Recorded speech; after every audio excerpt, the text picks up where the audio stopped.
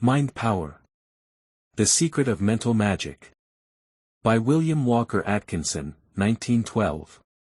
Epigraph. The universe is a great organism, controlled by a dynamism of the psychical order. Mind gleams through its every atom. There is mind in everything, not only in human and animal life, but in plants, in minerals, in space. Flammarion. Chapter 1. The Mental-Dynamo. I wish to invite you to the consideration of a great principle of nature, a great natural force that manifests its activities in the phenomena of dynamic mentation, a great something the energies of which I have called mind power. My thought on the subject is based upon the fundamental conception that there exists in nature a dynamic mental principle, a mind power, pervading all space, immanent in all things, manifesting in an infinite variety of forms, degrees, and phases. I hold that this energy, or force, or dynamic principle, is no respecter of persons. Its service, like that of the sun and rain, and all natural forces, is open to all, just and unjust, good and bad, high and low, rich and poor. It responds to the proper efforts, no matter by whom exerted, or for what purpose called into effect. But the proper effort must be exerted, consciously or unconsciously, else there will be no operation of the force. I believe that the activities of this dynamic mental principle are intimately correlated to manifestations of the mental operations known to us as desire, will, and imagination. We shall learn something of the laws and principles and modes of operation of its energies and activities, as we proceed with our consideration of it, in this work. It may be difficult for you to grasp this conception of mind power at the start, but it will grow upon your understanding as its activities are presented to you, one by one, like a great panorama. My terms will be explained and illustrated by examples, as we proceed, so you need not analyze them at this point.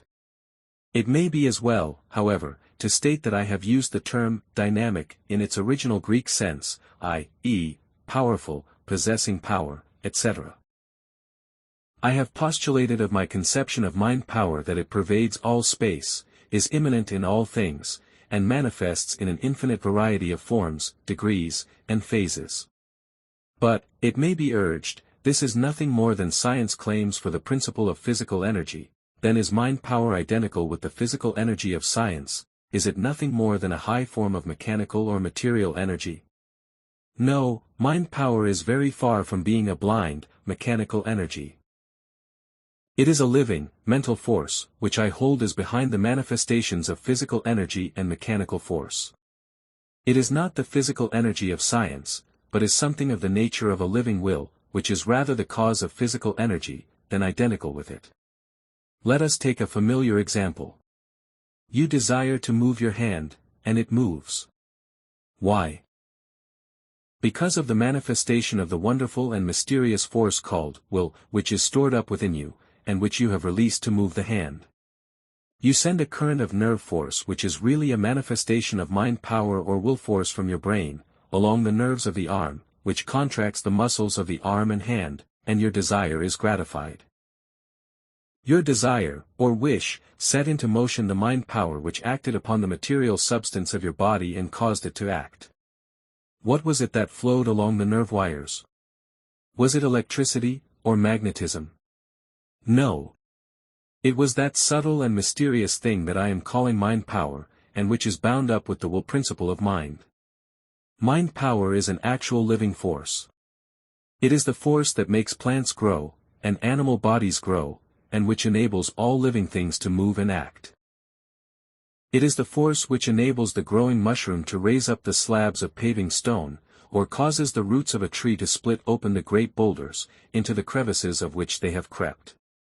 Mind power is not an abstraction or speculative nothing, it is an existent, living, mental, acting force, manifesting sometimes with an appalling power, and sometimes with a delicate, subtle touch that is almost imperceptible, but which accomplishes its purpose. In order to reach a clear conception of the universality of mind power, let us consider its manifestations as we see them, unquestioned, in the universe, on the many planes of life and activity. Beginning with the more familiar instances of its operation and manifestation, let us then proceed to delve still deeper until we reach instances not so easily perceived, and then still further back until we find it in places and in things that are generally regarded as lacking in mind power and life. And, here let me say that I hold that life and mind power are always found in company with each other. There is some close relationship between the two, they are probably twin phases of the same thing, or else twin manifestations of the same underlying reality. There is no life without mind and mind power, and no mind power, or mind, without life. And, further, I claim that there is nothing without life in the universe, nothing lifeless there, or anywhere. The universe is alive, and has mind and mind power in every part and particle of itself. This is not an original idea of my own, of course, the leading scientific thinkers admit it today, and the Hindu philosophers have known it for 50 centuries. Do you doubt this? Then listen to these authorities who ably express the thought of their scientific schools. Luther Burbank, that most wonderful man who has revolutionized our conceptions of plant life, and who has practically held plant life in the palm of his hand, says, all my investigations have led me away from the idea of a dead material universe tossed about by various forces, to that of a universe which is absolutely all force, life, soul, thought, or whatever name we choose to call it. Every atom, molecule, plant, animal or planet, is only an aggregation of organized unit forces held in place by stronger forces, thus holding them for a time latent, though teeming with inconceivable power. All life on our planet is, so to speak, just on the outer fringe of this infinite ocean of force. The universe is not half dead, but all alive. Dr. Saleeby, in his important scientific work, Evolution, the Master Key, goes even still further in his claim of a living universe. And life accompanied by mind. He says, among other things, life is potential in matter, life energy is not a thing unique and created at a particular time in the past. If evolution be true, living matter has been evolved by natural processes from matter which is, apparently, not alive. But if life is a potential in matter, it is 1,000 times more evident that mind is potential in life. The evolutionist is impelled to believe that mind is potential in matter. I adopt that form of words for the moment, but not without future criticism. The microscopic cell, a minute speck of matter that is to become man, has in it the promise and germ of mind. May we not then draw the inference that the elements of mind are present in those chemical elements, carbon, oxygen, hydrogen, nitrogen, sulfur, phosphorus, sodium, potassium, chlorine, that are found in the cell? Not only must we do so, but we must go further, since we know that each of these elements, and every other, is built up out of one invariable unit, the electron, and we must therefore assert that mind is potential in the unit of matter, the electron itself. Flammarion, the eminent French scientist, says, the universe is a dynamism. Life itself, from the most rudimentary cell up to the most complicated organism, is a special kind of movement, a movement determined and organized by a directing force. Visible matter, which stands to us at the present moment for the universe, and which certain classic doctrines consider as the origin of all things, movement, life, thought, is only a word void of meaning. The universe is a great organism, controlled by a dynamism of the psychical order. Mind gleams through its every atom. There is mind in everything, not only in human and animal life, but in plants, in minerals, in space. Professor J. Fleming, in his work on waves, air and ether, says, in its ultimate essence energy may be incomprehensible by us except as an exhibition of the direct operation of that which we call mind and will. Let us then follow the hint given by the scientists, let us proceed to examine the evidences of the immanence of life and mind power in all of the things of the universe. Things organic, things inorganic, and things beyond organism, shape and form, back into the very ether of space itself. And in the search we shall find these evidences everywhere, in all things. Nowhere does life and mind power escape us. Immanent in all things, manifesting in an infinite variety of forms, degrees, and phases, we find these twin principles. I invite you to join in one of the most interesting and fascinating explorations known to modern science. We do not need any proof to demonstrate the existence of life, mind and mind power in man, or in the lower animals. The activities resulting from its presence are in constant evidence. And if we examine the plant kingdom, we will see manifestations of life, mind, and mind power there also. Plants not only manifest appetency, or the instinctive tendency on the part of low forms of organic life, to perform certain acts necessary for their well-being, particularly in the selection and absorption of the material substances necessary for their support and nutriments, not only instinct or involuntary and unreasoning prompting or impulse, and the response thereto, but also, in certain cases, there appears mental action closely akin to conscious choice and will. I refer you to the many recent works on mind and plant life for illustrations and proofs of this statement. And biology shows us that there is life, mind, and mind power inherent in the cells of which our bodies, blood and the material of animal and plant life, is composed. These cells are little lives, and manifest mental power and faculty. They perform their particular functions, and live, grow, reproduce themselves, and act just as do the tiny forms of animal life at the bottom of sea. The latter being but little more than single cells, or cell groups. The possession of memory on the part of the cells of organic matter, is an accepted scientific fact. At this point the orthodox and conservative scientist usually stops, drawing a line between organic and inorganic matter. But the daring minds of advanced scientists of today have brushed aside the dividing line, and have moved to a position where they meet the Hindu philosophers and the occultists, and now admit and teach that life, mind and mind power invade the inorganic world to its utmost limits, and that universe is indeed alive and possesses mind. Some of the lower forms of organic life, so-called, possess no organs, and are but masses of jelly-like matter without signs of even rudimentary organs. And yet these life forms show evidences of desire, choice, and will. And science has admitted the existence of life and mind in the crystals. The latter growing, in a manner showing vital and selective energy, and even rudimentary sex. More than this, the metals and minerals, under scientific tests, have shown responses that are similar to the same action in organic life, showing life and rudimentary sensation, the latter of course being a manifestation of mind.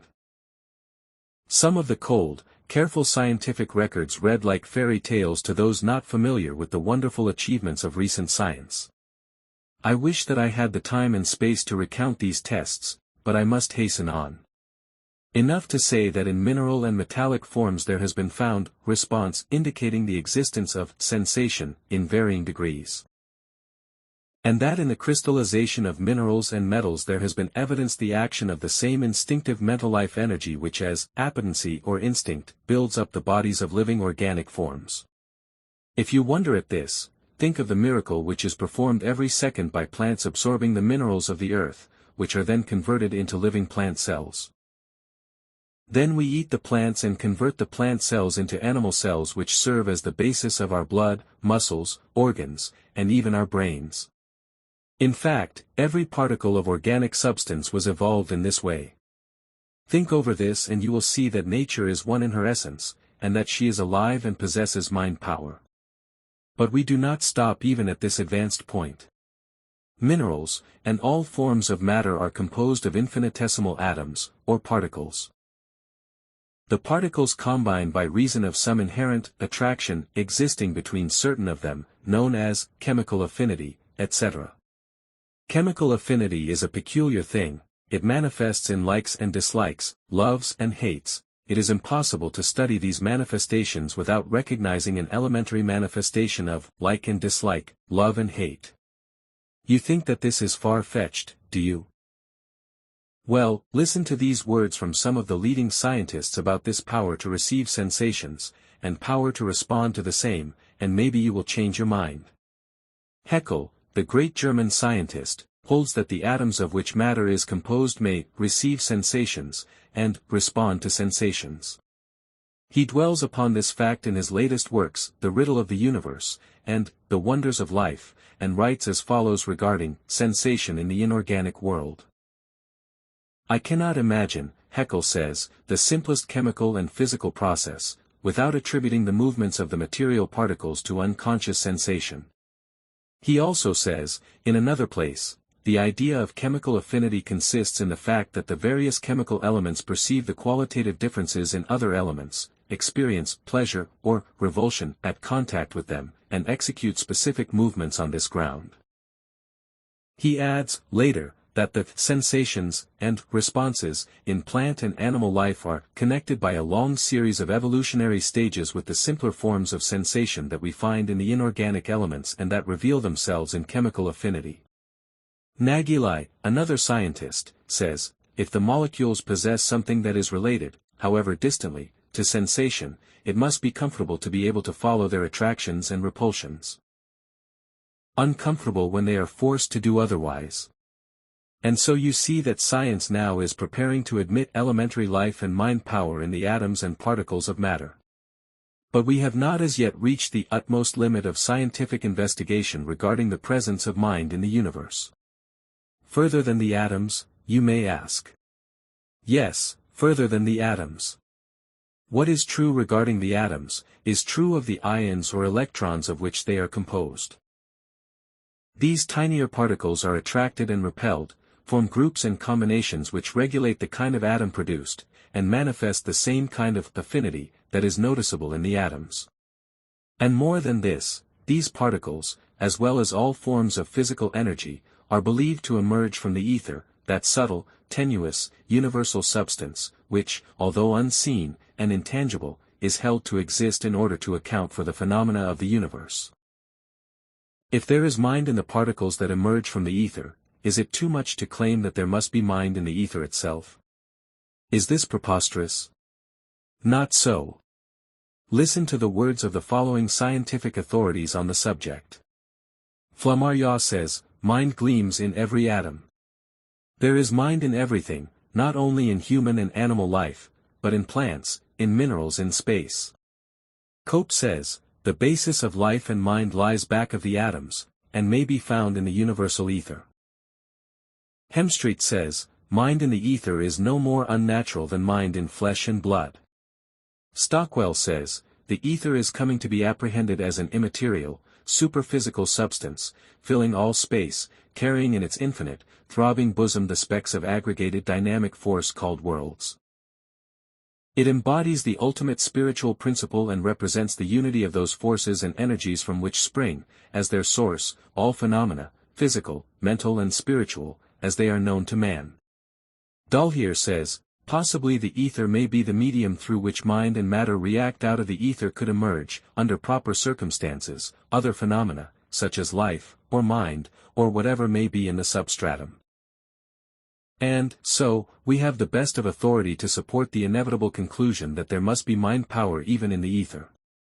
For my own part, I go still further, and for several years back have been claiming that the ether and the universal mind power principle are one and the same thing, that is, that theoretical something that science has called the ether, is in reality the universal mind power principle from which all manifestations of activities emerge, the universal mental dynamo. I cannot prove this, of course, but it is logical. But my argument does not depend even upon this, for admit that there is mind power in the ether, and my case is one. And in the ether it must be, even if the ether is not but another name for it. For if mind power is not in the ether, from whence does it come into the particles of matter, and in matter itself, organic and inorganic? Resting the consideration for a moment, let me say that with mind as reason, intellect, etc. I have nothing to do in this book, for this is a consideration of the dynamic phase of mind, the power phase, mind power, or dynamic mentation. I am trying to show you that mind power exists everywhere, and is manifest in every activity of the universe. In every activity of the universe, you say, surely you do not include physical activity and energy such as natural forces etc. Yes, I do mean just that. How can that be? You ask, what has mind power to do with electricity, light, heat, magnetism, gravitation, etc.? It has everything to do with them, in my opinion. I will explain it to you in a few words, for I cannot go into this subject at length in this book, but must hasten on to the other parts of my subject. Here it is in a nutshell, all the forms of natural physical energy, or forces, known as light, heat, electricity, magnetism, etc., are held by science to be forms of energy arising from the vibration of the particles of matter. Now what causes the vibration? Motion of the particles, of course. And what causes the particles to move? Just this, the attraction and repulsion existing between them. And what causes the particles to exhibit this attraction and repulsion toward each other? Now here is where we get to the heart of the matter, listen well. We have seen that the particles are attracted to, or repelled by, each other, in the matter of likes and dislikes, love and hates, or pleasure or revulsion, or comfortable and uncomfortable experiences related, however distant, to sensation, etc. And these attractions and repulsions are held to result from capacity to experience sensations, and the power to respond to sensations. And both the power to receive and experience sensations, and to respond thereto, are manifestations of mentality, which Haeckel has compared to desire and will. And if mentality is the cause of the sensations and of the response there, and the latter are the causes of the attractions and repulsions, and the latter are the causes of the motion, to and fro, of the particles of matter, and the latter, in turn is the cause of the vibrations. And the vibrations are the causes of the manifestations of light, heat, electricity, magnetism, etc., then am I not justified in claiming that mind and mind power are the motive force of all physical energy?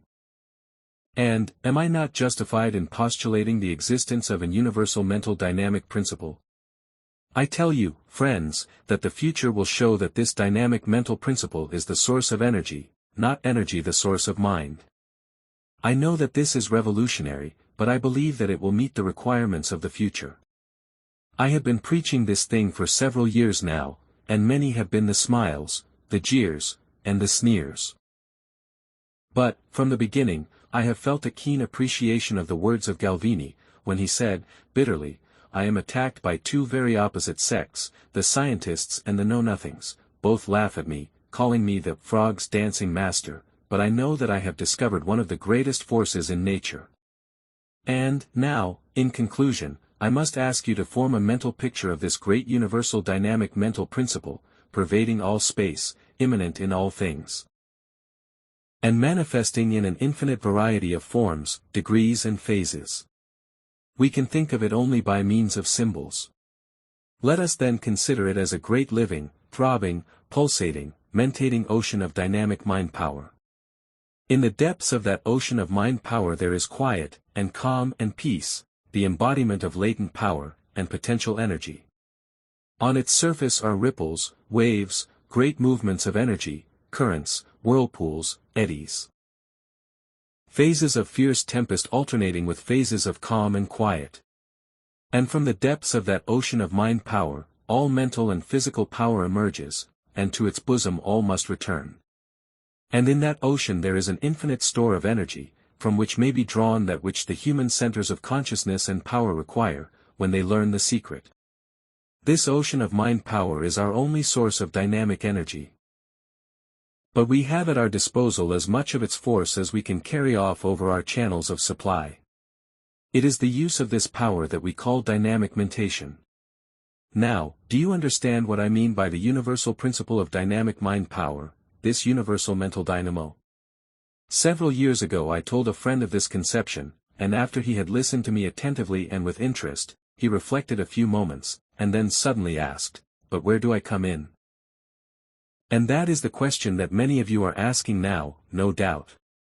Well, while here I cannot dip into metaphysics or philosophical speculation, or even into my favorite occult sources, I will say that each of you is a center of power in that ocean of dynamic mind power, and each, is a master of the power. You have the whole thing back of you, and you are free to draw upon it for all that your channel will carry to you. And you are allowed to enlarge your channel. That is enough for this time, more will follow as we proceed. Chapter 2. The nature of mind power.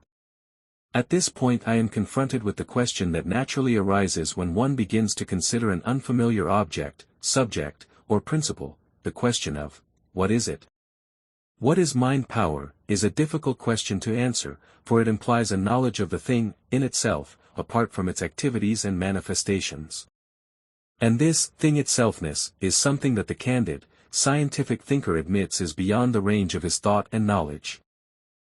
Any attempt to answer such a question must involve one in a maze of metaphysical and philosophical speculation regarding something which is by nature unknowable. And so I may as well frankly state here that I do not purpose guessing at the thing in itselfness of mind power. For, at the best, any attempt at an answer would be merely a guess, for I do not know, neither do I know anyone else who knows. I am acquainted with the numerous speculations of the ancient and modern philosophers and metaphysicians on the subject. I have read and studied them, and have rejected them as mere theories unsupported by facts. And I have made and rejected a dozen or more theories of my own on the subject, all vague, foolish speculations. I have studied the best of what has been written and thought regarding this thing in itselfness of mind and mind power, so you see my ignorance is not the ignorance that comes from lack of thought, or lack of acquaintance with the thoughts of others, but is rather the ignorance that comes as the result of much thought, and much study of the thoughts of others, the ignorance that is only realized through knowledge. Regarding these ultimate questions, the best thinkers freely confess their ignorance, knowing that, as Nordau has said, they have plucked that supremest fruit of the tree of knowledge, the consciousness of our ignorance. Like Pyrrhon, some 25 centuries ago, they say, Uden horizo, I do not decide. We do not know things in themselves, we cannot know them. If we knew the ultimate truths regarding the tiniest and most insignificant thing in the universe, we would know everything that is, for that tiniest thing is connected with, and related to everything in the universe, and that which underlies the universe, and to know the thing in itself of anything would be to know the great thing in itself of the all. All that we can do is to know and consider things by what they do, and how they act, and through their manifestations and activities. And the results and effects of the same, rather than by what they are in the abstract, or apart from their activities, manifestations, and the phenomena proceeding from them. Apart from their activities, manifestations and phenomena, things are but abstract no things so far as our understanding is concerned, airy words, coined by the metaphysicians and philosophers in order to provide food for speculation, argument, and dispute without end. And we may as well admit the fact that all consideration of ultimate things in themselves, inevitably leads us to the conclusion that the only real thing in itself is a something, underlying all things and yet a no thing, and which transcends all of our experience, knowledge, reason, thought, and even imagination. And therein lies the folly of attempting to tell just what anything is. In view of the facts mentioned, and which are held to be correct by the world's best thinkers, how much saner is it to devote our attention to the consideration of things as known through their activities, manifestations, and phenomena, knowing them by what they do, and then how they act, by the laws and principles of the activities and operations, rather than by speculations concerning their nature as abstract thing in themselves. This is the method of modern science, as compared with those of speculative philosophy and metaphysics. But, a little learning is a dangerous thing, and fools rush in where angels fear to tread. And so we shall never be at a loss for ingenious theories and solutions of ultimate problems. We have among us some who glibly inform us that they know just what mind is. Such add to the gaiety of the nations, and therefore are useful and interesting. Did you ever hear of the youth at college, who when asked by his professor, "What is electricity?" answered, "Well, sir, I did know, but I have forgotten." The professor answered, dryly, "Now, isn't that too bad? Here is the only person in the world who ever knew just what electricity is, and he has forgotten. What a loss to the race! Why do we not have courage enough to leave off this making of the speculative soap bubbles with which we have been amusing ourselves, and learn to answer honestly, I do not know, or, at least like modern science, learn to frankly state, here our knowledge of the subject ends, tomorrow we may know more, but sufficient for the day is the knowledge thereof, and an inch of knowledge of facts is worth a mile of unsupported speculation and theory. As Thomas L. Harris has said, "The theorist who dreams a rainbow dream, and calls hypothesis philosophy, at best is but a paper financier, who palms his specious promises for gold. Facts are the basis of philosophy, philosophy, the harmony of facts, seen in their right relation. And, now, having confessed your ignorance and mine, let us proceed to a consideration of mind power as known by its activities. In the first place, let me say that I do not hold that mind power is identical with mind. Rather does it seem to me to be correlated to mind, particularly in the operation of mind known as desire, will, and imagination. If you like, we may consider it to be the acting aspect of mind. Mind has three aspects: the aspect of being, or substance, the aspect of thought, with the subdivisions of reason, feeling, emotion, desire, will, etc., on both conscious and subconscious planes, and third, the aspect of acting. And it is in this aspect of action that mind is known as mind power. While it is extremely likely that there is a certain employment and manifestation of mind power in the ordinary processes of reasoning, intellectual effort, etc., still mind power seems to be more closely connected with the more elementary phase of mentation, such as feeling, emotion, and particularly desire and will. We know that it is possessed by the lower forms of animal and plant life, even the inorganic forms, all of which existed and employed the force before intellect and reason manifested itself in man. And so I would impress upon you that while mind power may be called into operation by, and still more certainly may be directed by the intellect, still you must not make the mistake of identifying it with that phase of mind or attributing it solely to creatures possessing the same. It is a far more elementary and basic force, as you have seen in the preceding chapter. Indeed, in order that you may understand the operations of mind power, you may as well get into the habit of considering it as correlated to that which we call will, as distinguished from intellect and reason. By will, I do not mean that phase or faculty of the mind which decides, determines, or chooses, although this customary use of the term is quite correct as applied to one phase of will. This deciding, choosing, determining faculty is one of the attributes of intellect and self-consciousness superimposed upon the elemental will in the direction of guiding, directing, turning and restraining. It is the ego at the wheel, directing the ship of life by the chart of reason, the motive power being will, or mind power. Choice in the lower forms of life and activity, simply means yielding to the strongest desire, or aggregate of strongest desires, or average of strongest desires. No, I did not mean will in the above sense, but in the more elementary sense of the term, the original sense, for the word is derived from the root meaning, to wish, to desire strongly. And, in this elementary sense, the word will is used to designate that primitive, original, universal mental principle in life, which manifests in desire for action, and in the response to that desire. In this sense will may be considered as desire will, both being held to be phases of the same thing. Or rather the two poles of the same thing. The desire pole of this desire will is connected with that which we call emotion, feeling, etc., which arouses it into action. The will pole of this desire will is connected with that principle of mental activity which we are considering under the name of mind power, the dynamic aspect of mind. I ask that you reread this paragraph, that you may fix this idea firmly in your mind, for upon it depends the correct understanding of much that I shall have to say in this work. In desire we find the first step toward dynamic mentation. Desire precedes action of will which releases the dynamic force of the mind power. Desire is the coiling up the steel spring of will. There is always a state of tension about desire.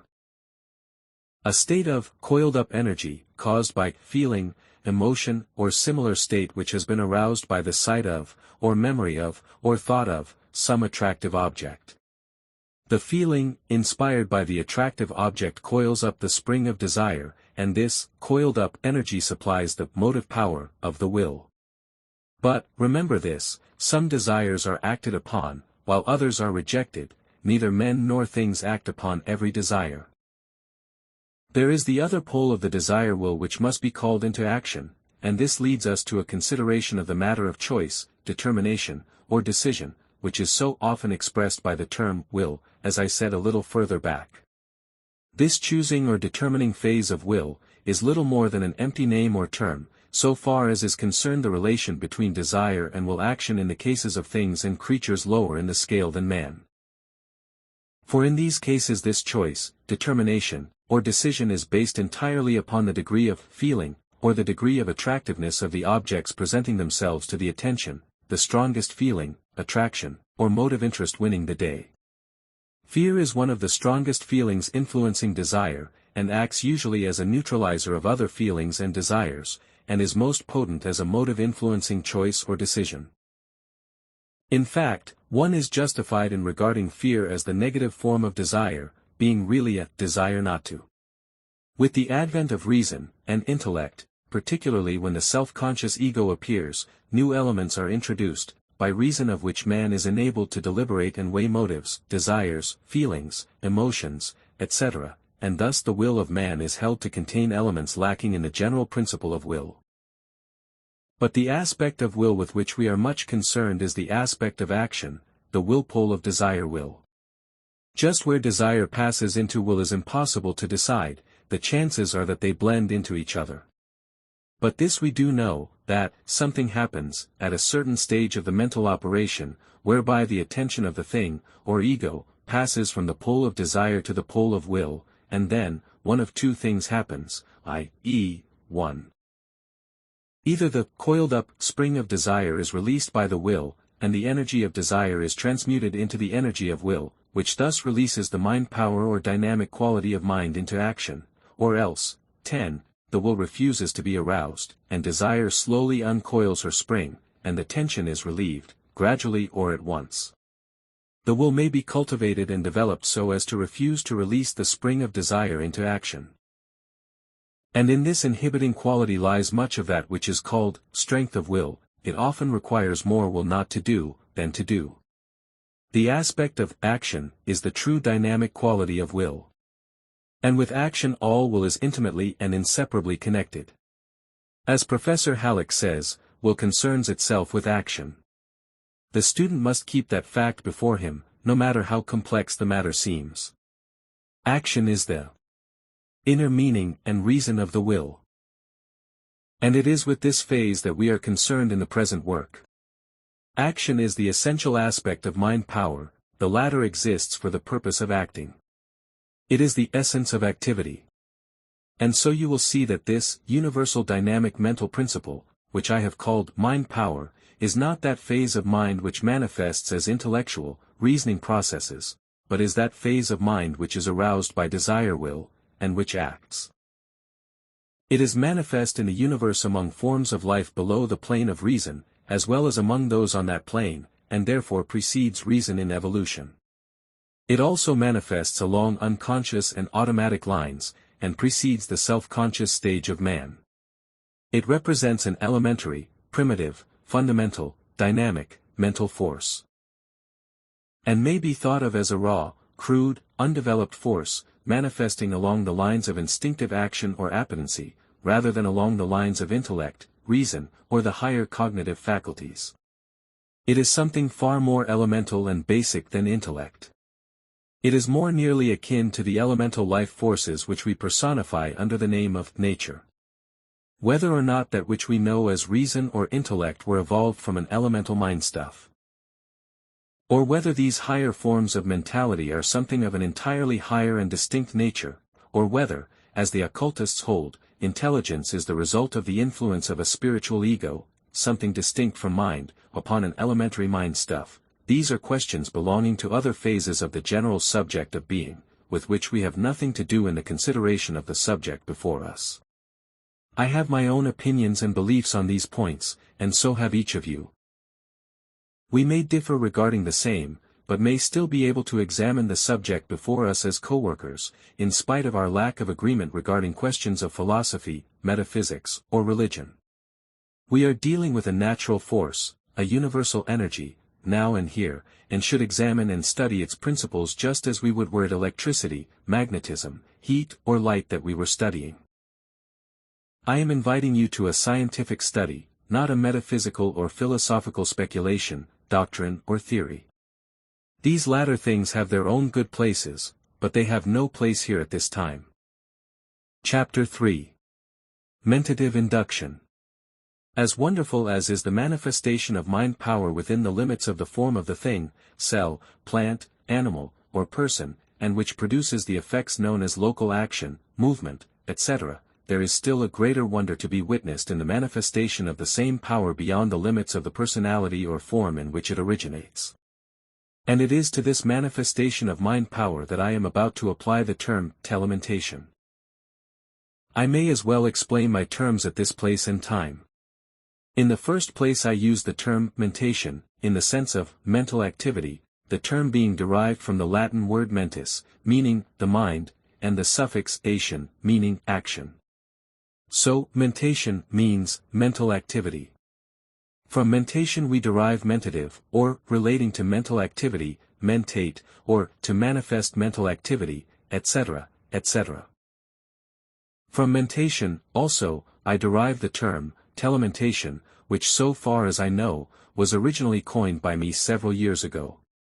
The word is derived from the Greek word, tele, meaning, far off, nthword, mentation, above explained, telementation means, mental activity at a distance, or mentation exerted over space, or long-range mental influence, etc.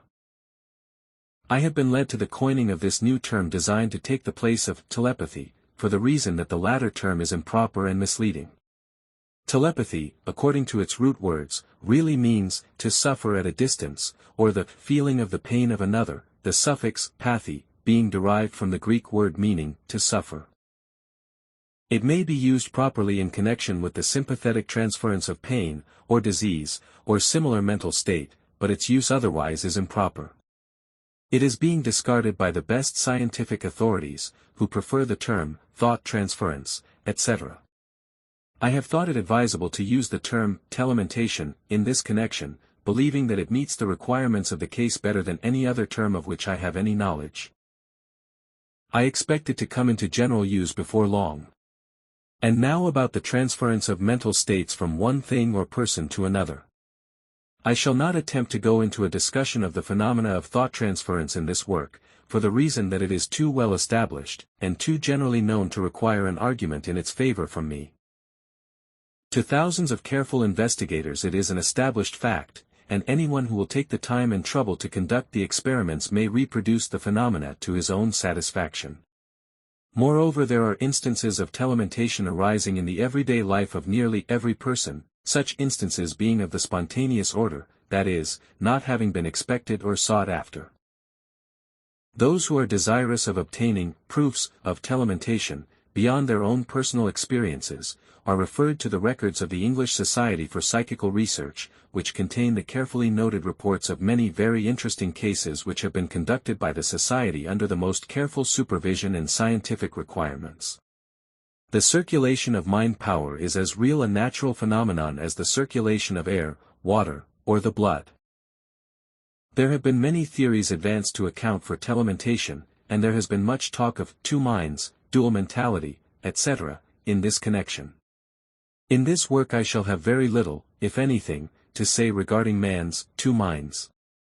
I, of course, am fully conversant with the subject of the subconscious and superconscious regions of the mind, but I find this principle of telementation to have its roots still further back in the scale of evolution. Back before consciousness, as we know it, existed in the created forms of matter or life, back to the plane of mind and inorganic matter, and therefore, I shall not attempt to urge any two-mind theories to account for it. In fact, I believe that the mind of man is a far more complex thing than a dual-mind combination. There are many more planes and regions of mind than the objective and subjective minds of the dual-mind authorities. I find the basis for the theory of telementation far back in the scale, in fact at the lowest extreme of the scale of things. I find it in the atoms, or in the particles of which the atoms are composed. In the first chapter of this work I called your attention to the manifestation of mind power among the atoms and particles of matter, which was evidenced by action, motion, and movements resulting from attraction and repulsion of these atoms and particles. In other words, I showed that physical forces were produced by the motions of the particles, or vibrations of the atoms, which arose from states of like and dislike, love and hate, attraction and repulsion, pleasure and pain, among these tiny particles of matter. And it is here that the elementary principle of telementation is noticeable. Here is where it may be seen in full primitive force and operation. If you will think for a moment, you will see that the motions of the atoms are twofold, viz. 1. The voluntary motion of the atom toward the other atom to which it is attracted by chemical affinity, and 2. The movement of the atom occasioned by the attractive force exerted by the other atom, in the same manner that a magnet draws the needle to it. Haeckel has told us that there is the voluntary movement of the atom itself, in response to the desire awakened in it by the attraction. How does it become aware of the presence of the other atom unless something passes between them? And that something must be in the nature of a mentative current, for there is nothing else to pass, because all other forms of energy being produced by vibrations of the atoms arising from mental states, the mind power must precede the physical energies, and must be the something that passes between the two atoms. Feeling the presence of the other atom, the first atom moves towards its affinity, voluntarily, and just as you move your arm or walk, the atom probably exerting a push upon the ether which must be to the atom or particle what the air is to the wing of the bird, or the water to the fin of the fish. But there is another cause of motion, as we have seen, the mutual pull of the attracting atoms. And what manner or kind of energy is it that thus draws, or pulls, the other atom? It cannot be electricity, or magnetism, for those forces, as we have seen, are produced by a rate of vibration occasioned by the mind power in the atoms themselves, therefore we must go back to the antecedent force, which is mind power, and attribute to it the drawing or pulling force which moves the atoms toward each other. That this attracting or pulling force is in operation between the particles of matter, there can be no doubt. No two atoms of matter are in absolute touch with each other. There is always a distance between them, a space which thus separates them, which never can be traversed or overcome. There seems to be an individuality in these tiny particles which, although allowing them to form combinations, nevertheless prevents absolute blending or amalgamation. There is always a keep your distance, or thus far and no further, principle in nature which holds every particle of matter individual and alone. Every ion, electron, atom, and molecule of matter is alone, and separated even from its closest affinity by a touch-me-not circle of influence, which is also mentative in its nature, in my opinion. Even the hardest diamond, or piece of steel, is composed of molecules close together but yet separated by this circle of influence, and every molecule is composed of several atoms between which the same law operates. And every atom is composed of many ions or electrons, which have distances between them. So true is nature in her proportions and laws, that scientists assert that in the hundreds of ions of which the tiniest atom is composed, and which atom is invisible to the sight by reason of its smallness. There is a distance between, observed and maintained by these particles, which bears the same proportion to their sizes that the distance between the planets of our solar system bears to their particular sizes, in other words, that the ions composing an atom are akin to a minute solar system, each ion being attracted to the other, and yet, kept at its distance, the combined pull and push of the desire and the keep-off, respectively, tending to cause them to circle round and round each other. And what is the force that traverses the space across which the particles themselves cannot travel? It is not electricity, or magnetism, for those forces are but the results of these circling and vibrations, and not their cause, and moreover science has not discovered electricity or magnetism between the atoms.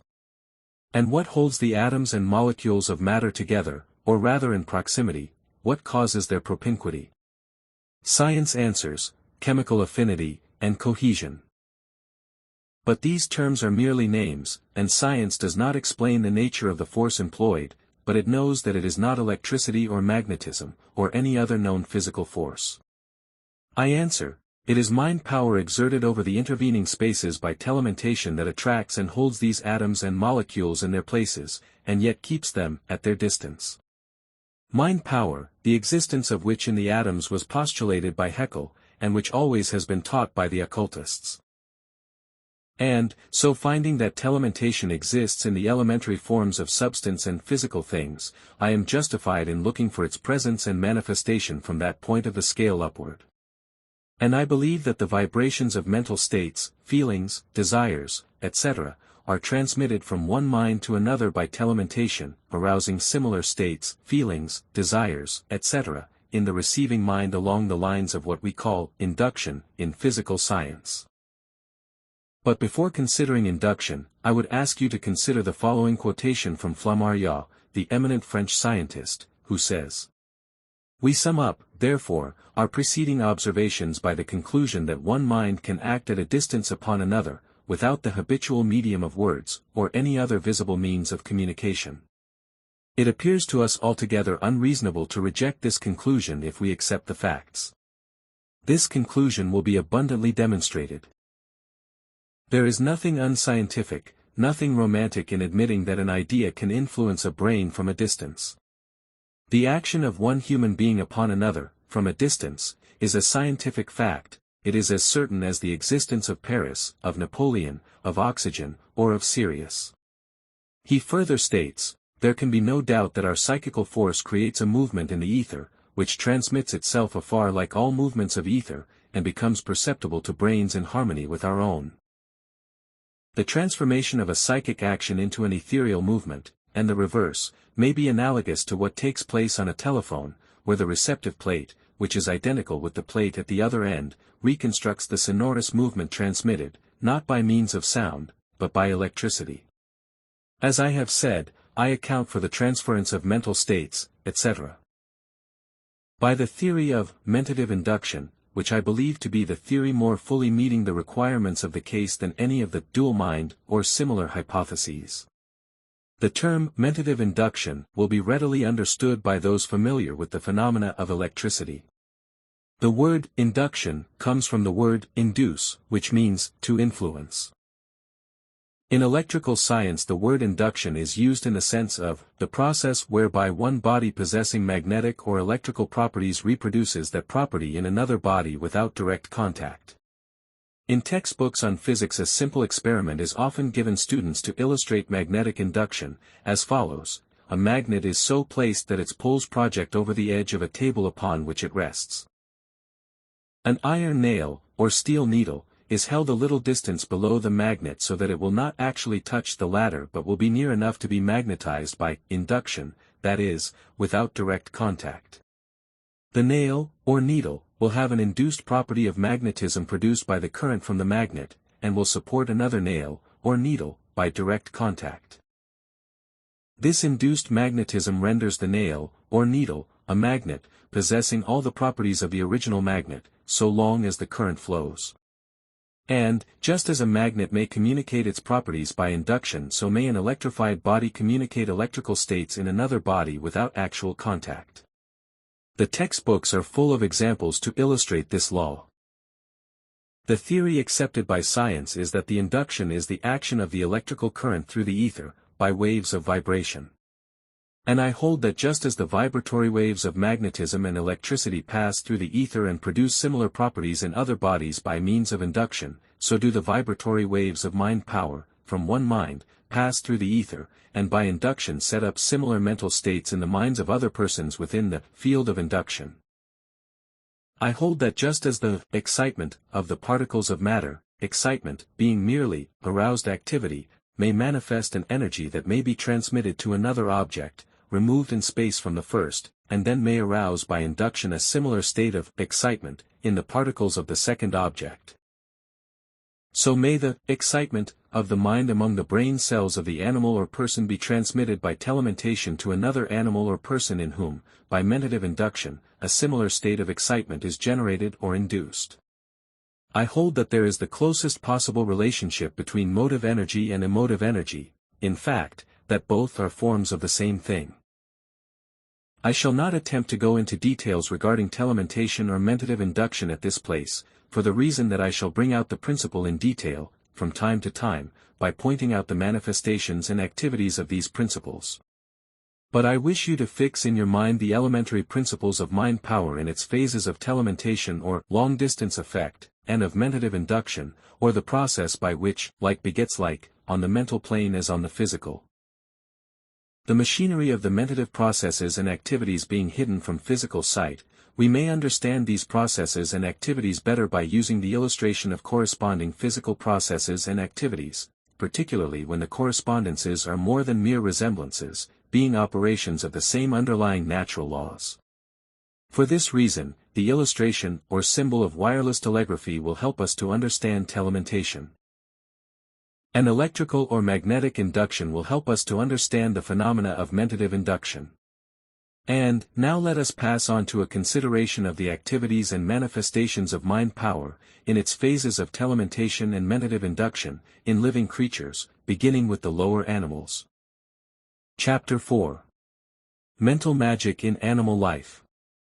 I have spoken of the manifestation of mind power among the atoms and particles of matter, whereby the tiny corpuscles become aware of each other's proximity, and whereby they move voluntarily in response to the desire aroused by the attraction or affinity of the other atoms, and whereby they also exert a pull or drawing power on the other atoms, and respond to the same attracting force of the other particle. Ascending the scale, we find the crystals building up their forms by drawing material from the fluids in which they are immersed, and then building upon a set pattern and style, as truly as does the builder among the animals or among men. Passing on to the low forms of animal life, we find tiny life forms in the slime of the ocean bed, which are apparently no more than tiny drops of glue, cells without a nucleus, which nevertheless perform the functions of all organic forms, being born, taking nutrition, assimilating, eliminating, growing old, and finally dying, after reproducing their kind by growth and division. But, the point that most concerns us is that although these creatures have no senses, or even rudimentary sense organs, they are aware of the approach of other creatures, and of their food. In some way they become aware of these things, how, man does not know. Moreover, they are possessed of the power of motion, and exert their will in the direction of moving from place to place. Some of these forms of life, when viewed under even a strong microscope, are seen to move by gliding from place to place, apparently at will, and with no perceptible employment of organs of motion such as false feet, fins, etc. They seem simply to move by pure will. How do they do this? How do they become aware of the approach of other creatures, without sense organs, or the rudiments of the same?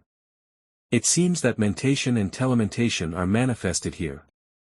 Rising higher in the scale, we find many insects seemingly endowed with the faculty of becoming aware of the presence of other insects at distances so great as to render the ordinary senses of no avail. Students of ant life relate many remarkable instances of this kind. Ants at a distance seem to be able to communicate with their fellows, summoning assistance, and directing the movements of ant armies.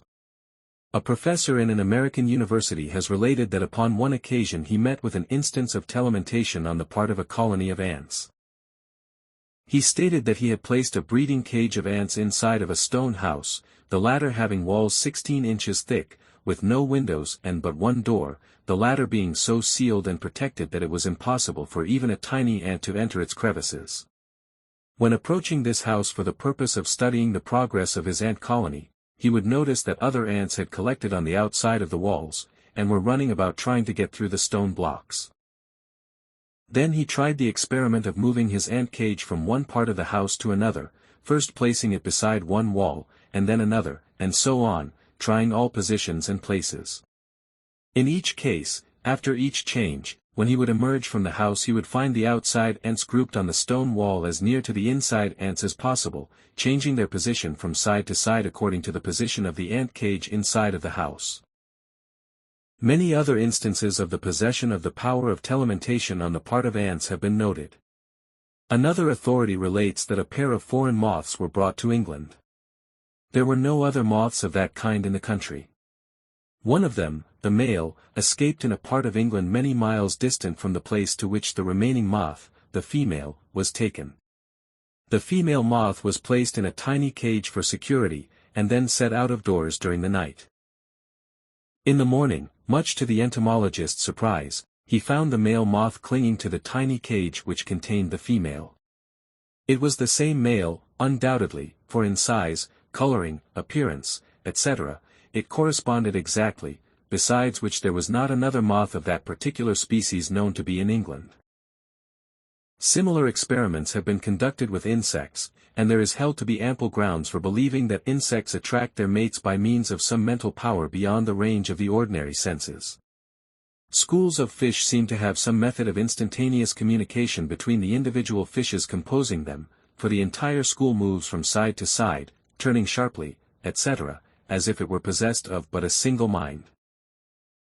Some scientists have held that many of the lower animals who live in groups, schools, etc., have mental relations similar to those of the colonies of cells which seem to have a common mind. There is undoubtedly communication over distance of the cells of the blood in animals, and the phenomenon of the school of fish, just noted, may be analogous. At any rate, there is some sort of distant mental communication between the individual fishes. The same phenomenon is noted among flocks of birds, as many know who have witnessed the flights of large numbers of birds of different kinds. Wild animals undoubtedly have some subtle sense whereby they find each other when separated by long distances. The return of cats and dogs who have been carried miles from home, and the return of birds to their original places, after their migrations, may have a similar explanation. There may be subtle vibrations from places, people, and objects, which the animals sense at a distance. That animals exert a mental control over their fellows by some form of manifestation of mind power, there seems to be but little doubt among those familiar with the ways of animals, particularly of wild animals. There is a manifestation of something besides physical strength and prowess on the part of the animal, there is a mental something displayed. A. E. McFarlane, in a recent magazine article on the subject of bad animals, says, "Put two male baboons into the same cage, and they will open their mouths, show all their teeth, and blow at each other. But one of them, even though he may possess the uglier dentition, will blow with a difference, with an inward shakiness that marks him for the underdog at once. No test of battle is needed at all. It is the same with the big cats. Put 2, or 4, or a dozen lions in together, and they also, probably without a single contest, will soon discover which one of them possesses the mettle of the master. Thereafter, he takes the choice of the meat, if he chooses, the rest shall not even begin to eat until he has finished, he goes first to the fresh pan of water. In short, he is king of the cage." Among the animals we find many instances of the power of charming, or fascinating, both of which I hold to be but varying forms of manifestation of mind power in the direction of powerfully influencing the imagination, desire, or will of another by mentative induction. This mental fascination, among the animals, manifests along two lines, viz., 1, along the lines of desire operating in the direction of sex manifestation, such as the winning of mates, etc., and x. Along the lines of will operating in the direction of overcoming the prey of the animal, such as the charming of birds by serpents, or of smaller animals by tigers, etc. These cases are capable of liberal illustration and proof, and natural history affords us full authority for accepting the same. I recently read an account of a naturalist, who related that one day in a tropical country he noticed a winged insect circling around and around a scorpion. After a bit, the insect made a series of desperate plunges at the scorpion, as if in a frantic desire to terminate the charm, the scorpion soon striking down the insect, and afterwards devouring it. It is related by travelers that when one comes suddenly in the presence of a lion, tiger, or leopard, his legs seem paralyzed, and the eyes of the beast seem to exert a peculiar fascination and power over him. I have seen a mouse manifest the same emotion in the presence of a cat. And the same is true of a rat in the presence of a ferret or similar enemy. On the other hand, every observer has noticed the wonderful, charming power that animals exert over others of their kind, of the opposite sex. If you have ever witnessed the courting of a bird, during the mating season, you will have a keen sense of the reality of the power employed. One of the birds, and it may be either a male or female, will be seen to actually fascinate or charm the one of the opposite sex, the latter lying still with quivering wings, and a helpless expression in its eyes. When compared with the attitude of the same bird, when charmed by a serpent, the resemblance will be striking. I have before me a book written in 18Q7, which relates quite a number of instances of the operation of mental fascination among the lower animals. I will give you a few of them, condensed, and abbreviated. Professor Silliman is quoted as stating that one day, while crossing the Hudson River, at Catskill, he passed along a narrow road with the river on one side, and a steep bank, covered by bushes, on the other side. His attention was attracted by the sight of a number of birds, of a variety of species, who were flying forward and backward across the road, turning and wheeling in strange gyrations, and with noisy chirpings, seemingly centering over a particular point of the road. Upon examination the professor found an enormous black snake, partly coiled, and partly erect, showing an appearance of great animation, with his eyes flashing like a brilliant diamond, and his tongue darting in and out. The snake was the center of the motion of the birds. The professor adds that although the snake disappeared in the bushes, frightened at the approach of the men, still the birds seemed too dazed to escape, and perched on the nearby bushes, evidently awaiting the reappearance of their charmer. The same book relates an incident of a man in Pennsylvania, who saw a large black snake charming a bird. The bird described gradually decreasing circles around the snake, at the same time uttering piteous cries. It seemed almost ready to drop into the jaws of the snake, when the man drove off the latter, when the bird arose with a song of joy. Another case is related of a ground squirrel, which was observed running to and fro between a creek and a large tree a few yards distant. The squirrel's fur was badly ruffled, and he exhibited fright and distress. Investigation disclosed the head and neck of a rattlesnake, protruding from the hole of the tree, and pointing directly at the squirrel. The poor squirrel at last gave up the fight, and yielding to the fascination, laid himself down with his head very close to the snake's mouth. The snake then proceeded to swallow the squirrel, when his meal was interrupted with a cut of a carriage whip in the hands of the observer, and the squirrel, released from the spell, ran briskly away. Dar. Good is quoted as having made quite a study of the curious fascinating power that rattlesnakes manifest over small animals, such as birds, squirrels, young hares, etc. He relates that these animals seem incapable of drawing their eyes away from those of the snake, and, although seemingly struggling to get away, they still gradually approach the snake, as though urged toward him, or attracted by a power superior to their natural instincts. He goes on to state that the animal creeps nearer and nearer, until at last it is drawn into the serpent's mouth, which has been open all the while to receive it. Dr. Barrow is quoted as relating many instances of this kind, known to peasants in all parts of the world.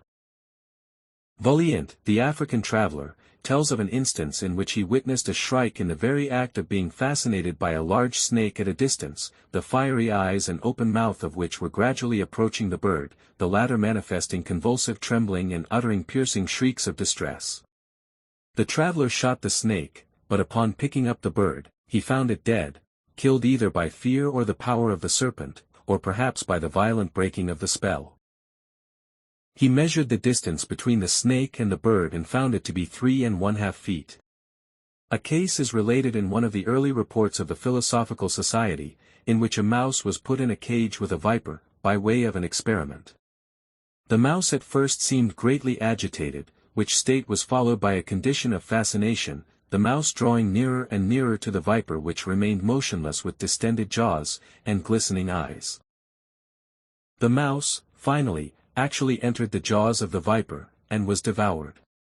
Bruce, the African traveler, relates that the natives of an interior tribe seem to be protected by nature against the bite of scorpions and vipers. They are said to handle these creatures fearlessly, the latter seeming to be robbed of their power of resistance. He states that the creatures seem to sicken the moment they are touched by these natives, and are sometimes so exhausted by the invisible fascinating power that they perish shortly. He says, I have constantly observed that however lively the viper was before, upon being seized by any of these barbarians, he seemed as if taken with sickness and feebleness, and frequently would shut his eyes, and would never turn his mouth toward the arm that held him. Personally, I have seen a somewhat similar case. When I was a boy, in Maryland, I knew of a farmhand who was called a snake charmer.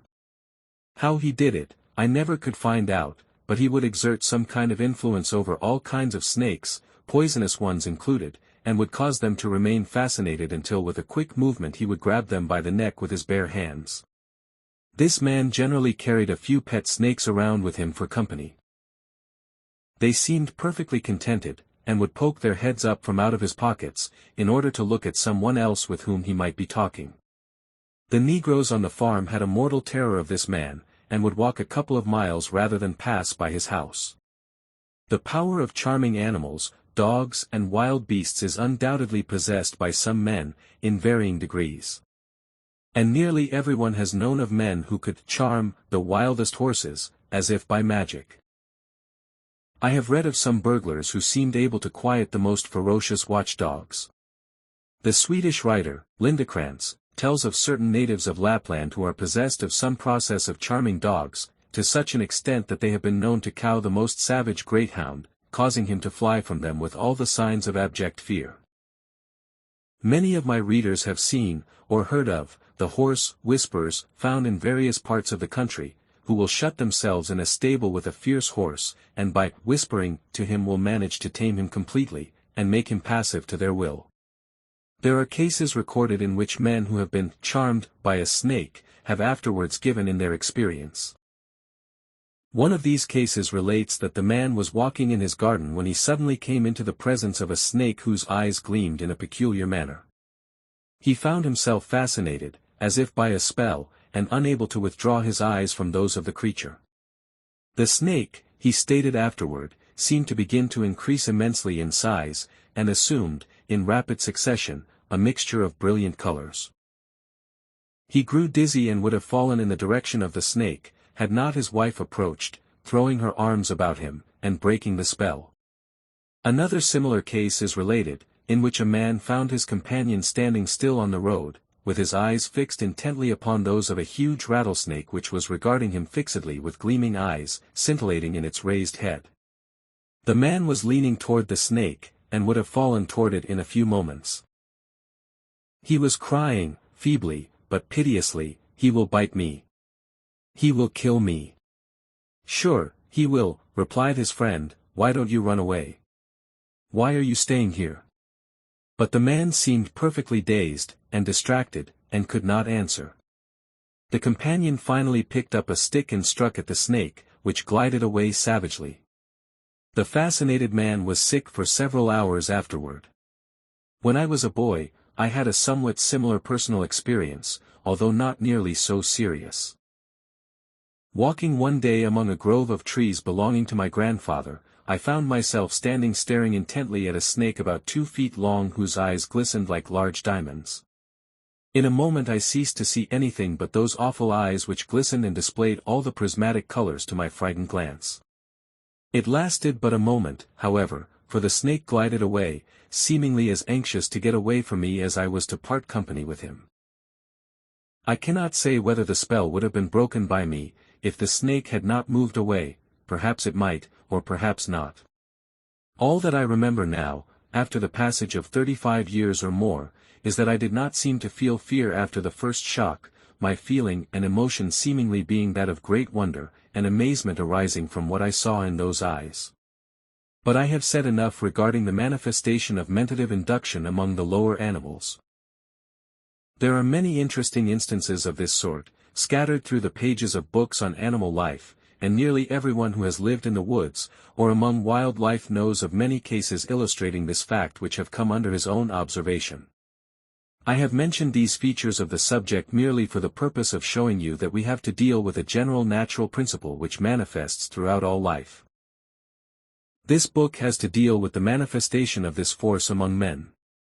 But in closing this chapter, I would ask you to notice the resemblance between the manifestation of the force among the animals, on the one hand, and among mankind on the other. The animals employ the force for 2 purposes, i.e., the captivating of mates, and the capture of prey. And how do men and women use it? Along similar lines. Yes, I mean this, as startling as it may appear. For is not the use of fascination, in the direction of attracting the other sex akin to the sex charming noticed among the birds and animals? And is not the use of fascination in the direction of influencing men and women along the lines of business, or personal interest, akin to the charming of prey by wild animals, serpents, etc.? You may see that evolution simply changes the form of use in this and other natural qualities, and power. The force or power remaining the same, under all of the changes. And, does it not become important for us to understand, study, and guard ourselves against the employment of such an elemental force as this, which manifests along all planes of life, from lowest to highest? Chapter 5. Mental Magic in Human Life. Passing on from the lower animal life to the plane of human life, we find on all sides many manifestations of mind power along the lines of telementation and mentative induction. Now, as never before, is this mighty force being employed for worthy or unworthy purposes in everyday human life.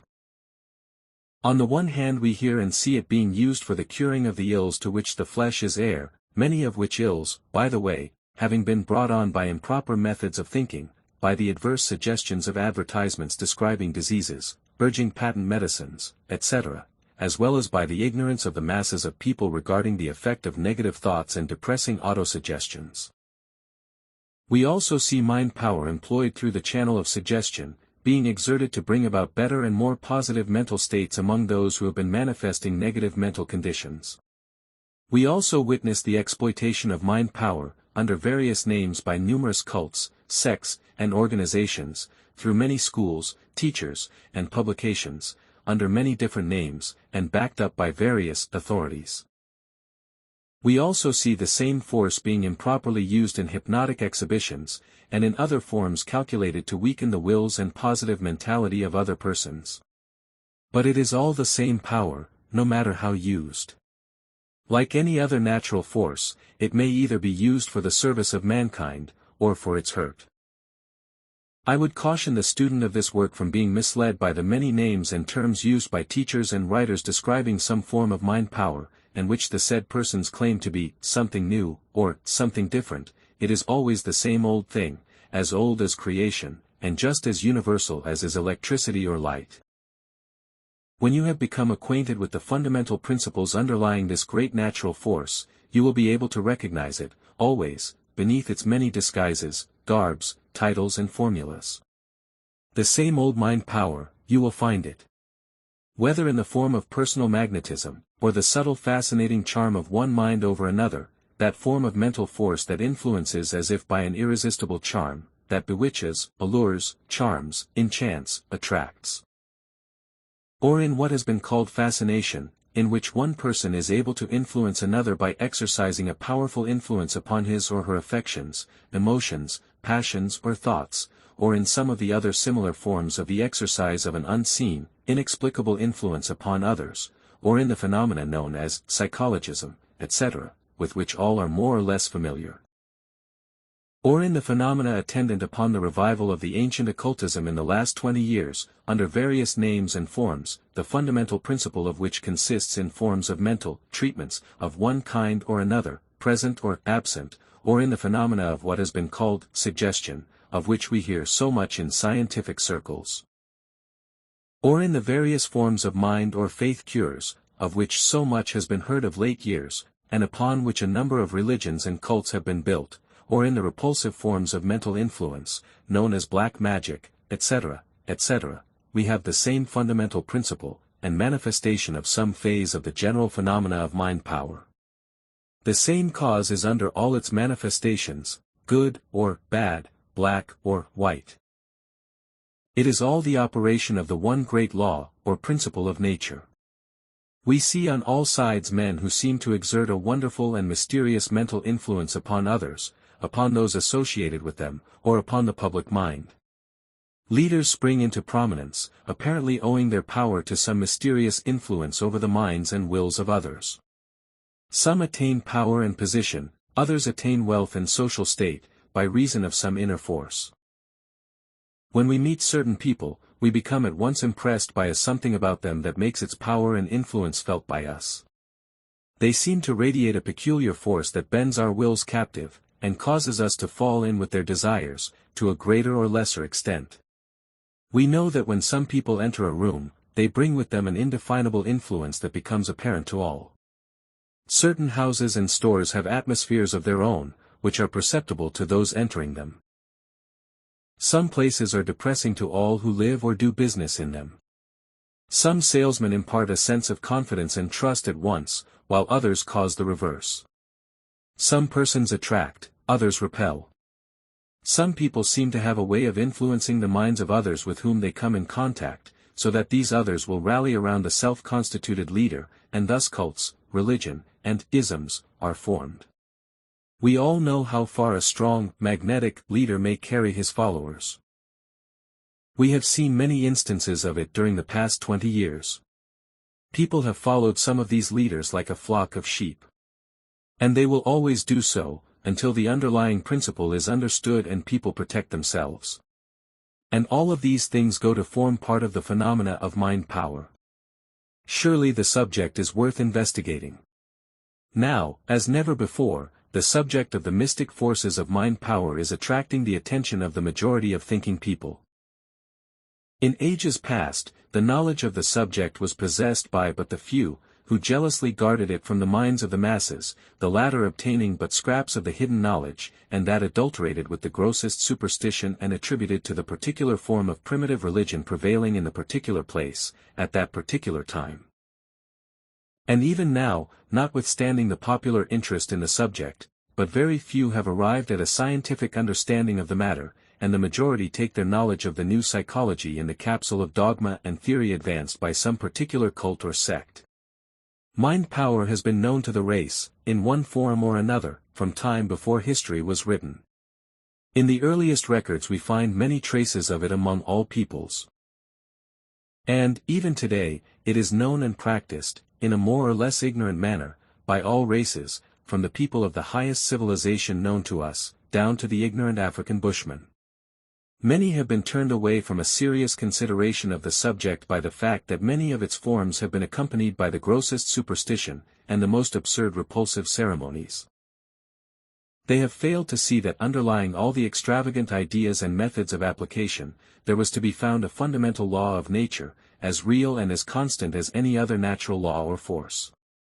And, inasmuch as this law is in constant operation, and all are subject to its influence and effect, does it not become the duty of intelligent people to acquaint themselves with this mighty force or law, in order that they may understand its workings, take advantage of its benefits, and protect themselves against its misuse?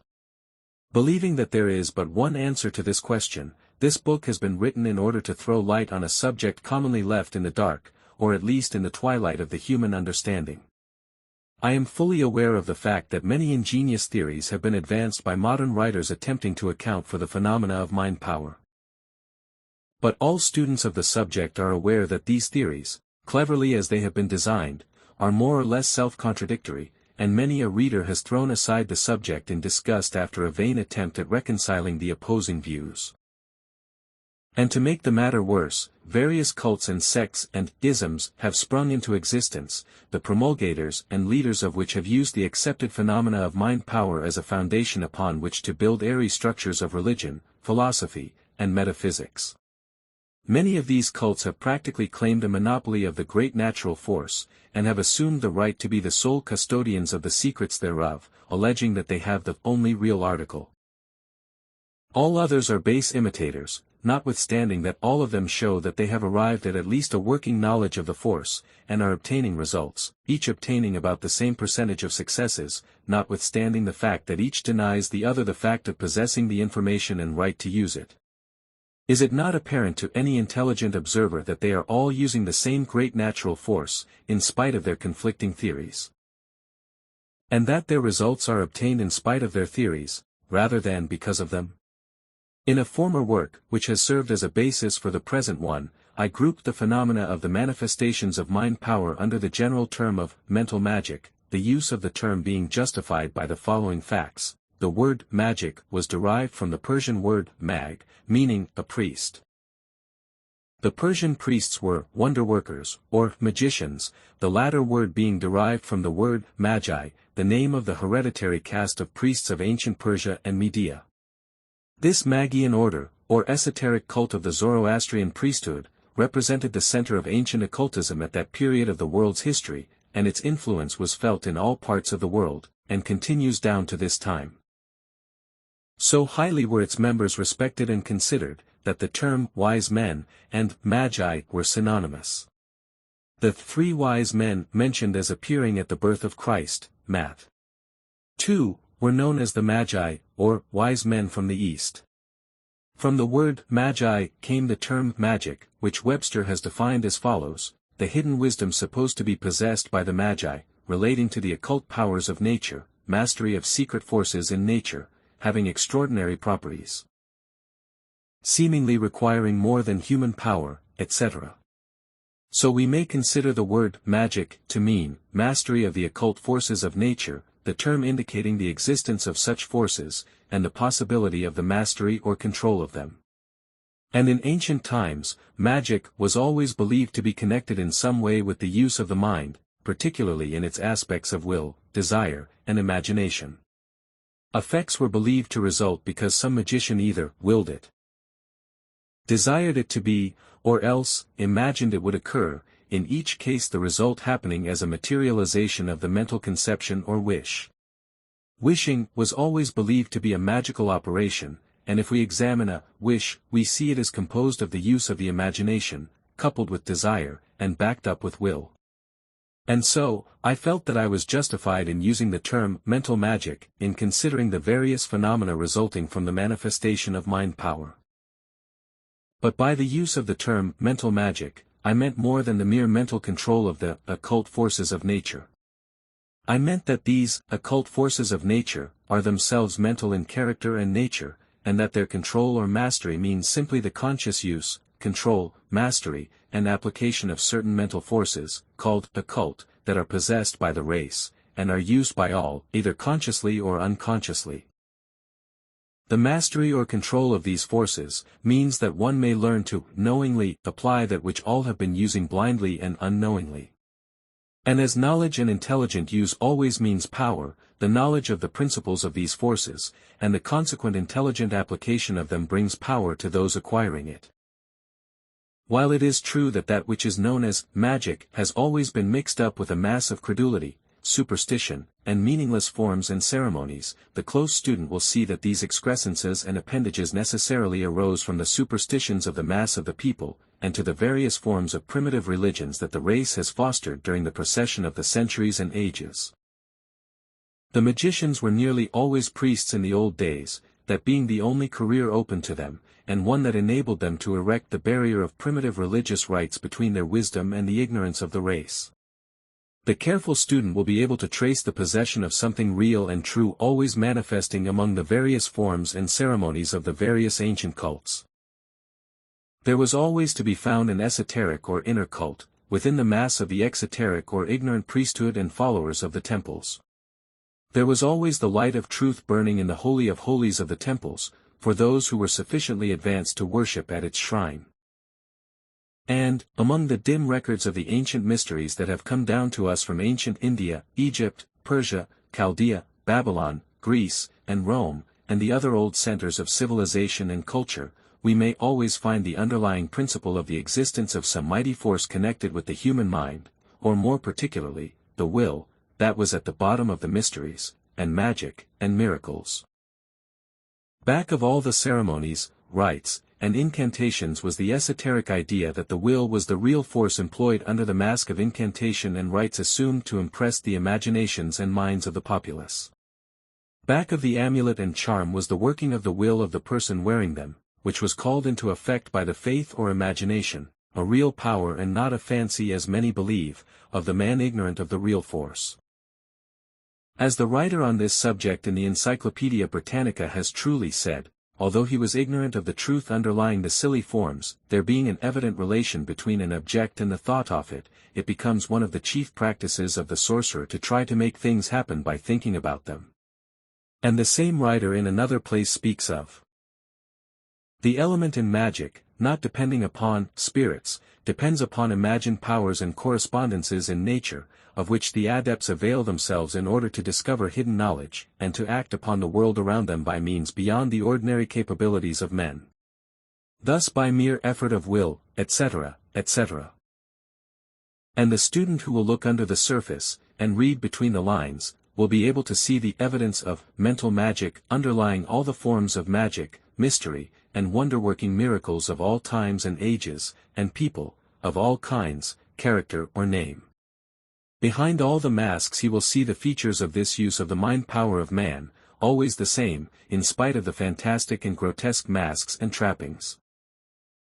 I could fill pages with recitals of the many disguises under which mind power masquerades, but I must hurry on the telling how, and I can do no more than to hastily call your attention to the many evidences of the use of this power in all parts of the world, and in all times.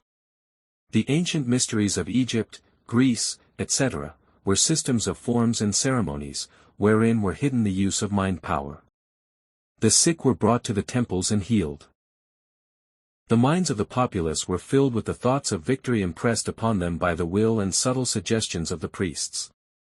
What we know in these days as mental suggestions, including that which we now call affirmations or autosuggestions, were understood and skillfully used by the priests, or magicians, in order to control the people. And it must not be for a moment supposed that these forces were used for evil purposes.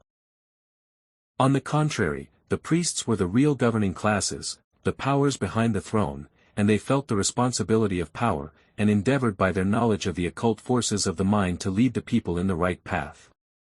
Of course, selfish men there have always been, and we hear of cases away back in the early days of history where this power was prostituted for evil and selfish purposes, just as power is always capable of wrong application. In all ages we learn of the healing of the sick by mental power, for mental healing presents an unbroken line from the earliest days down to the present, concealed often under fancy trappings, but the same in principle always. And what we call mental suggestion has always been in force in the hands of the leaders of the race to influence, for good or evil, those under them. The great leaders of men have always been adept in the use of mind power, although many of them have never suspected the sources of their power.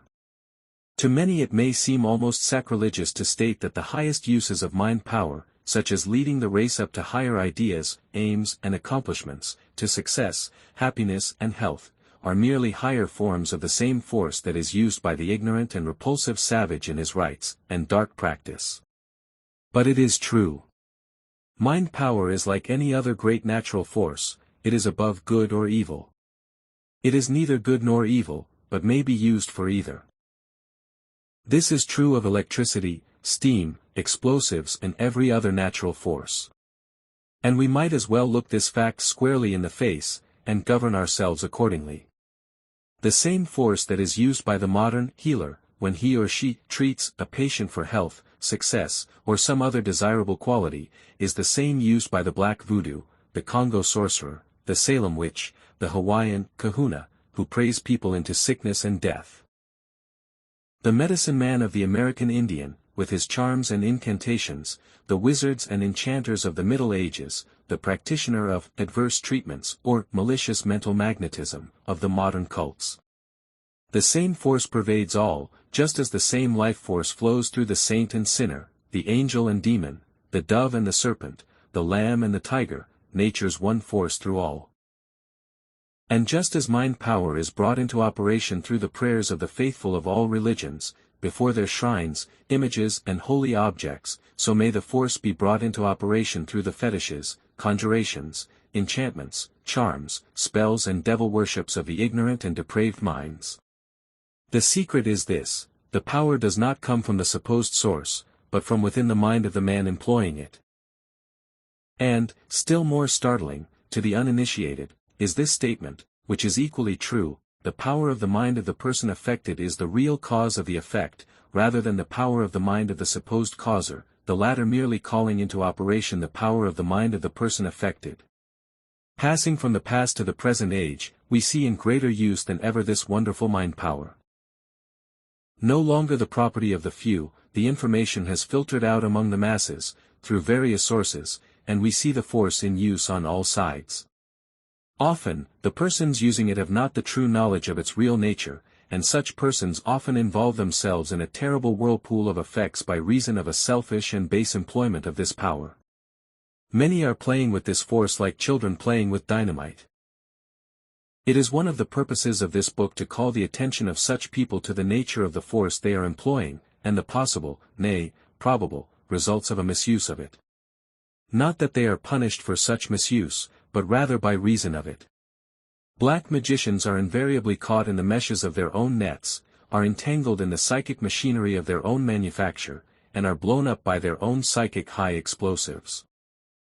In concluding this little consideration of the subject, I would call the attention of the student to the fact that now, for the first time in the history of the world, mind power is being employed for furthering commercial aims and ends. Mental treatments for wealth and success are commonly known and advertised. Instructions in the use of suggestion for commercial purposes are furnished both personally and in correspondence courses. The laws and principles are explained, partially, at least, in books written for the instruction of those selling or advertising goods, and otherwise soliciting the patronage of the public. It is true that the few strong men in business life have always made use of this force, consciously or unconsciously, but never before has it been taught generally as a part of a business education. It has been reserved for America to recognize the force, and to boldly apply it in this way, i.e., to the making of dollars. And other countries are fast falling in line. And in view of this fact, is it not time that those who know of the real nature, principles, and laws of this force should give to the world their knowledge, that the race may know with what they are dealing, and may he enable to extract the good from it by proper use, and, seeing the evil possibilities of improper use, may avoid such prostitution of one of nature's greatest forces. Many students of the occult have sought to keep from the general public a knowledge of the fundamental principles of the great law of nature underlying the phenomena of mind power. They have claimed that it was dangerous for people generally to know that such a force existed and could be used. They have held that such knowledge should be carefully guarded by the few, and that its very existence should be denied to the many. This may have been good reasoning in the earlier days of the world, when the masses were grossly ignorant, and when the only knowledge was locked up in the minds of the caste of priests and other leaders of the race. But the argument no longer applies, for the general intelligence of the race has refused to allow any locked doors in the temple of knowledge, and has insisted that all doors be thrown open to them. The result has been that a considerable body of occult knowledge has been opened to the gaze of the public, and they are clamoring for more. Much of the knowledge possessed by the public regarding mind power is but quasi-knowledge, half-truths, and the time has come when the whole truth should be taught. The time has arrived when the public should be made acquainted with the great force underlying the phenomena of mind power. People should be instructed regarding this force, its laws and operation, its intelligent and proper use, with directions designed to protect people against its improper use against them, on the part of others, this latter a most important matter in these days of occult and psychic investigation on the part of the public, and the attempted base and selfish uses to which some are putting the occult mental forces of nature. It is too late to deny or ignore the existence of the mighty mental force in nature that underlies the various forms of phenomena that go to form the outward phase of mind power, good and bad. Too much has been witnessed by the public concerning these matters for them to be hushed by the old cry, "There's nothing in it but imagination." On the one hand they have witnessed the various treatments of the healers, tending toward the cure of disease, the attainment of success, etc.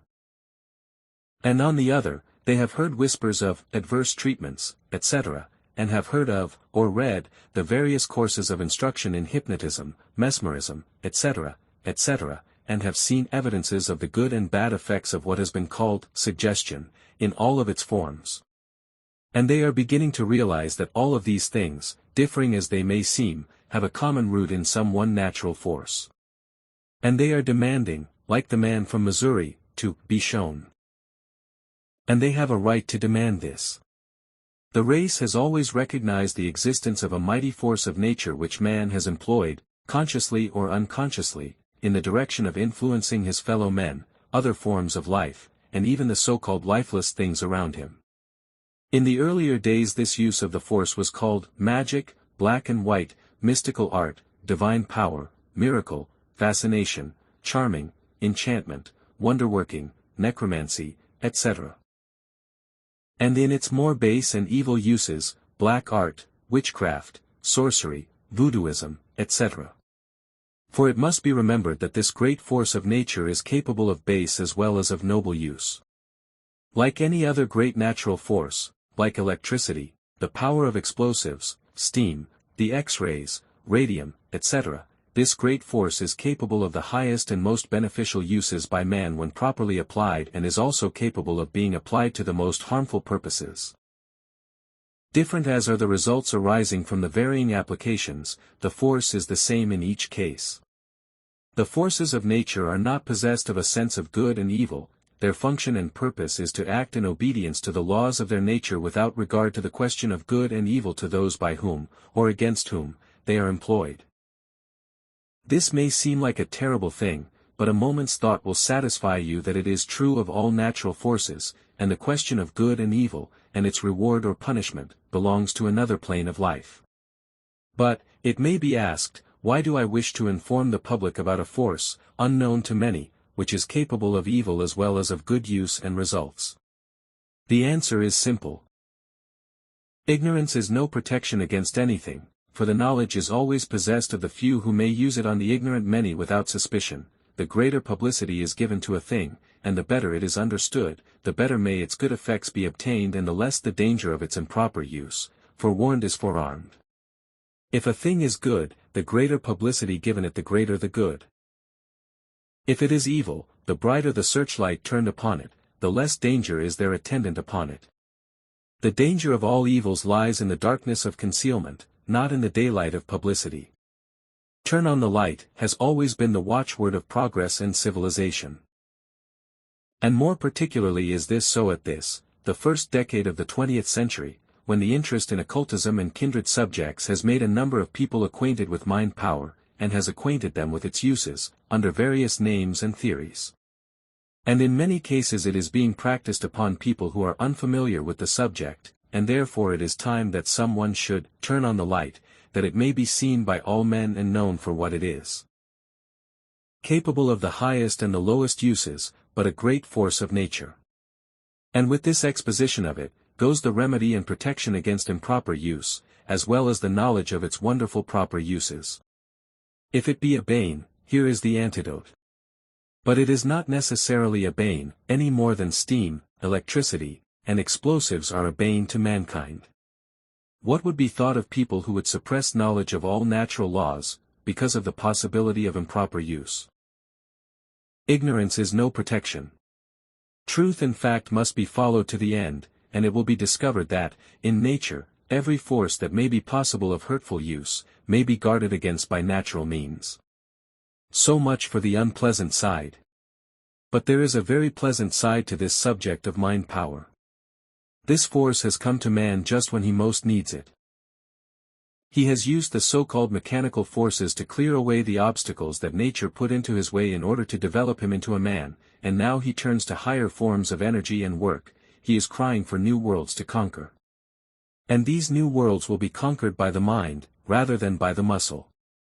Great things are before the race, and one of the greatest forces in nature in the work of the building up of the Superman, will be this force called mind power.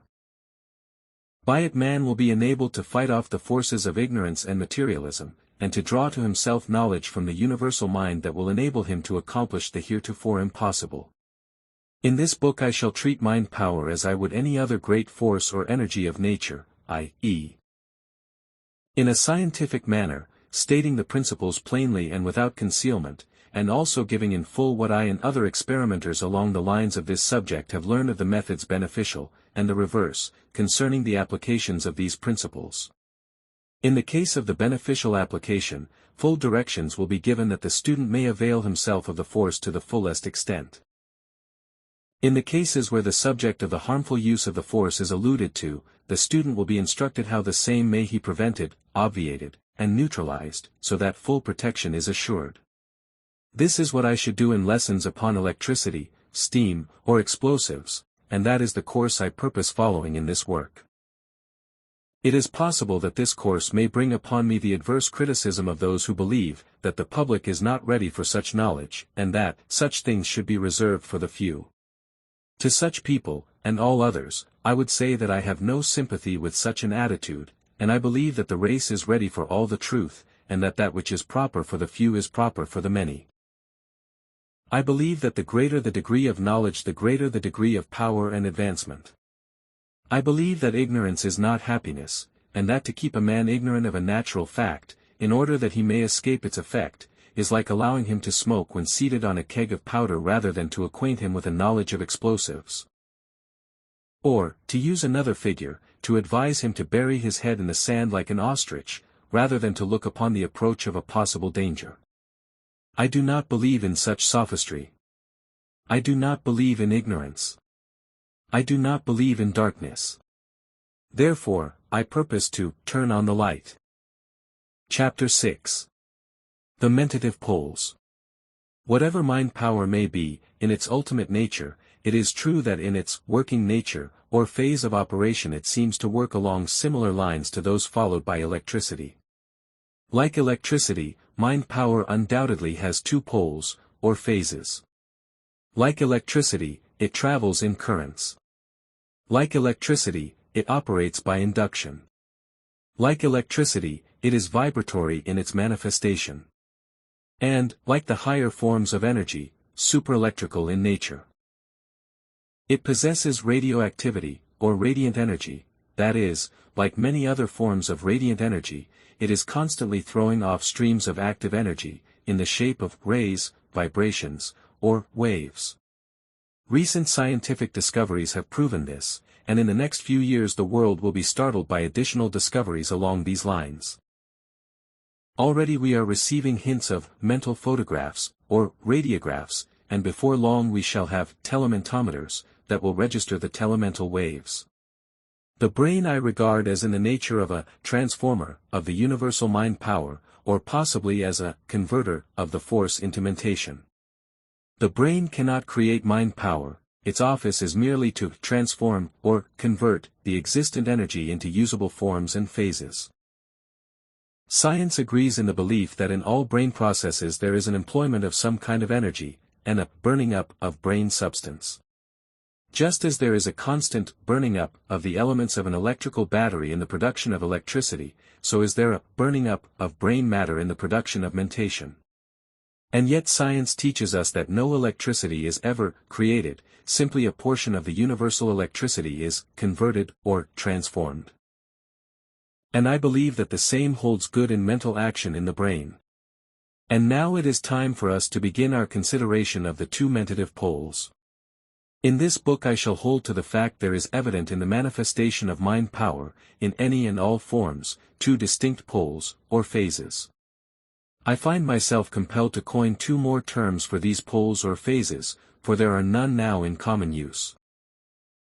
I shall call these two mentative poles respectively, the emotive pole and the motive pole.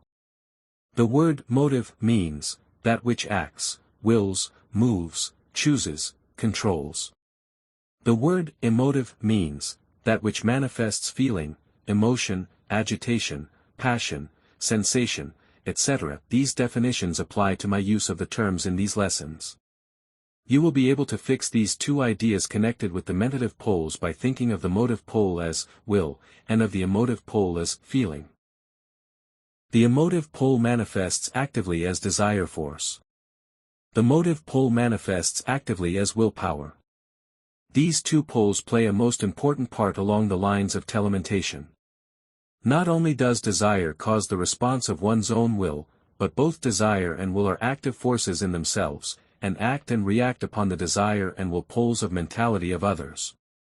We shall see many evidences of this as these lessons progress.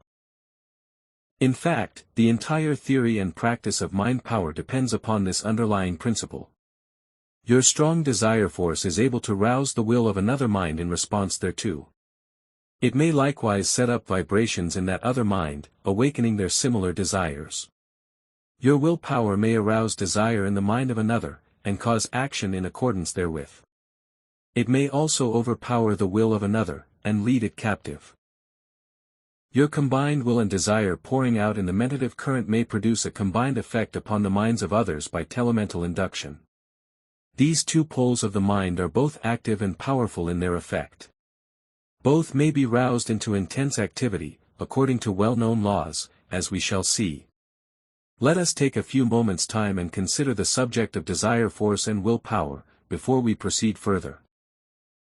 Those who have studied the phenomena of mind power have generally accepted the theory that the effect upon other people was produced by the thought of the sender, and all the teachings upon the subject have been along this line. I, too, fell into this error, and for many years taught of the power of thought, etc. But I have come to modify my views on the subject. Of course, everyone who has paid any attention to the subject knows that thought transference is a fact, telementation being an established reality.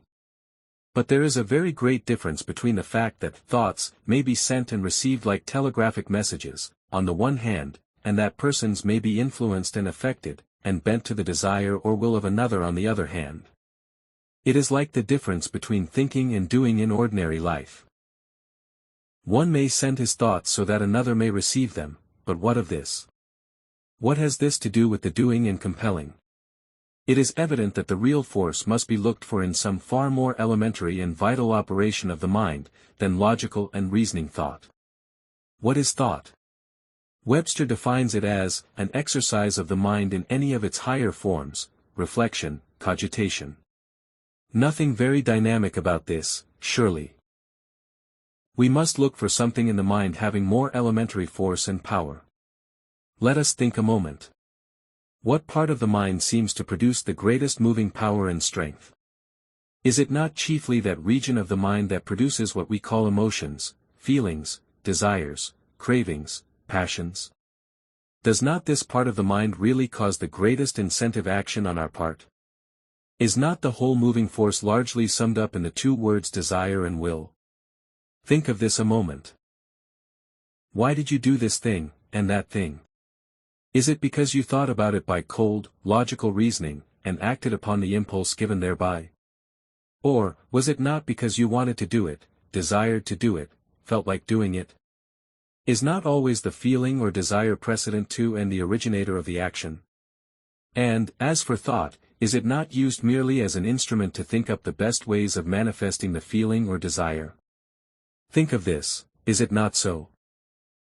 Did you ever do a thing, except under compulsion, that you did not desire to do? And was not the desire the preceding cause of your every action? Desire is the great inciting power of the mind. Desire is that which incites to action. And you always act upon the strongest desire, subject always to the restraining influence of the reason, and the restricting or impelling influence of the will. I will tell you more about this wonderful thing, the will, in a moment or two, but let us now think of desire, for that is the real emotive power. Desire originates in the subconscious regions of the mind, and often we can feel her there, before she emerges into consciousness, stirring us up with feelings of vague discontent and unrest. After a bit, gathering enough force, she emerges into the conscious field, and then begins to demand expression. Now remember, that when I say desire, I mean all kinds of desire, high and low. Many people think of desire as only the craving of a low nature, but desire really means a feeling that wants something, and that something may be the very highest aspiration of the human mind. Now, this desire in all of its manifestations has a mighty power of attraction and influence. It manifests as the law of mentative attraction, which is constantly drawing toward us the things we desire, and also drawing us toward them. Not only is this true on the conscious plane, but even on the subconscious. Our desires constitute our nature, and our nature is always operating the mighty power of mentative attraction. The trouble with the most of us is that we allow our desire force to be scattered, and diffused, thereby lessening its attractive power. It is only when we learn the secret of concentration and focusing the desire force by the will that we are able to get results above the average. The will is the director and controller of the desire force, and upon its training and management depends the powerful use of the latter. Desire force not only has its effect upon the person and others near him, but it may be, and often is, sent for thousands of miles where it affects and influences others, in ways. Desire force is the mighty force which makes many of the phases of mind power possible. It spreads out from the mind of the person affecting and influencing others even at other parts of the world, if concentrated and directed by the will. It is a force beside which the X-ray and electricity fade into insignificance. It moves not merely blind, lifeless things, but the living minds, thoughts, emotions, passions and actions of men. It is the force that rules the world, and its destinies. Like any other great natural force, it is capable of being used for good or evil. It is neither good nor evil, it is either or both, according to the mind in which it originates. What phase of mental effort is more apt to be a motive force, the cold, lifeless thought about an abstract metaphysical proposition, or a mathematical problem, on the one hand, and a warm vital wave of feeling, emotion or passion, such as love, hate, ambition, aspiration, courage and desire on the other. And remember that these last mentioned all belong to the feeling side of the mind, and all are manifestations of elementary desire. Desire is at the bottom of all feeling. Before we can love or hate, there must be desire. Before we can have ambition or aspiration, there must be desire. Before we can manifest courage and energy, there must be desire.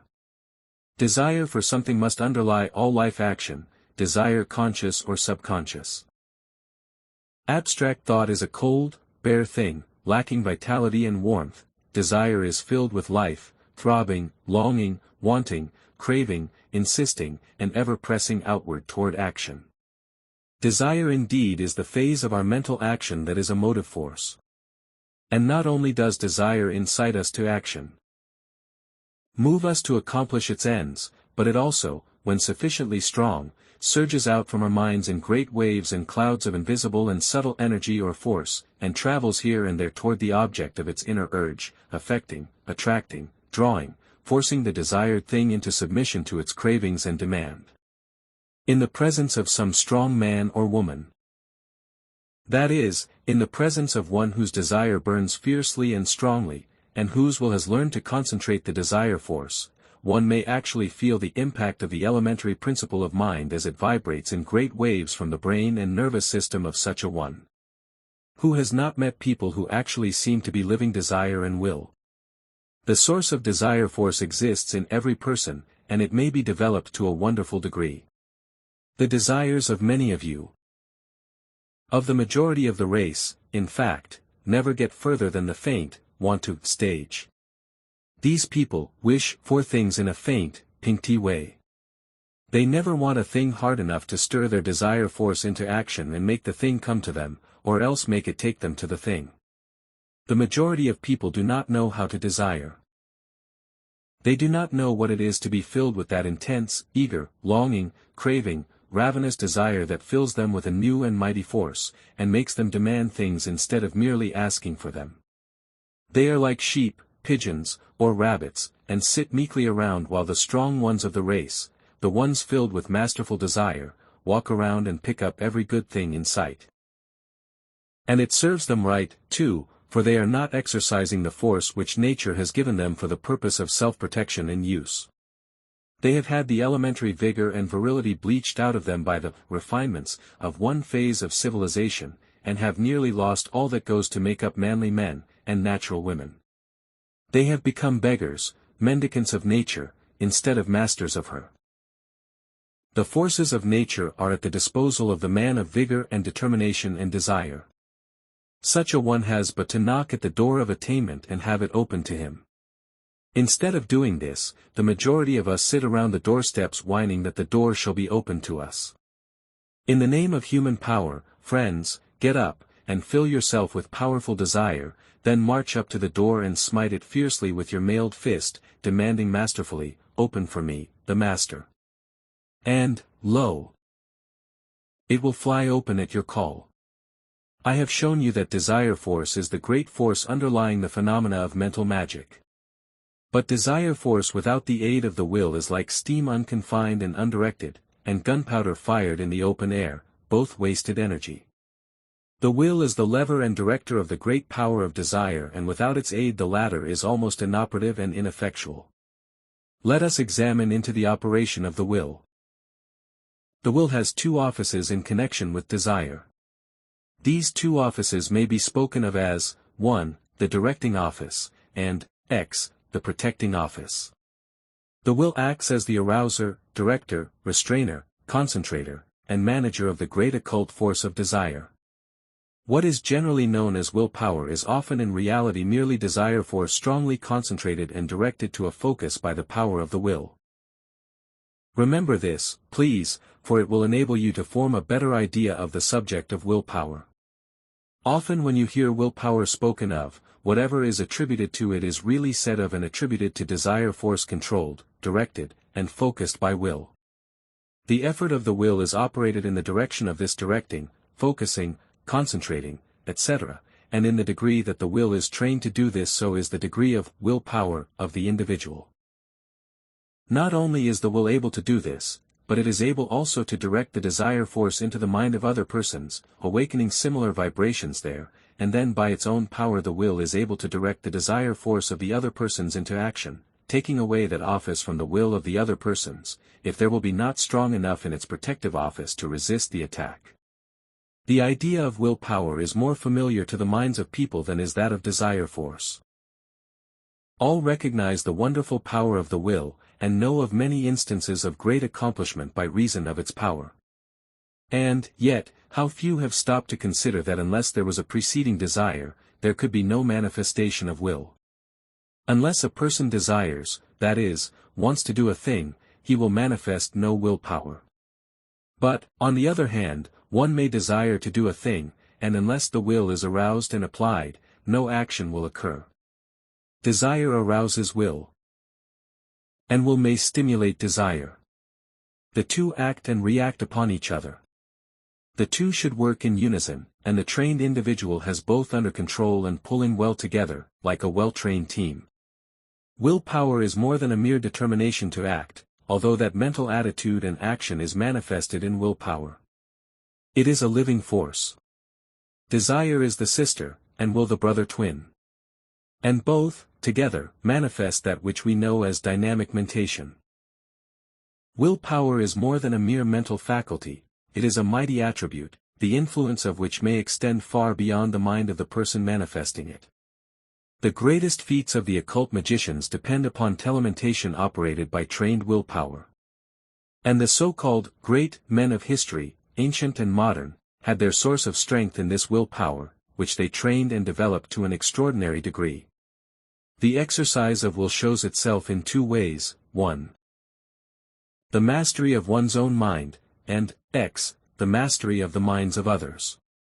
The second is well nigh impossible unless the first be accomplished.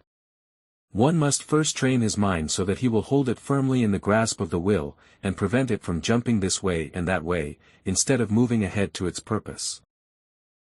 When one has so trained his mind to be obedient to his will, that it can be held steady and one-pointed, as the Hindus say, then is he in a position to direct his mentative currents upon others to the best advantage. But so long as his mind is in a stage of disorganization, one faculty pulling this way, and another that way, and so on, he cannot hope to concentrate upon others the force that is being wasted in keeping order at home. When the mind is mastered by the will, then may new territory be conquered. The term, willpower, is commonly used in connection with the manifestation of firmness, or determination. The determined will is known as a mighty factor toward attainment and accomplishment. And I think it well to consider this fact at this point, for back of all outward manifestations of mentative influence along active lines, lies this determined will of the individual. The more determined and firm the will of the individual, the stronger the mentative influence emitted and emanated by him. This statement should not require proof, for its truth is apparent to all who have made a study of man and his powers. It has been recognized by writers in all times. Here are a few quotations that will tend to fix the matter firmly in your mind, and create in you a desire to manifest the determined will, the lever that directs and concentrates mind power. Buxton said, "The longer I live, the more certain I am that the great difference between men, between the feeble and the powerful, the great and the insignificant, is energy, invincible determination or a purpose once fixed, and then victory or death. That quality will do anything that can be done in this world, and no talents, no circumstances, no opportunities will make a two-legged creature a man without it." Donald G. Mitchell said, "Resolve is what makes a man manifest." Not puny resolve, not crude determination, not errant purpose, but that strong and indefatigable will which treads down difficulties and danger, as a boy treads down the heaving frostlands of winter, which kindles his eye and brain with a proud pulse-beat toward the unattainable. Will makes men giants. Disraeli said, "I have brought myself by long meditation to the conviction that a human being with a settled purpose must accomplish it, and that nothing can resist a will which will stake even existence upon its fulfillment." Sir John Simpson said, a passionate desire and an unwearied will can perform impossibilities, or what may seem to be such to the cold and feeble. John Foster said, "It is wonderful how even the casualties of life seem to bow to a spirit that will not bow to them, and yield to subserve a design which they may, in their first apparent tendency, threaten to frustrate. When a firm, decisive spirit is recognized, it is curious to see how the space clears around a man and leaves him room and freedom." As we have seen, the use of the will as the projector of mentative currents is the real base of all mentative induction, under whatever name it may manifest. And the phase of will known as telementation is the form the results of which strike the observer with the greatest force. The will currents of a strong man reach out far beyond the limits of his brain, and influence people and things, causing them to be inclined toward his wishes. Many men have worked their will upon others far removed, and much that is known as thought transference, telepathy, mental influence, etc., is really this working of the will currents over space. What occultists have called thought forms, etc., are really manifestations of the energy of the will. Will is a living force, that can be projected and operated at a distance. It has a property of reacting upon others, and permeating them with a mental essence not their own, unless they repel the invasion or fortify themselves against the aggression. Desire and will are more elementary forms of mentation than thought. They underlie thought. Without desire and will there can be no thought. They ever precede thought, and are closely allied to the essence of what we call feeling. Many people live almost altogether on the feeling plane, and exercise but little thought. The infant feels, desires and wills before it can think. Desire and will are really the medium from which thought is evolved. A modern writer on mysticism has said, "There is no force in the universe except will force," meaning, of course, the great natural force of energy called will, of which desire and will in man are expressions. Desire is a natural force, and can be used, managed, controlled and directed just as can be any other natural force. And what we know as willpower is the positive phase of directed desire. The Orientals have trained and cultivated this willpower to degrees that seem miraculous to the Western mind, and by this trained willpower they perform the so-called miracles that confound the Western scientist. But even the West has its men of iron will, whose influence is felt on all sides, and whose power is openly acknowledged by the public. In the East these men are generally hermits and sages, while in the West they are generally men of action, leaders, captains of industry, etc. Mind power is the essence of all mentative induction. It includes the positive, forcing, impelling, compelling, driving phase called will as its motive pole, and as its emotive pole it has that attracting, drawing, pulling, luring, charming, fascinating, something that we call desire. Mind power manifests in the phases of both desire and will, as we generally use these terms, for it is composed of the elements of both. Will may be said to represent the masculine side of mind power, and desire the feminine side. It may help you to fix in your mind the attributes, characteristics, and nature of these two phases of mentative energy by associating them with the idea of masculine and feminine. I wish that you would learn to think of the desire force as the warm, ardent, fiery, forceful energy, underlying the manifestations of mind power, and of the will power as the cold, keen, strong, directing, controlling projector of the energy. By fixing these mental images in your mind, you will be better able to manifest the two phases as occasion arises. Besides its office as the director of the energy, the will serves a very important office as the restrainer of desire force. When under the control of the I of the person, and taking the suggestion of reason and judgment, it is able to prevent one from expressing undesirable or hurtful desires. It refuses to project the desire force, or to allow the desire to take effect in action. It also turns back the desire upon itself, and refuses to allow it to manifest. It is the utmost importance that the individual acquire a mastery of his will, for by doing so he will be able not only to express his desires with the greatest force and effect, but will also be enabled to restrain hurtful desires, and to prevent their manifestation upon the plane of action. And the will has still another important office. It acts as a protector. The will repels the influence or vibrations of another mind, and renders its possessor immune to undesirable thought waves. It creates a protective aura around the individual, which will turn aside the thought waves or vibrations which may reach him, whether such be sent directly to him or whether they are the vibrations emanating from minds of others and unconsciously sent forth. The will when properly used acts as an insulator for attacks upon the desire pole of one's mind, and prevents the vibrations from reaching their mark. And if it be well trained and strengthened, it will be able also to resist the most powerful attacks upon it by the wills of others, and will beat back the vibrations which would force their way into its stronghold to take it captive. Chapter 7. Desire and Will in Fable. I herewith reproduce the Fable of the Mentative Couple, a bit of writing in the lighter vein perpetrated by myself about a year ago. My excuse for writing this tale, and for reproducing it now, is that it carries with it a decided moral, and teaches an important truth.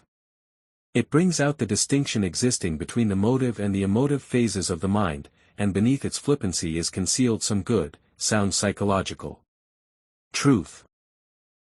I ask that you read it, in connection with what I have just told you regarding the offices of the will, desire, imagination, etc. It will show you, in figurative style, the operation of the two poles of the desire will. And it will show you how the emotive pole or phase, if left unguarded by the protective faculties, will be led into all sorts of trouble.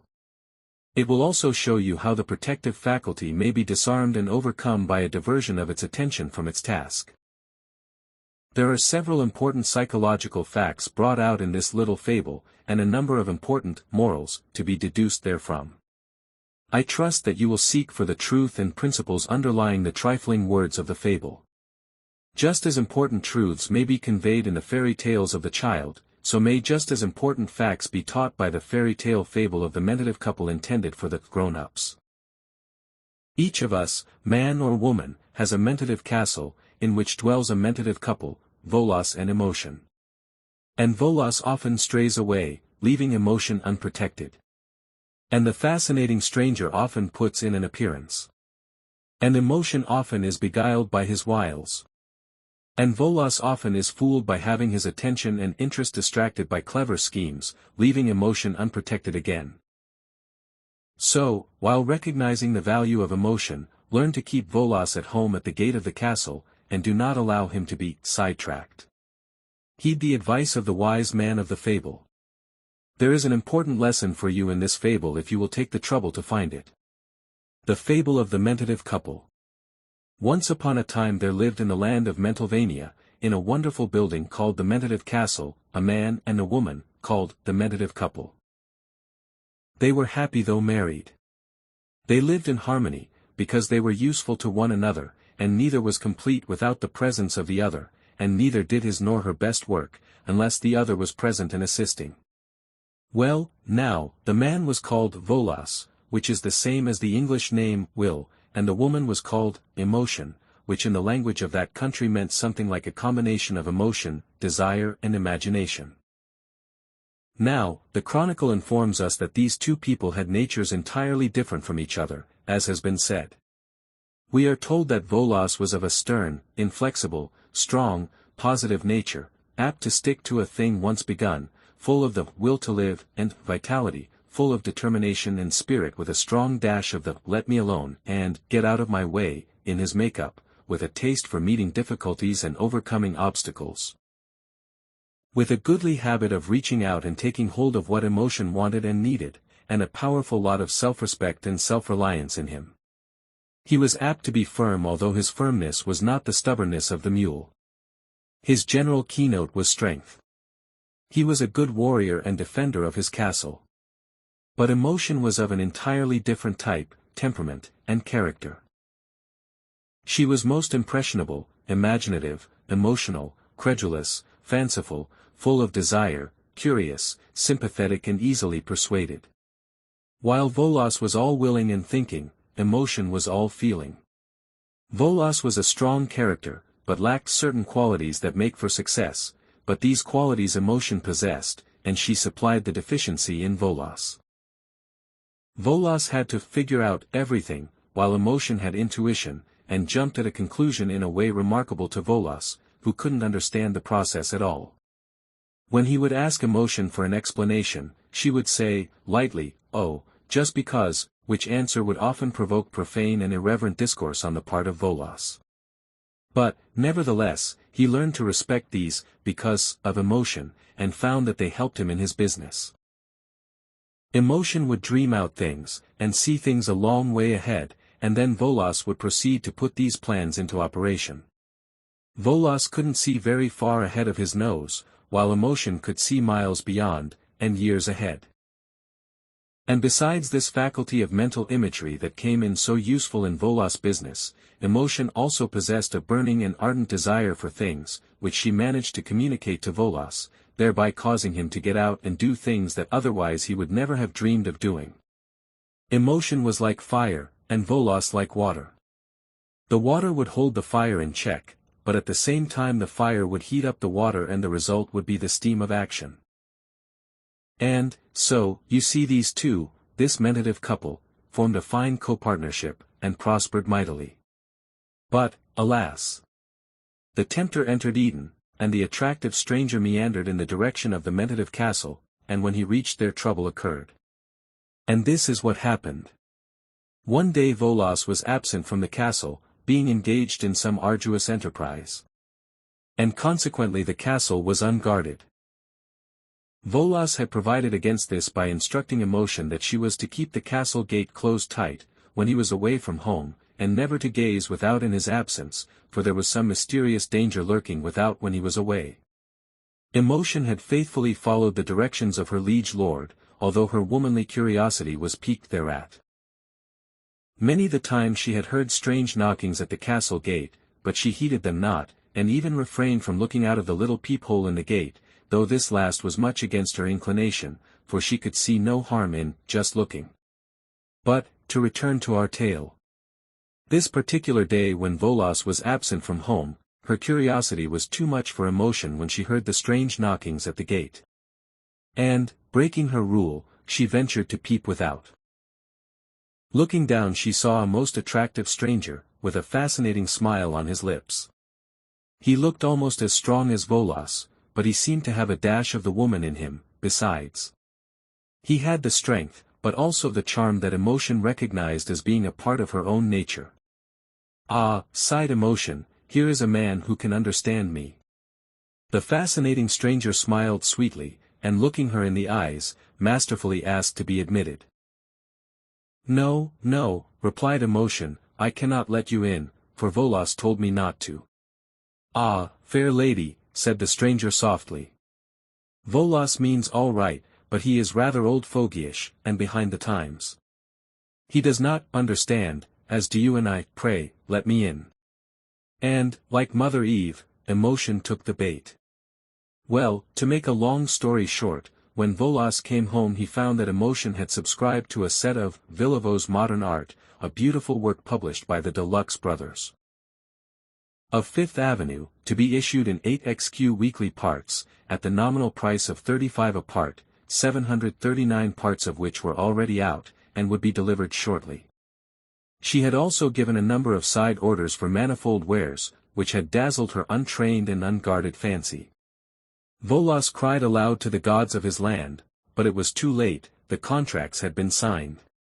But this was but the beginning. Volos did not understand just what was the matter, and contented himself with scolding Emotion, whereat she wept bitterly. But the poison went on with its deadly work. And when Volos again was absent from home, the habit reasserted itself, and when the fascinating stranger again called at the castle, he was admitted. And when Volos returned, he found the castle furnished from dungeon to watchtower with costly rugs, and furniture, and various other articles, bought from Morgenstern's popular installment house, at 31,000 down and 3,100 per week. He also found that the castle had been lightning rod from ground to turret, on each wing, tower, and annex, and that sundry promissory notes, containing a law-proof, judgment-confessed clause, had been given in exchange therefor. And then Volos swore by the beard of Mars, the war god, that he would have no more of this, he would remain at home thereafter. And he did. But the subtle stranger was onto the game, in all of its details. And this is how he played it on Volas, even though the latter remained at home. A few days after Volas had determined to remain at home, there came a band of mountebanks, singing, dancing, and performing juggling tricks. Volas sat on the great stone beside the open castle gate, and his attention was attracted by the sounds and sights. Faster the dancers whirled, louder beat the drums, sweeter grew the singing, more bewildering grew the feats of jugglery, until poor Volas forgot all about the open castle gate, so rapt was he at the strange sights, sounds, dances, and feats of jugglery. Then one of the mountebank gang, who was really the attractive stranger disguised in motley array, slipped, unseen, past Volas, and in a moment was engaged in eager conversation with the impressionable emotion. Volas watched the crowd until it moved away, and then entering the castle, and closing the gate behind him, was confronted by emotion, in tears, for she dreaded the coming storm. "Alack a day, woe is me," she cried, "I am again in trouble, oh, Volas, my liege lord. I have just ordered from the fascinating stranger, who slipped past you at the gate, a baby grand, self-playing, automatic, liquid air-valved, radium carburetor, piano-playing, organette, upon which I may play for you all classes of music, ranging from Wagner's Götterdämmerung to the popular, Merry Widow Waltz, with feeling, depth of expression, and soulful understanding, according to the words of the fascinating stranger who took my order." "Gadzooks!" ejaculated Volas, "fain would I cry aloud the name of that production of Wagner's just mentioned by thee. And by my halidom, e'en shalt thou soon be performing the waltz just mentioned by thy false red lips. Zounds!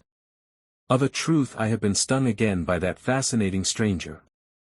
I must gaze no more upon these fleeting scenes of merriment and amazement, lest I be again decorated with the ass's ears. Aha! Volas is himself again, and the next time the fascinating stranger appears upon the scene, he shall be smitten hip and thigh with my trusty battle-axe, and my snicker-sea shall pierce his foul carcass. But, alas! Even once more was poor Volas deceived and trifled with, once more poor emotion fascinated by the stranger. And it came about in this way. On the day of his last undoing, Volas sat on the open step, in front of the narrowly opened castle door. "No man shall pass me now," cried he. But fate willed otherwise. For as he sat there approached many people who took seat upon the steps before the gate, and engaged Volas in long heated, and wearisome discourses regarding the outlook for the crops, the presidential campaign, the Japanese question, race suicide, the new theology, how old was Anne, the problem of the final outcome of the collision between the irresistible force and the immovable body, the canals on Mars. What Roosevelt will do with his big stick when his term expires, and many other weighty, interesting, and fascinating topics of general interest. Most agreeable were these visitors, and most considerate of Volas' feelings were they. And although they seemed to differ from him at the beginning of each argument, still they courteously allowed him to convince them inch by inch, until they finally acknowledged that he was invincible in argument, and invulnerable in logic. "'Tis passing strange," quoth Volas, "but nevertheless 'tis true, that I always find myself on the right side of every question. And the wonder grows when they all admit it in the end. Verily, am I developing into a wise guy?" And, pondering thus, he fell sweetly asleep from the rigor of the disputes, the flattering attentions shown him, the joy of the victory, and the exceeding amount of attention and interest he had expended, for human nature has its limitations, even in the case of one so strong as Volas. And while he slumbered, the fascinating stranger, who was really the leader of the argumentative visiting committee, crept into the house and unloaded upon emotion a choice collection of gilt-edged mining stock, pure gilt, all the way through in fact. A bunch of flying machine bonds, and a 5,000 monkey power, vestibule drawing room, observation car automobile called the Yellow Peril. And when Volas discovered what had happened he wept aloud, crying bitterly, "Odds bones, death, of a cert am I the Baron E.Z. Mark." And thereupon he sent for the wise man who dwelt in the next barony. The wise man came, and after hearing the story said, "My children, yours is a sad case, but matters may be adjusted without a visit to Sioux Falls, and without the raising of the question of alimony. The trouble is as follows: Volos, without emotion, has no desire or incentive to do things. He has no wants to satisfy, and therefore does nothing. He needs emotion to supply the desire. And without her he has no feeling, he is nothing but a hardshell clam. Therefore he needs her to supply the feeling, for verily, and of a truth, feeling is the spice of life. And without her he has no imagination, and cannot see beyond the end of his nose, and what is life without imagination? Gadzooks, one might as well be a mummy. And on the other hand, emotion without Volos, is a consuming fire of desire, an unrestrained imagination, an intuitive faculty degenerated into the basest superstition, most deplorable credulity, and the idlest fancy. Volos has no desire, emotion, or imagination of his own, and emotion has no will of her own. Verily, cannot it be seen by all that this couple needs one another the worst way? Each, alone, is but an incomplete half. United they stand, divided they fall. In union alone is there strength for them. And more than this, each, without the other, falls a prey to the wiles of some fascinating stranger. We have seen how emotion was fascinated and controlled by the stranger who gained access to the castle. But I have also seen, by my magic art, that when Volos was away from home on important business, and not having emotion along to keep him straight, he fell a victim to the wiles of the desire and imagination of a fair stranger across the river, and did her bidding, and used his will to perform her tasks, instead of those desired by his own emotion. Verily, art these people quits with one another and should now begin over again. True it is that harmony will be theirs only when they are together. And this is the secret of the undoing of emotion. Without the will of Volos to protect her, direct her, and advise her, emotion allowed her desire imagination, and emotion to run wild and unrestrained. And so she became so impressionable as to allow herself to be mastered by the will of the stranger, who took advantage of the same and gathered to himself many choice orders for things. And even when Volos sat by the door watching the players, dancers, and jugglers, his attention was so centered on what he saw, that the fascinating stranger slipped through the gate. It was even as if Volos had been absent from home. And, again, when Volos allowed himself to become engaged in weighty discourse with the visiting committee, and used up his energy and force in argument and dispute with them, and when he permitted himself to be jollied into a false security by these united brethren of the Blarney Stone, he relaxed his vigilance, and allowed himself to become tired, drowsy and sleepy, and so fell into a doze at his post, and the stranger again entered and took emotion's orders for goods. And this then is the remedy, as my successor, Lawson of Boston, will say in the centuries to follow, this is the remedy. Each person of this mentative couple must stick close to the other. Volos must have no important business across the river, which will allow emotion to be without a protector and advisor. And emotion must stick close to Volos, and satisfy her curiosity, imagination, emotion and desire, by setting him to work out things for her, to do things dreamed of by her. To get her things she desires, to express the things felt by her.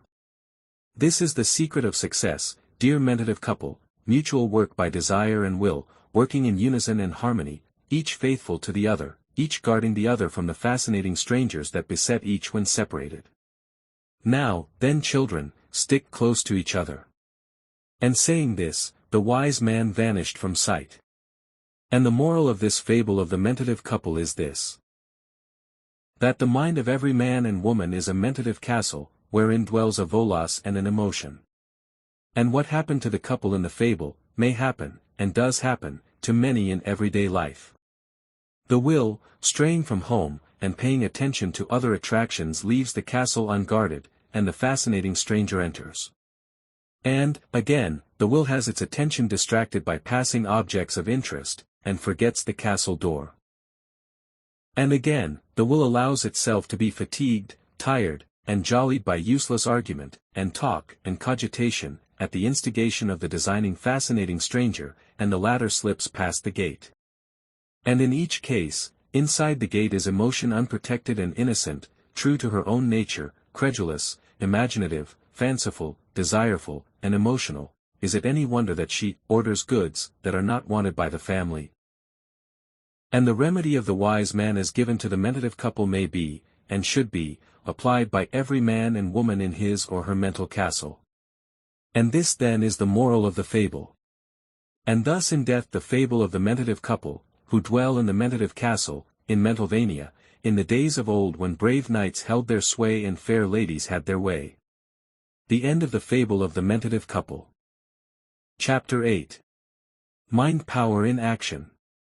And now let us consider the subject of the operation of mind power, in the phase of its employment, consciously or unconsciously, to affect the minds of others.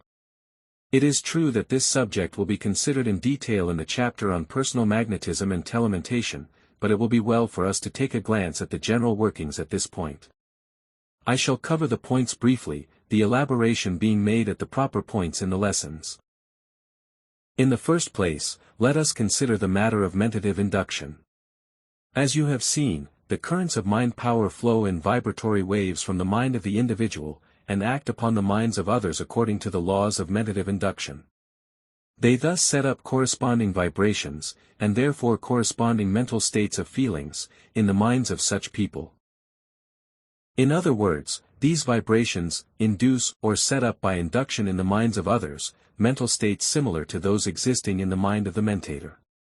These induced mental states are similar in quality and nature to those in the original mind.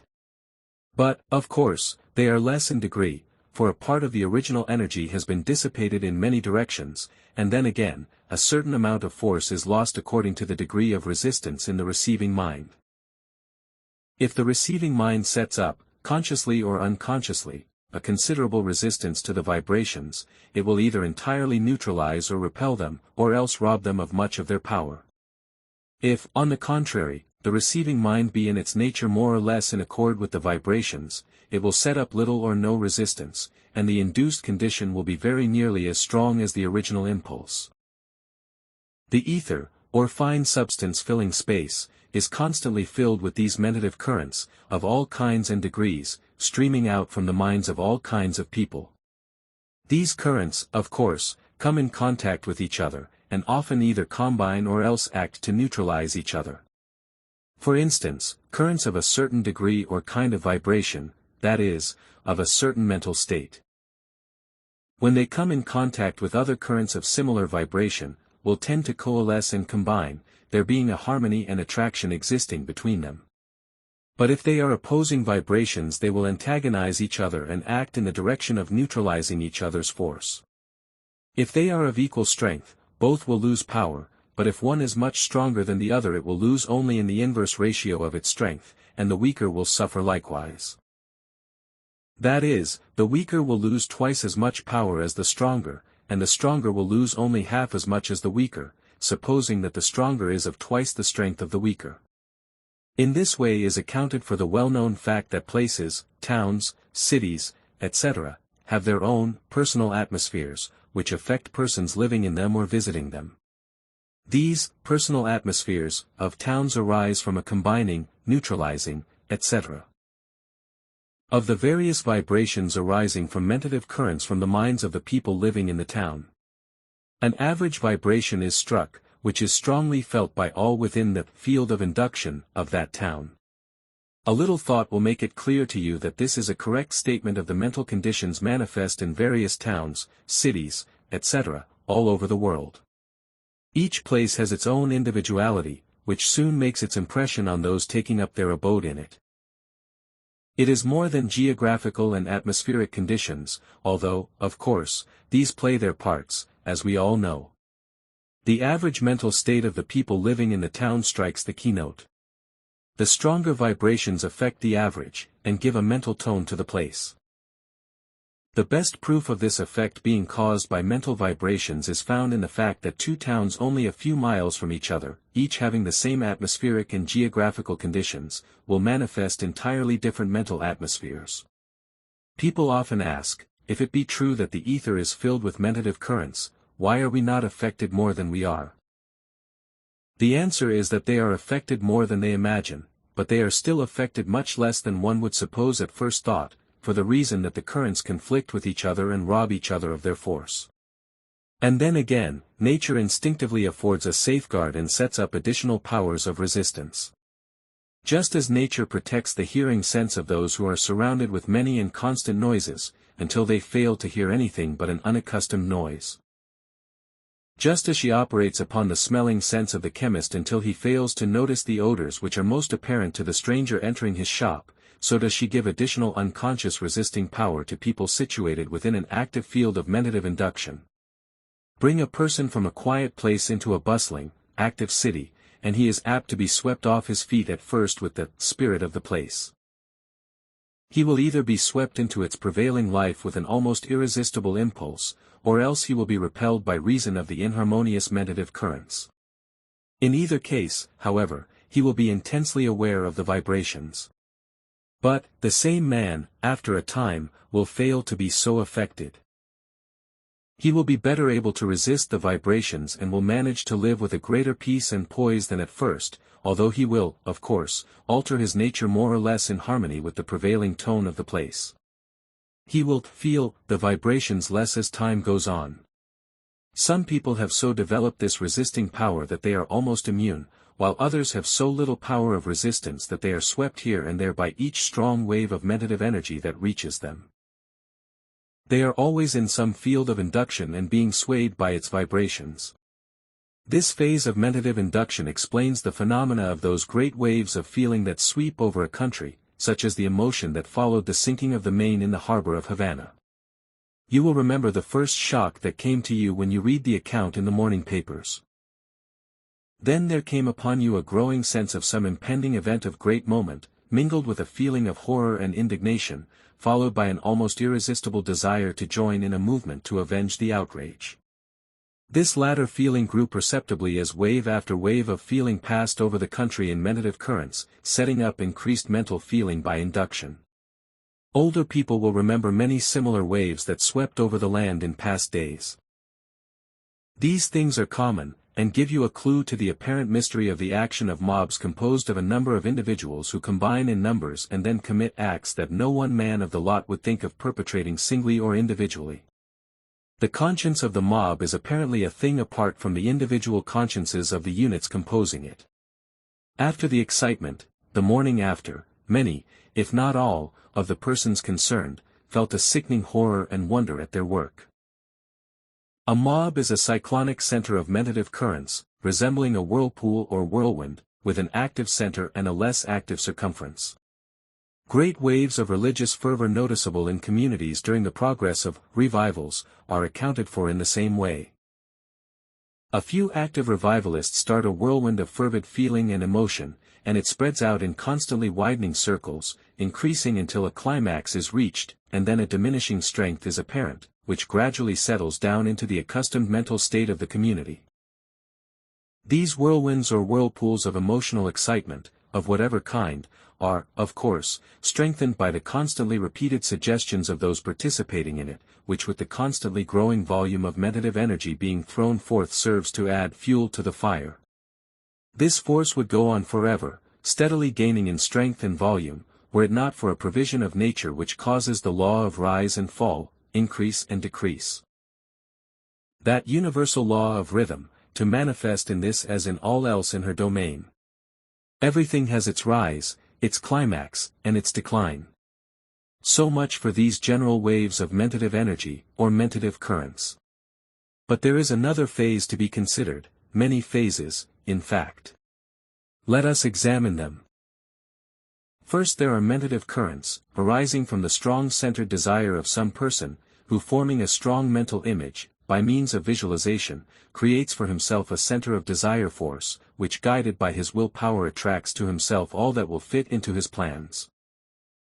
He constitutes himself a mentative center, around his visualized idea, and constantly sends out strong mentative currents charged with the strongest, most ardent desire force, guided, directed, and projected by his developed willpower. He thus sets into operation the great mental law of attraction, of which the early writers on mental science talked so much. These mentative currents, charged with desire, spread out, and soon begin a rotary movement like a whirlpool, sweeping around and around, always drawing in toward its center persons and things tending to fit in with the plans of the center. The original desire in the man's mind is reproduced in kind in the minds of thousands of people by the law of mentative induction, and they all fall in with the plan, the degree, of course, depending upon the degree of positivity or negativity of the receptive mind, multiplied by the degree of positivity of the mentator. The great plans of the so-called captains of industry are carried out by reason of this law. Many of these great centers of desire force. These successful men, who attract to them that which they want, and those whom they need, do not realize the nature of the force that they are using, but there are a constantly increasing number who do know it, and they are working it for all it is worth.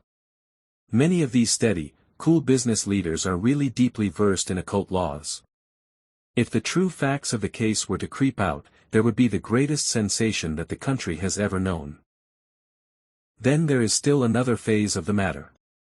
I allude to the cases of men who, generally consciously, but sometimes unconsciously, are focusing their mentative currents directly upon some person or persons who are necessary to their plans and desires. They are filled with desire to have these persons do thus and so, or not do thus and so, as the case may be.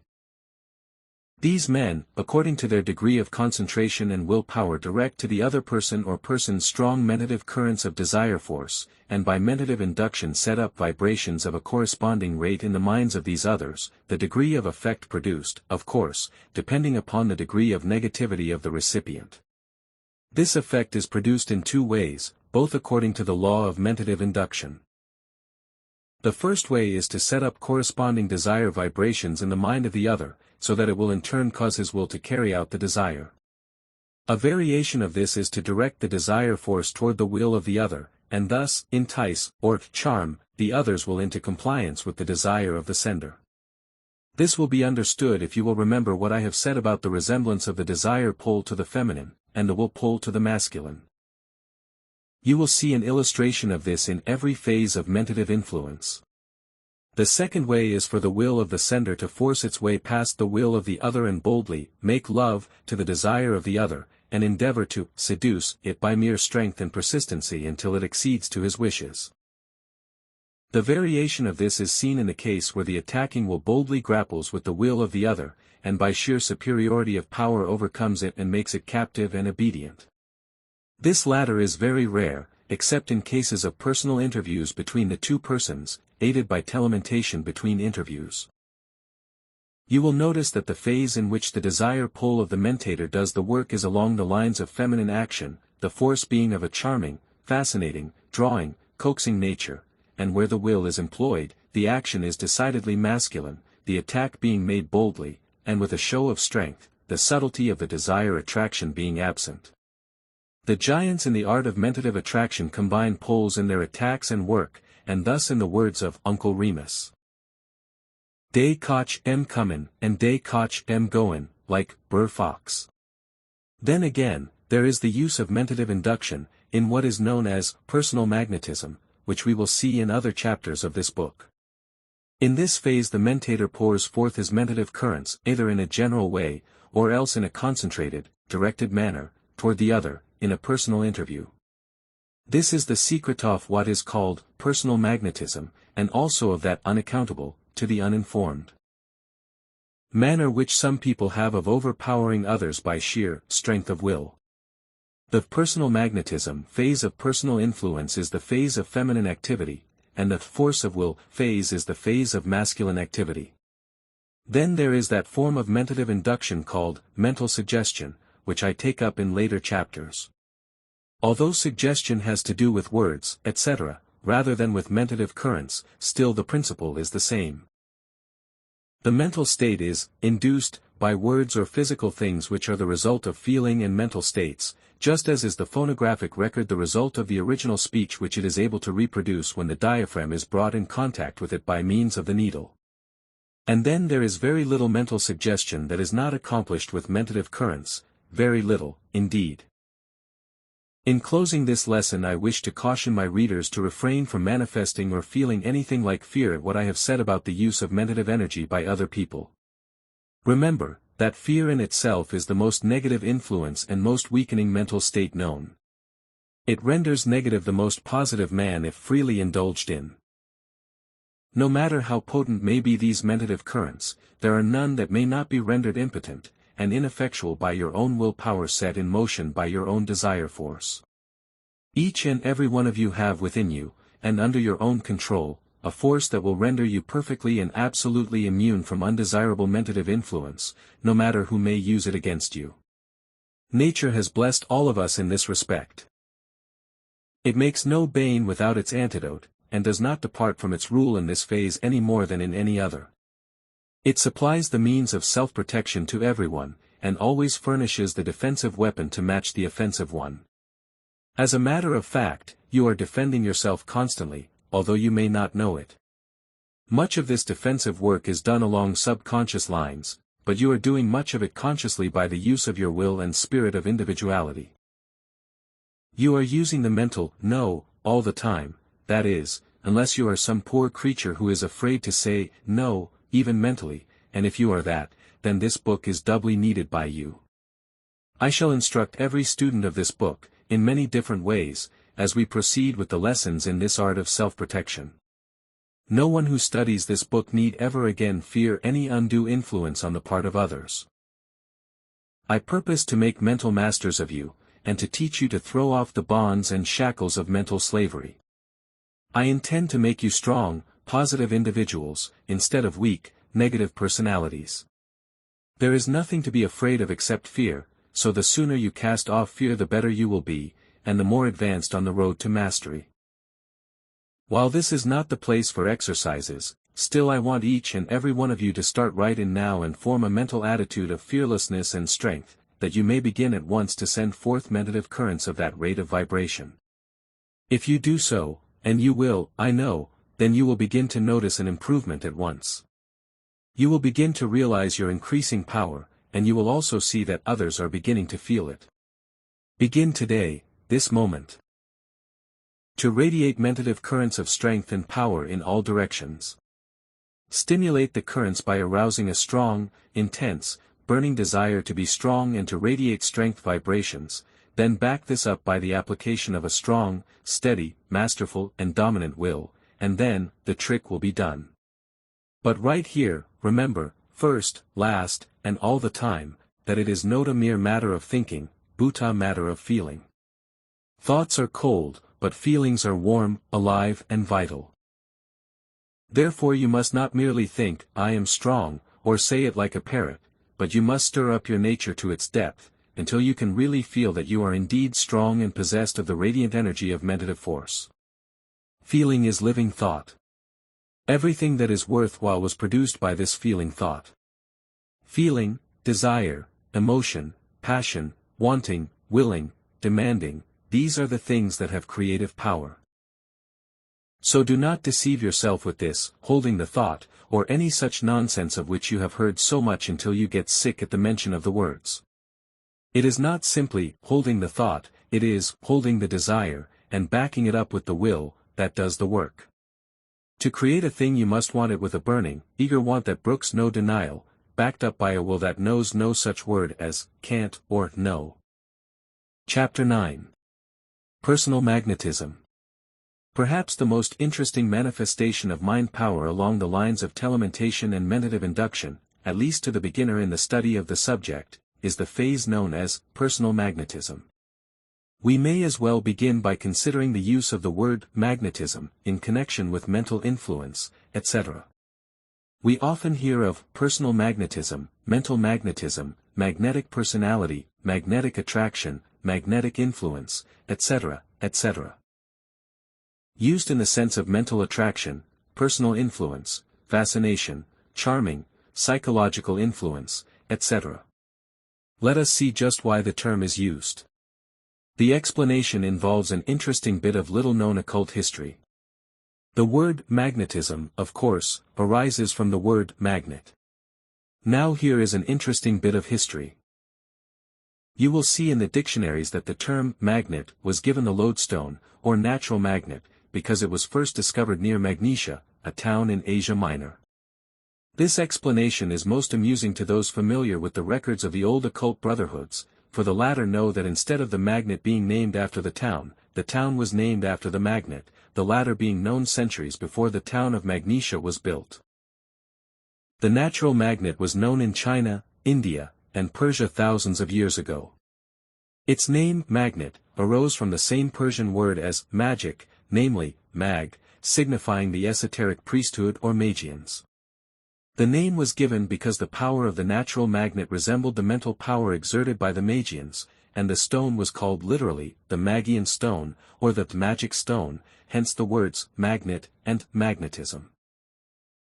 So you see we come by our use of the word in a perfectly natural way. An interesting fact, and one that goes to prove that minds work in accustomed channels, is to be noted in the circumstance that the mysterious phenomena of mesmerism, etc., noticed in Europe and America during the past century or so, came to be naturally called animal magnetism, personal magnetism, etc., the mind of the public intuitively connecting the phenomena with that of the magnet, which it very much resembles. And, in our day, we speak of people being very magnetic, lacking magnetism, having a magnetic presence, etc., etc. And so history repeats itself. The magnet, which was originally called the Magian or magic stone, because its force resembled the mentative attraction manifested by the Magi or Magians, serves to give a name to similar manifestation of mental force centuries after. The magnet gives back to the 20th century Magians the name it borrowed from the Magians of ancient Persia. It has repaid the debt. While the phase of mind power which has to do with the operation of the force upon distant minds and objects is perhaps the most startling, still that phase which is called personal magnetism is one of the most important and remarkable. Its very frequent occurrence often causes us to overlook it, but it is the phase which is effectively used by those who understand it, and the one against which it behooves us to guard ourselves. All have noticed that some individuals seem to have a winning way about them, and are able to induce others to fall into their way of thinking, and to do what they wish done. The so-called magnetic man is able to sway audiences or individuals by his mystic power, and one often fails to realize just how it was done when he recalls the words spoken, or reads them in cold type the morning after. The secret lies not alone in what is said, or even in how it is said, but rather in how great a degree personal magnetism was emanated by the speaker. Many persons who have dealings with the public in the direction of selling goods, securing subscriptions, selling life insurance, etc., etc., have acquired a degree of the art of using personal magnetism, often being unconscious of the force they are employing. And many large employers of agents have schools wherein the agents are taught the psychology of suggestion, personal influence, etc., and more or less of personal magnetism, although under some other name. And, more than this, every person who is in earnest, when talking to another person manifests more or less personal magnetism, unconsciously, or consciously. While the statement may bring down upon my head the wrath of those who believe that the phenomena of the old-fashioned revival are due to the workings of the spirit, I do not hesitate to affirm that all students of psychology know that the greater part of the fervor is due to emotional excitement produced by personal magnetism, manifesting along both the lines of mentative currents and suggestion. Anyone who has ever attended a Negro revival or camp meeting has carried away with him a memory of the effects of a certain kind of personal magnetism upon a certain type of emotional minds. And not alone in the field of emotional religion does this force manifest itself so strongly, it is just as plainly demonstrated in the case of emotional politics. Let any man sit down and sanely consider the performances of the average man of the rank and file of either of the political parties during a campaign. See how men are swayed by emotional appeals to their prejudices and party spirit. See how they allow themselves to be blinded by glittering promises and statements, without a shred of reasonable argument, until they become fanatics. Their emotions are skillfully played upon by the leaders and speakers, and the current of personal magnetism, and suggestion, spreads over the body of the party until they become a mob possessed of certain fixed ideas that have taken possession of them. Families are split by factional differences, and hatred reigns when love formerly had its abode. The excitement grows fiercer and fiercer, until at last the day of the election is at hand, and the country goes into a paroxysm of emotional excitement. Then the result is announced. The next day every one suffers from a relapse, and the country begins to laugh over what has happened. After the sting of defeat has worn off, and the elation of victory has melted away, it is found that the country is moving along about as usual. Not going to the dogs because some man is defeated, nor taking great leaps forward because some other man has been elected town supervisor, or president, as the case may be. The people play their parts year after year, that is the majority of them, being swayed by emotional excitement rather than by reason, thought, or intelligence.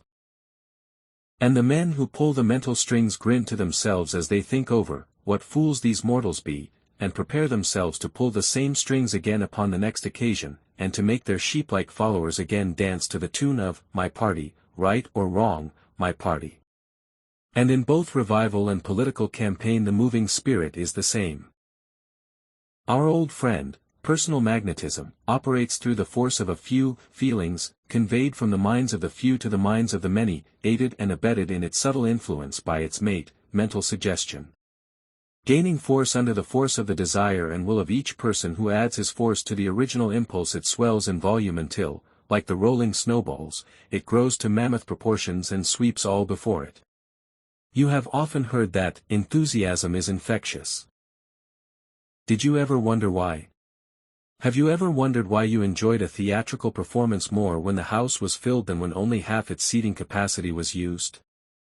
Have you ever understood the cause of the wave of enthusiasm that has swept over the large audience, including yourself, until you felt all in a mental glow?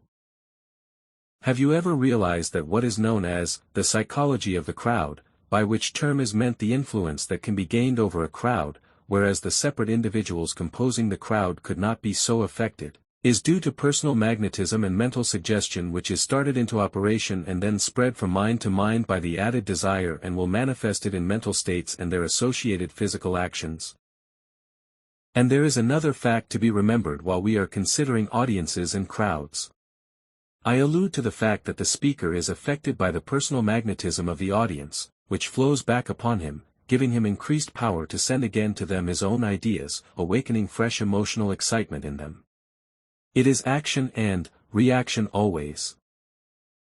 It is of the greatest importance that one understands the causes of these mental epidemics, for when the cause is once understood one is far less liable to be carried away by emotional excitement spread in this way.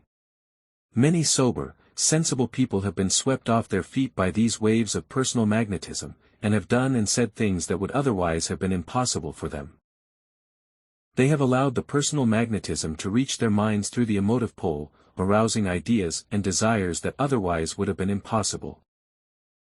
We have seen, or heard, of respectable citizens, including the members of the so-called learned professions, lawyers, doctors, teachers, preachers, joining in mobs and allowing themselves to be carried away by the personal magnetism and suggestion of the more excitable members thereof, and participating in acts that afterward seemed like horrible nightmares to them.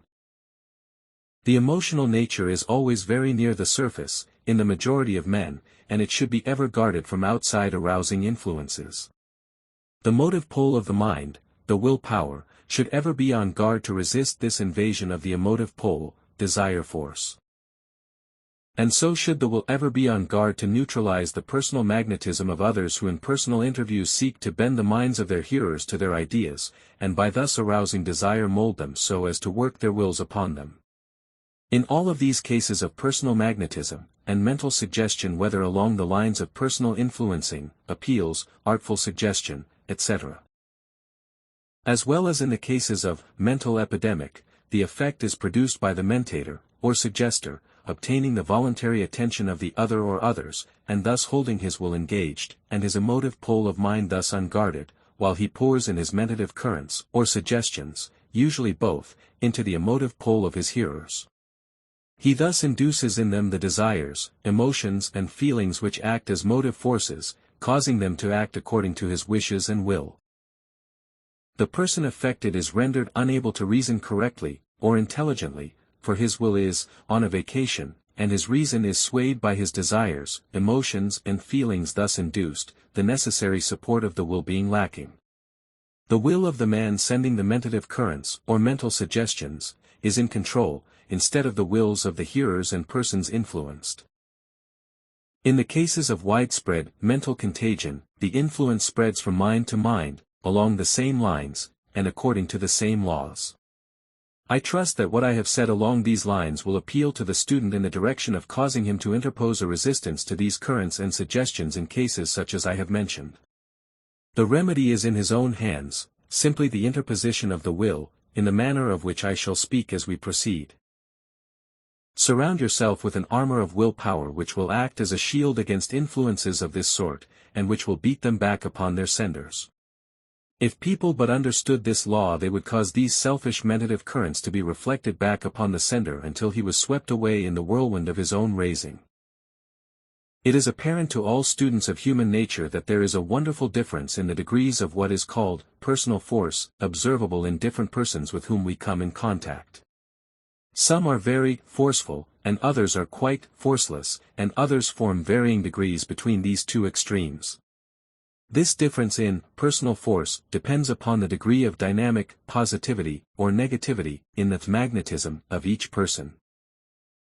The man who is able to manifest a strong degree of mind power along the lines of motive polarity, or will power, becomes dynamically positive. I use the word positive in this connection in the sense of Webster's definition, having the power to direct action or influence. Passing down the scale, through varying and lessening degrees of positivity, we reach the case of the man who is almost devoid of this power of manifesting mind power. And his condition we call that of dynamic negativity. By negative, as I use it here, I mean non-positive, lacking the power of direct action or influence. Now, every person has his own degree of dynamic positivity. Each one is dynamically positive to some others, and dynamically negative to others still, unless indeed one has reached the limit of positivity or negativity, which limit cannot be definitely fixed. Two persons meet each other. At once there ensues a silent, quiet struggle between their dynamic mentation, depending for its intensity upon the importance of the meeting. Still, in any and all events, the struggle ensues, usually unconsciously. It may be over in a moment, or it may last a long time, but from that struggle, sooner or later, one or the other must emerge a victor, unless, as is rarely the case, they are of equal degrees of positivity. And there is no mistake about the result. Each one recognizes himself as the victor, or the defeated, and adjusts himself to his relative position. I do not mean by this that the degree of dynamic positivity is fixed permanently in either person. For the contrary is the case. One of the persons who is really stronger, usually, may be weaker at that particular time owing to his will being fatigued, or by reason of his having relaxed his willpower, as is often the case. And in such a case, the defeated one may be the victor at the next encounter, or may even rally his energies in a moment later and turn the tables. One may have a strong will, in moments of activity, and yet in moments of passivity he may relax it very much. And, a still more important fact, one may so increase his willpower that he will be able to completely dominate those who formerly overmastered and even overawed him. All of us know of instances of this kind in our own personal experiences. At the extreme dynamic positive pole are to be found those wonderfully forceful men who seem to dominate all with whom they come in contact. These people fairly paralyze the wills of those around them, and induce emotive states almost at will. When in deep, earnest, mentative effort, they seem to actually plunge their will into the mind of the other persons, and set themselves up as the dominant force therein, taking the others' wills captive and holding them obedient to the master will of the positive man.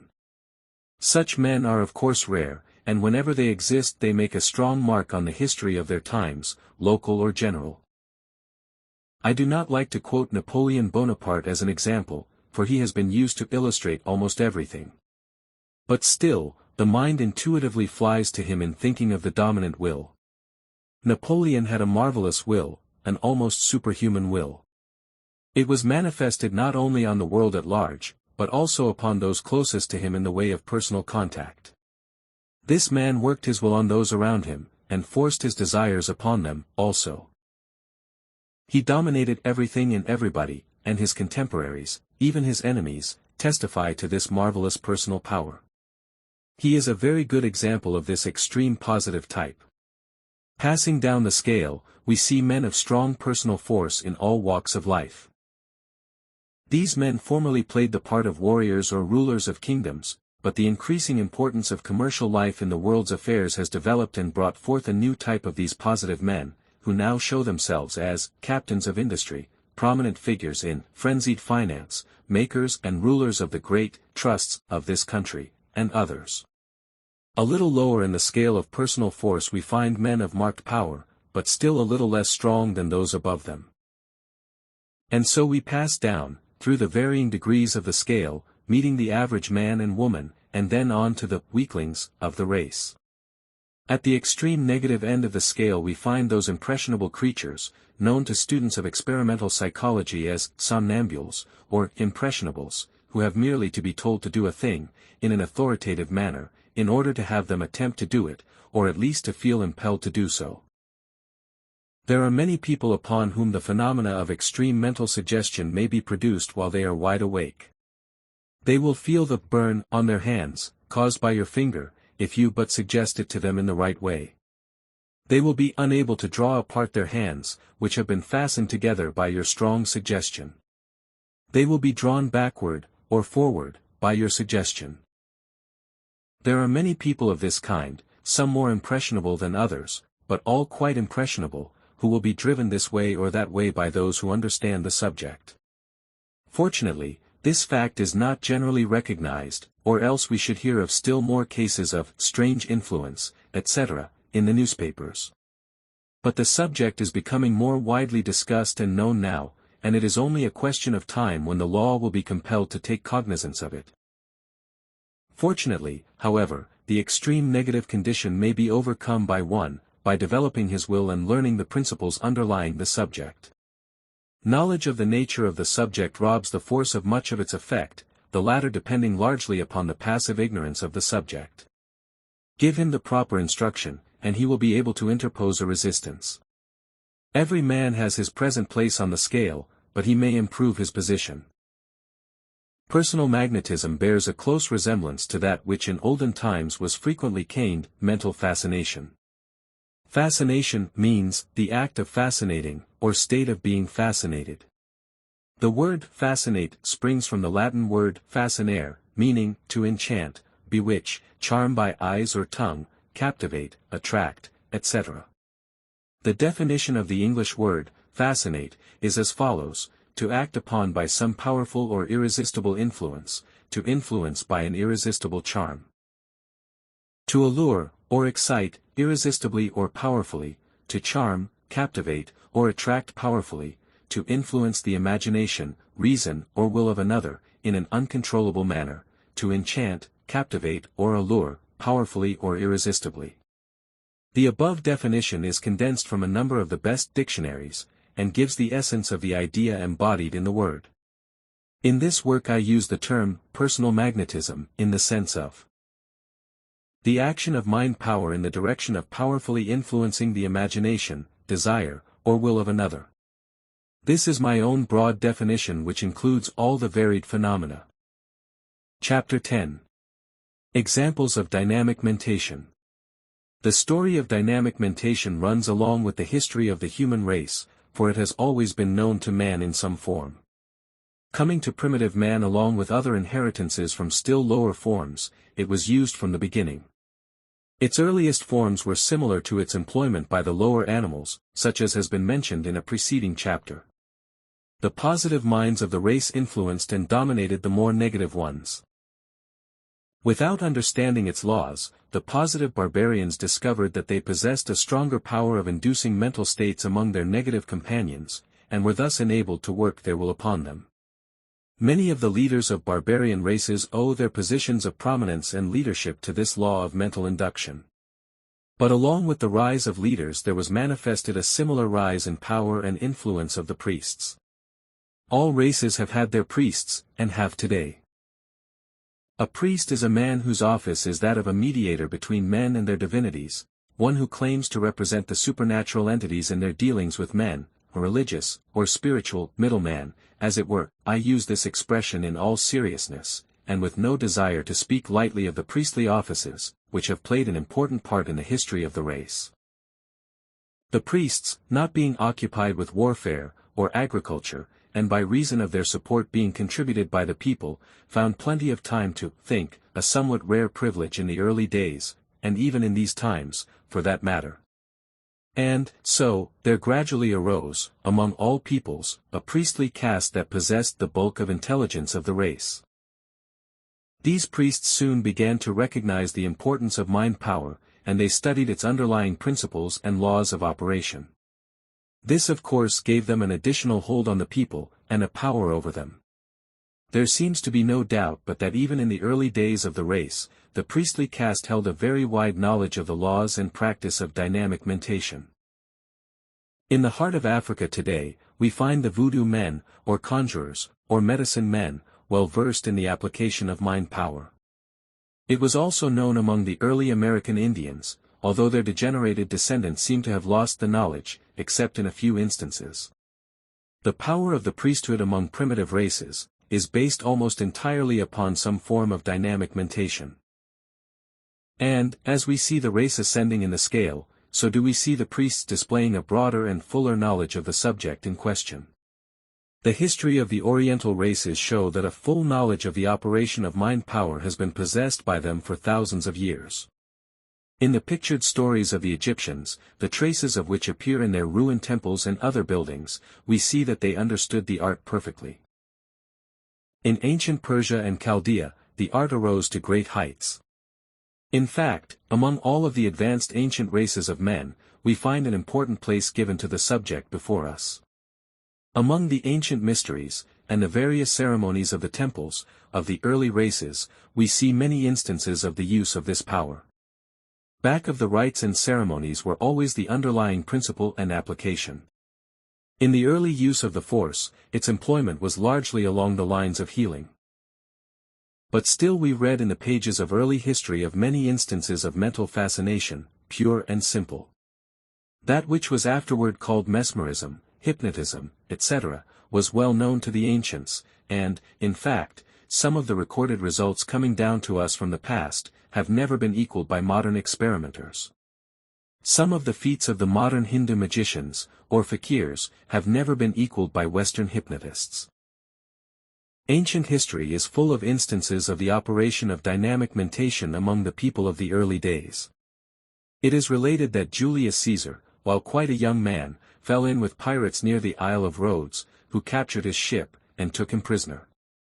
They held him for several weeks, while awaiting the ransom money being raised by his relatives. Plutarch writes that while the young Caesar was the captive of the pirates, he asserted his mastery over them to such an extent that he seemed a ruler rather than a prisoner. When he wished to rest or sleep, he forbade them to make any noise, and they obeyed him without question. He abused them and ordered them around like servants, and they did not seem able to disobey him. He did not hesitate to threaten them with death when he regained his liberty, and they did not resent it. And he afterward made good his threats. It is related of Alcibiades, the Athenian, that he once made a bet with some of the young Athenian nobles, that he would publicly box the ears of Hipponikos, a venerable and greatly respected citizen. Not only did he bet that he would do this thing, but he also claimed that he would afterward compel the old man to give him his favorite daughter in marriage. The day following, when Hipponikos came out, Alcibiades walked up to him and gave him a resounding box on the ears. The old man seemed dazed and bewildered and retired to his home. A great public outcry arose, and the young man seemed likely to fall a victim to the indignation of the citizens. But the next day Alcibiades went to the home of Hipponikos and, after making a pretense of baring his back for punishment, he managed to induce in the old man a feeling of good humor and mirth, and obtained his pardon and goodwill, the latter increasing daily thereafter until finally he grew so devoted to the young man that he offered him the hand of his daughter in marriage, which was accepted. Anyone who is acquainted with the recorded character of the Athenians will realize what a wonderful occurrence this was. It was a striking exhibition of dynamic mentation, without a question. All the great generals of history have possessed this quality. Caesar, Alexander the Great, Napoleon, Frederick the Great, and the modern mystic warrior, Gen. Gordon, all managed their men in a mysterious and wonderful manner, so that their troops worshipped them as almost gods, and went to their death willingly and joyfully. The single instance of Napoleon, when he returned from Elba, and confronted the Bourbon army drawn up to capture him, should satisfy anyone of the possession of the greatest dynamic power by this wonderful man. You remember that the troops were drawn up confronting Napoleon, their muskets leveled at his breast in obedience to the command, aim. Napoleon, who was on foot, marched deliberately toward the troops, with measured tread, gazing directly into their eyes. Then the officers shouted, "Fire!"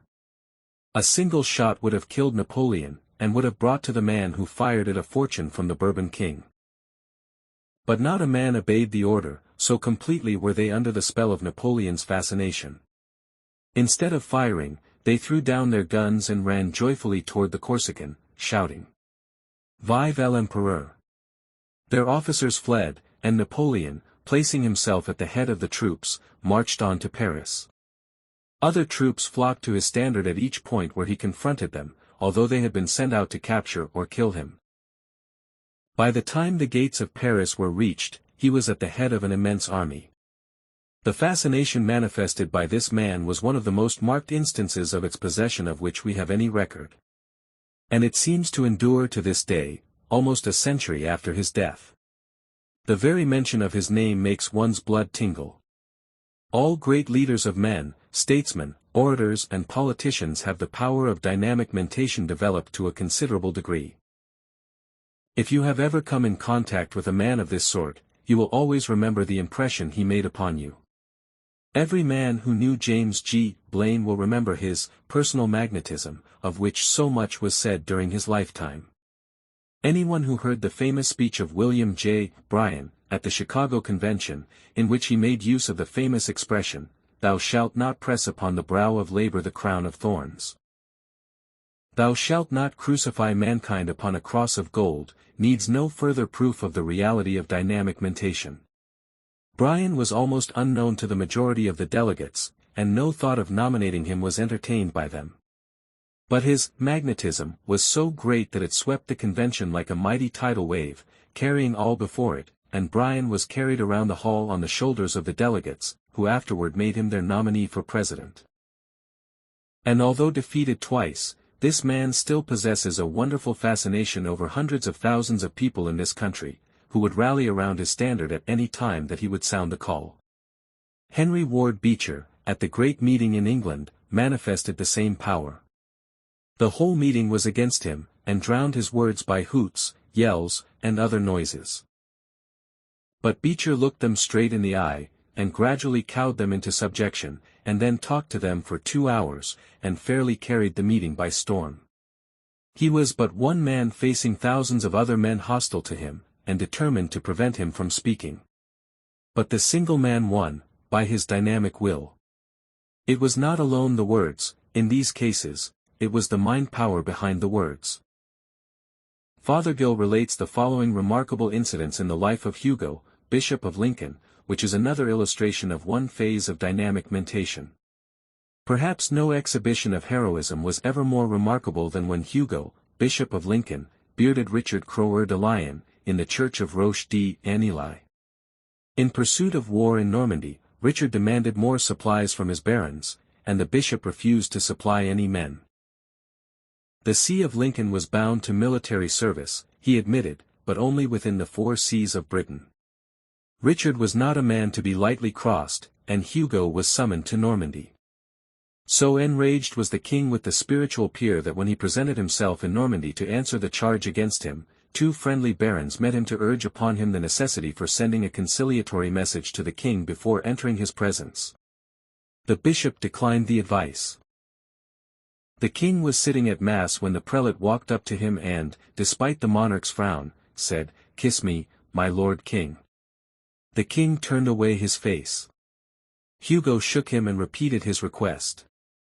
"Thou hast not deserved it," growled the king fiercely. "I have," returned the prelate, and shook him all the harder. The king yielded, the kiss was given, and the bishop passed calmly on to take part in the service. Mere indifference to death could never have produced such a result. There was something more. As well as utterly fearless, Bishop Hugo possessed a willpower of most unusual character, of which several instances are on record. Not only did he face the king and justify his refusal to supply men in the council chamber afterwards, but he went farther, and rebuked him for infidelity to his queen. The lion was tamed for the moment. The king acknowledged nothing, but restrained his passion, observing afterwards, "If all bishops were like my Lord of Lincoln, not a prince among us could lift his head among them." Such is the story as told by Froude. Yet Richard was the last man to permit a liberty to be taken with him, as his whole history showed. Hugo was such a remarkable illustration of what high willpower can do, that another story may be related of him. King Henry Plantagenet had made Hugo Bishop of Lincoln. Yet shortly afterwards, on preferring a request for a prebendal stall for a courtier, his request was refused. Hugo had already braved his wrath once, and the king, despite the episode of Thomas à Becket, was savagely angry. Henry was with his suite in Woodstock Park, and sat down on the ground pretending to be mending his glove when the bishop approached him. The king took no notice of his spiritual peer. After a brief pause Hugo, pushing aside an earl, sat down by the king's side. Watching the royal proceedings he remarked, "Your Highness reminds me of your cousins at Falaise." Falaise was famous for its leather work, and it was at Falaise that Duke Robert met Arlotta the tanner's daughter, the mother of William the Conqueror. This reference to his ancestry was too much for the king, who was utterly worsted in the discussion which followed. Can anyone doubt the existence of the subtle force of mind power in the instances just related? There was mind power behind the words, actions and courage of Hugo, without it he would have failed. Chapter 11. Dynamic Individuality. For the purpose of illustrating the personal qualities of the dynamically positive man, along the lines of personal influence, I shall proceed to describe these qualities as existing in a person whom I will call the dynamic individual. Let us consider this man as an actually existent individual, in our treatment of him. You must endeavor to imagine him in this way, that you may understand his qualities. He is a very positive man, magnetically. One of the examples of a strong, forceful man of affairs, who is constantly meeting people, and having relations with them. How does such a man act, talk, look, move and conduct himself? Let us see. In the first place, let us consider his appearance. He may be tall or short, dark or fair, stout or slender, these things do not count. But, notice this, that no matter which of the characteristics just mentioned he may possess or lack, he has a certain air about him, that all may recognize, once they have seen it in any one. Let us notice this air carefully, for it may give us a clue. The principal feature about this air of the dynamic individual is its suggestion of self-confidence and fearlessness. Our man seems to have a certainty of an inward power and force about him. Not the blustering, self-important air manifested by the pinchbeck imitators of our man, but a calm, contained, poised consciousness of strength and self-confidence. Our man seems to feel that there is something in him that gives him a strength and firmness unknown to the majority of people. Every such man has this inner consciousness, and I shall tell you what it is. As I said in the first chapter, there exists in nature a universal dynamic mental principle. In this principle each individual is a center of power. This dynamic principle in its outward manifestations of one pole of its energy, at least, resembles a universal will. That is, while its inner nature cannot be known, yet in the outer aspect of one of its poles of energy it resembles a universal will in operation everywhere. And, so, we are justified in thinking of it as universal willpower. The more positive a man becomes, in dynamic mentation, the closer does he become in contact with this universal will. And the closer he is to this universal will, the more positive does he become. It is a case of action and reaction. To him that hath shall be given, applies in this case. The quality of dynamic positivity draws one to the universal will, and the nearness to this will renders one more and more positive. But there is this to be noted in connection with this truth. When a man feels the sense of power that comes from a mental relation with the universal will, and allows the energy to flow through him, and to manifest in his acts, he has a reservoir of willpower back of him which is inexhaustible and never failing. But if, in his conceit arising from some successful action, he begins to think that the power is due to some personal strength, then he becomes conceited, and the pride of personality grows upon him. This is where he makes his mistake. By this personal view of the matter he fences himself off from the universal will and limits his force to that portion which is locked up within his own mind, induced there by the will of the universe. Such a one separates himself from the source of power and puts up a barrier between himself and the universal supply. This is in accordance with the inner teachings of the great schools of occultism, and which teachings agree perfectly with the latest theories of modern science. There is a great ocean of universal will, in which we are but centers of activity, and if we will but open ourselves to the power and will contain therein, we will have an unfailing store of power upon which to draw. Let us pause for a moment and see what forces are combined in this active mentative center. In the first place we see that the dual aspect of the mind power manifests itself always. That which we have called the desire force, and that which we have called the will power, appear as the two mentative poles. You know this well, for you have studied the previous chapters wherein this point is brought out and illustrated. But here is an aspect of the matter that I did not bring out in those chapters. I allude to the resemblance of the two phases of mind power, i.e., desire force and will power, to the physical phenomena of magnetism and electricity respectively.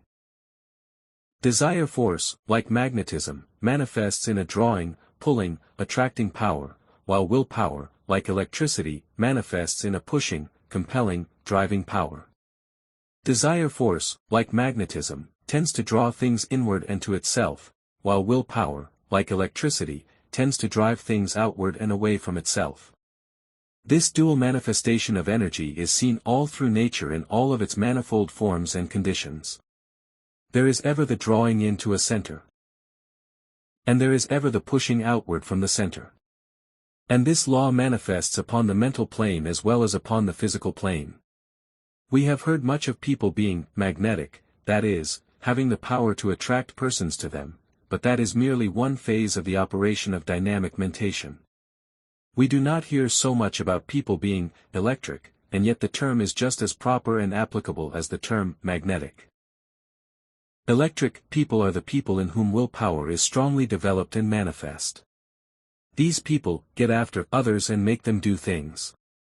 They are the active, energetic, forceful men and women who get behind things and push them along. All great leaders possess this phase of energy to a marked degree. The mere mention of the matter to you will cause you to think of instances of people who possess mentative electricity.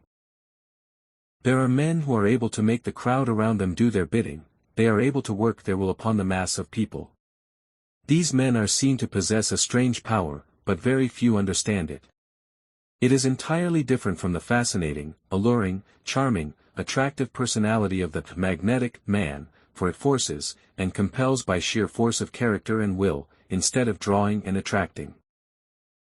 You will see why I have spoken of these two phases as masculine and feminine respectively when you consider their different manner of manifestation.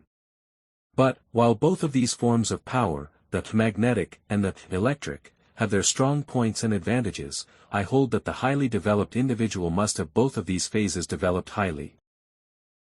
In short, instead of being merely very magnetic, on the one hand, or very electric, on the other hand, the ideal man must be electromagnetic. In other words, he must have both sides of his mentative energy highly developed and in full operation. In this way he is able to manifest a combined influence which will make him a very giant of dynamic mentation, a dynamic individual. I would advise all who wish to become dynamic individuals to cultivate the mental image of the universal will. Think of it as a great ocean of will power, in which you live, and move, and have your being. Feel yourself in touch with it. Think about your relation to it, constantly, and you will find that your mind will gradually open out to admit of the inflow of its power.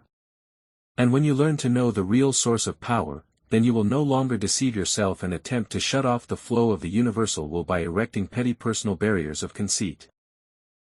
This inner consciousness of the dynamic individual, especially if he understands its true nature, will react on a man's personal manner and appearance and cause to manifest in him that calm, serene, positive air of power, will and strength, that the great leaders of men always possess. And that air is in itself a mighty suggestion to others, for the world has learned to associate it with power and ability. Just as the feeling manifests itself in action, so will the outward action tend to induce the inward feeling, as I have told you. If you will endeavor to imitate and reproduce the outward carriage, manner, air, and demeanor of this dynamic individual, you will have taken a step toward inducing a corresponding mental state in yourself. But do not remain satisfied with this, go right to the fountainhead and receive your power direct from the universal will. But there is something else about the dynamic individual which is different from willpower. The will is a cold, keen, powerful force, devoid of color. It is like a great natural force devoid of feeling or emotion, although acting in response thereto. What other great force is manifesting strongly in our dynamic individual? Desire force? Yes, that is the other great force within him, desire force. No matter how strong a will a man may have, even though he gets in the closest touch with the universal will, he will accomplish nothing unless he be possessed of a developed desire. One must want to do things, before he wills to do them. Let us see what this desire force is. The universal mind power seems to be a strong something, containing within it all the force and energy there is in existence. It does not seem to have the attributes of personality about it, except when it becomes manifested in personal minds, or centers of power. When a personal center, or personal mind, is established in the universal, then there seems to spring into manifestation a creative desire, which constantly urges toward outward expression. This desire force is seen all through nature, in all of her forms, and is inherent in all that we call life energy. That is, the energy which prompts the building up of form and shape. This desire force causes the seed to sprout and the plant to grow, the cell to multiply, and the higher forms to evolve from the lower. It is the essence of the great creative life energy ever manifest in nature. It is essentially a feminine principle, and is constantly desiring to give birth, bring forth, create. It stirs the will into action, and never is satisfied unless it is performing creative work, mental or physical. Now, there are persons who seem to possess but very little of this desire force, except on the physical plane. Their mental plane manifests very little of this force, and consequently they accomplish little or nothing of the world's work, and merely carry out the desires of others. But there are others who have this force manifested most strongly within them. They are possessed of a craving, longing, desiring force that impels them to do things. That is, it fills them with ardent desires, along mentative lines of creation, which are ever crying out for satisfaction. The strong men and women of the world have this desire force highly developed, and its effort toward expression is what causes these people to accomplish things. Now do not mistake me. This desire is not always in the direction of owning things, but rather in the direction of doing things.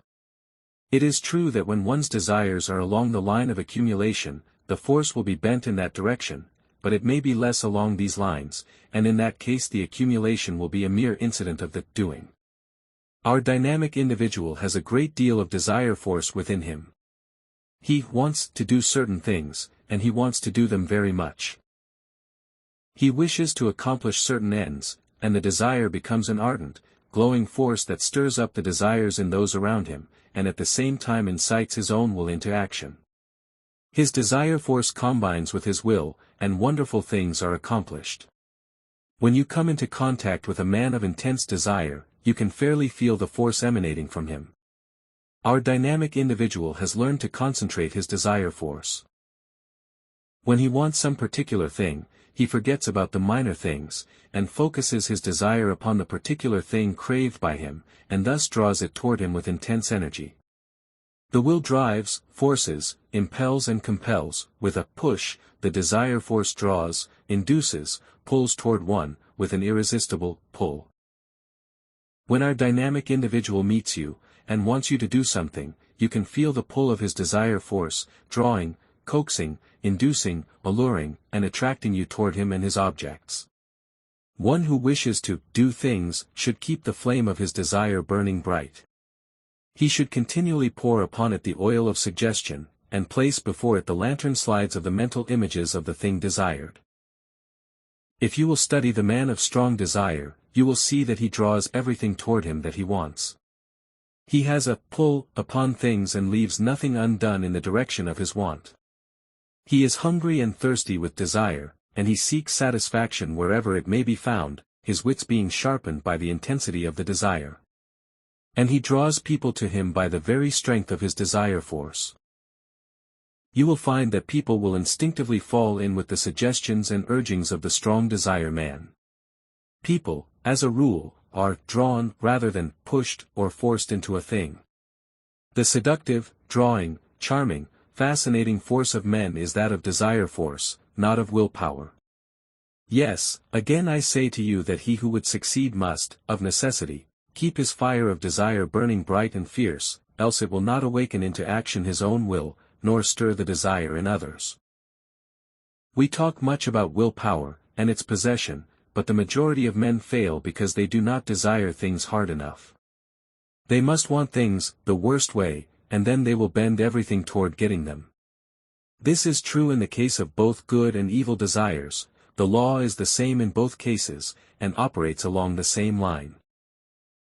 We are acquainted with the disastrous consequences attendant upon the possession of evil desires, and have seen many instances of the harm wrought upon others by reason thereof. But did you ever stop to think that the same degree and intensity of desire, turned in the right direction, would accomplish wonders of good works? If you will put into your plans of proper attainment and aspiration the same degree of energy that the evil man puts into his schemes of selfish gratification, you will be able to move mountains of difficulties. This desire force in the dynamic individual is that which causes us to feel that he wants this thing, and is going to have it. You know the feeling, if you have come into contact with strong men. And they draw their own to them by the exercise of this elementary force of nature.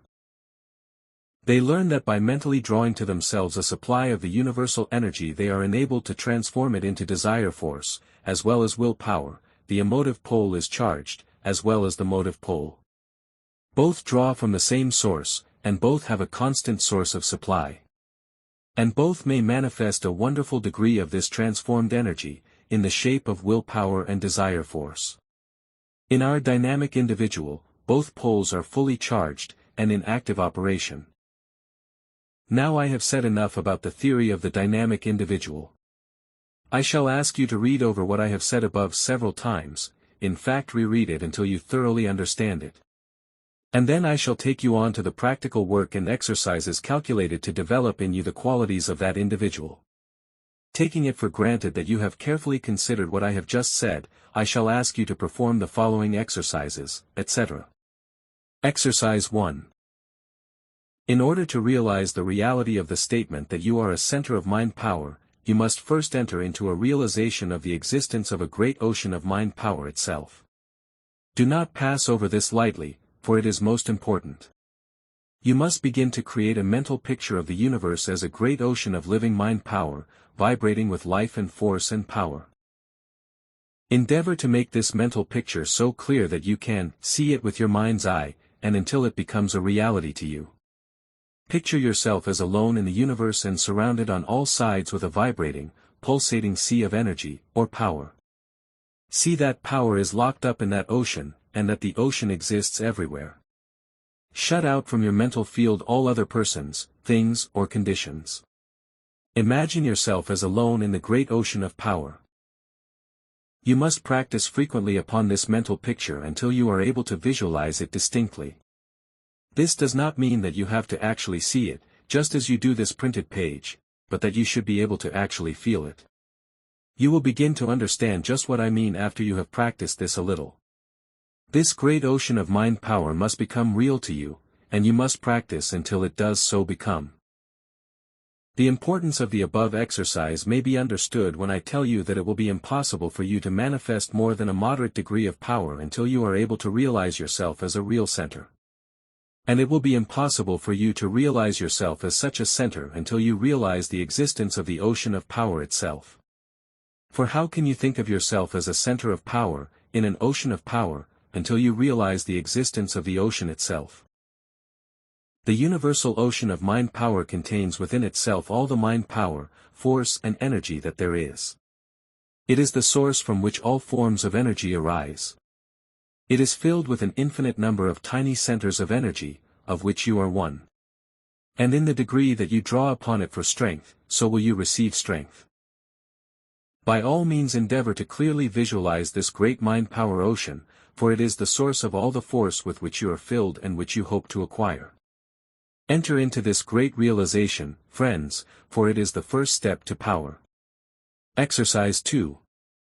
The second exercise, which will tend to increase your vibration as a center of power, is as follows: picture yourself clearly as a center of power in the mentative ocean.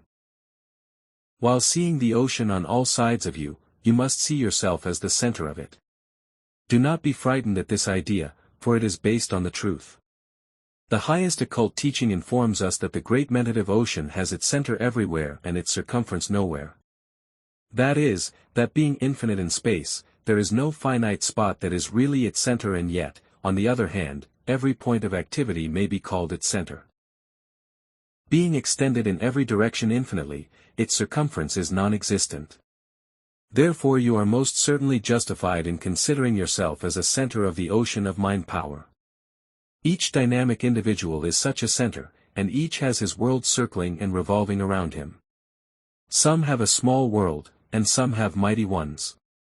There are centers so mighty and exalted that the human mind cannot grasp their importance. But even the tiniest point of activity is a center in itself. So hesitate not, but begin to form a mental picture of yourself as a center of power. Practice this exercise until you can clearly feel yourself as a center of power. You must learn to think of yourself as a focal point of force in the great ocean of mind power. Just as the great body of electricity manifests itself in tiny points of activity, so does mind power express itself in you who are a point of activity within itself. In urging you to perfect yourself in this realization, I would impress upon you the fact, known to all advanced occultists, that in the measure of your realization of this mighty quality of the ego will be the measure of the power possessed by you. All of the strong men of our times, and of all ages, have had this realization, intuitively or instinctively. That is, although they may not have known the philosophy or science of the matter, they have felt this sense of the power of the ego in themselves, which gave them the confidence to do things and the willpower and desire force to carry out their undertakings. It is this feeling of inherent strength that makes men strong and successful and positive. And this feeling and realization may be developed and unfolded within anyone, providing he wants it sufficiently. By the exercise of your desire and will you may build up this realization of power, and in the building up there will come to you a constantly increasing stream of desire and will. In the measure of your expression will be the measure of your impression from the source of all positive impression. Exercise 3. The third exercise consists in the realization of the nature of the power. This force, energy, or power with which you are being filled, and which you are now attracting toward your center, consists of the electrical manifestation of willpower and the magnetic manifestation of desire force. These two constitute the dual phases of the one force, mind power. And, therefore, you must begin to realize that these qualities are within you in order that you may be able to express them, and thus gain the additional and increased power that comes to those who do express them. You must begin to realize that you have a will which is capable of impressing itself on the things, persons, and circumstances of your world, and you must begin to realize that you have a desire which attracts to you the things, people, and circumstances of your world, and which, in fact, draws to you the very material from which your world is made. When you realize this dual force within you, it will begin to express itself automatically. The act of realization causes the mental machinery to begin to work smoothly and effectively. Therefore picture to yourself this dual force within you. See yourself as influencing, and acting upon the world around you. See yourself as a power in the land. And also see yourself as an attracting force, drawing to you that which you need and want and require, consciously and unconsciously. Picture yourself as a dynamic individual. You are an individual because you are a center of power. You are dynamic because you possess the electric will and the magnetic desire, the twin poles of mind power. Carry with you this thought constantly and repeat it often to yourself, and you will find it a source of power. You will find the power pouring into you when you say or think it. When you feel weak, or when you feel the need of additional power, use this statement of power. I am dynamic. And when you say it, or think it, you must picture to yourself just what you mean by the statement, hence the importance of knowing just what is meant.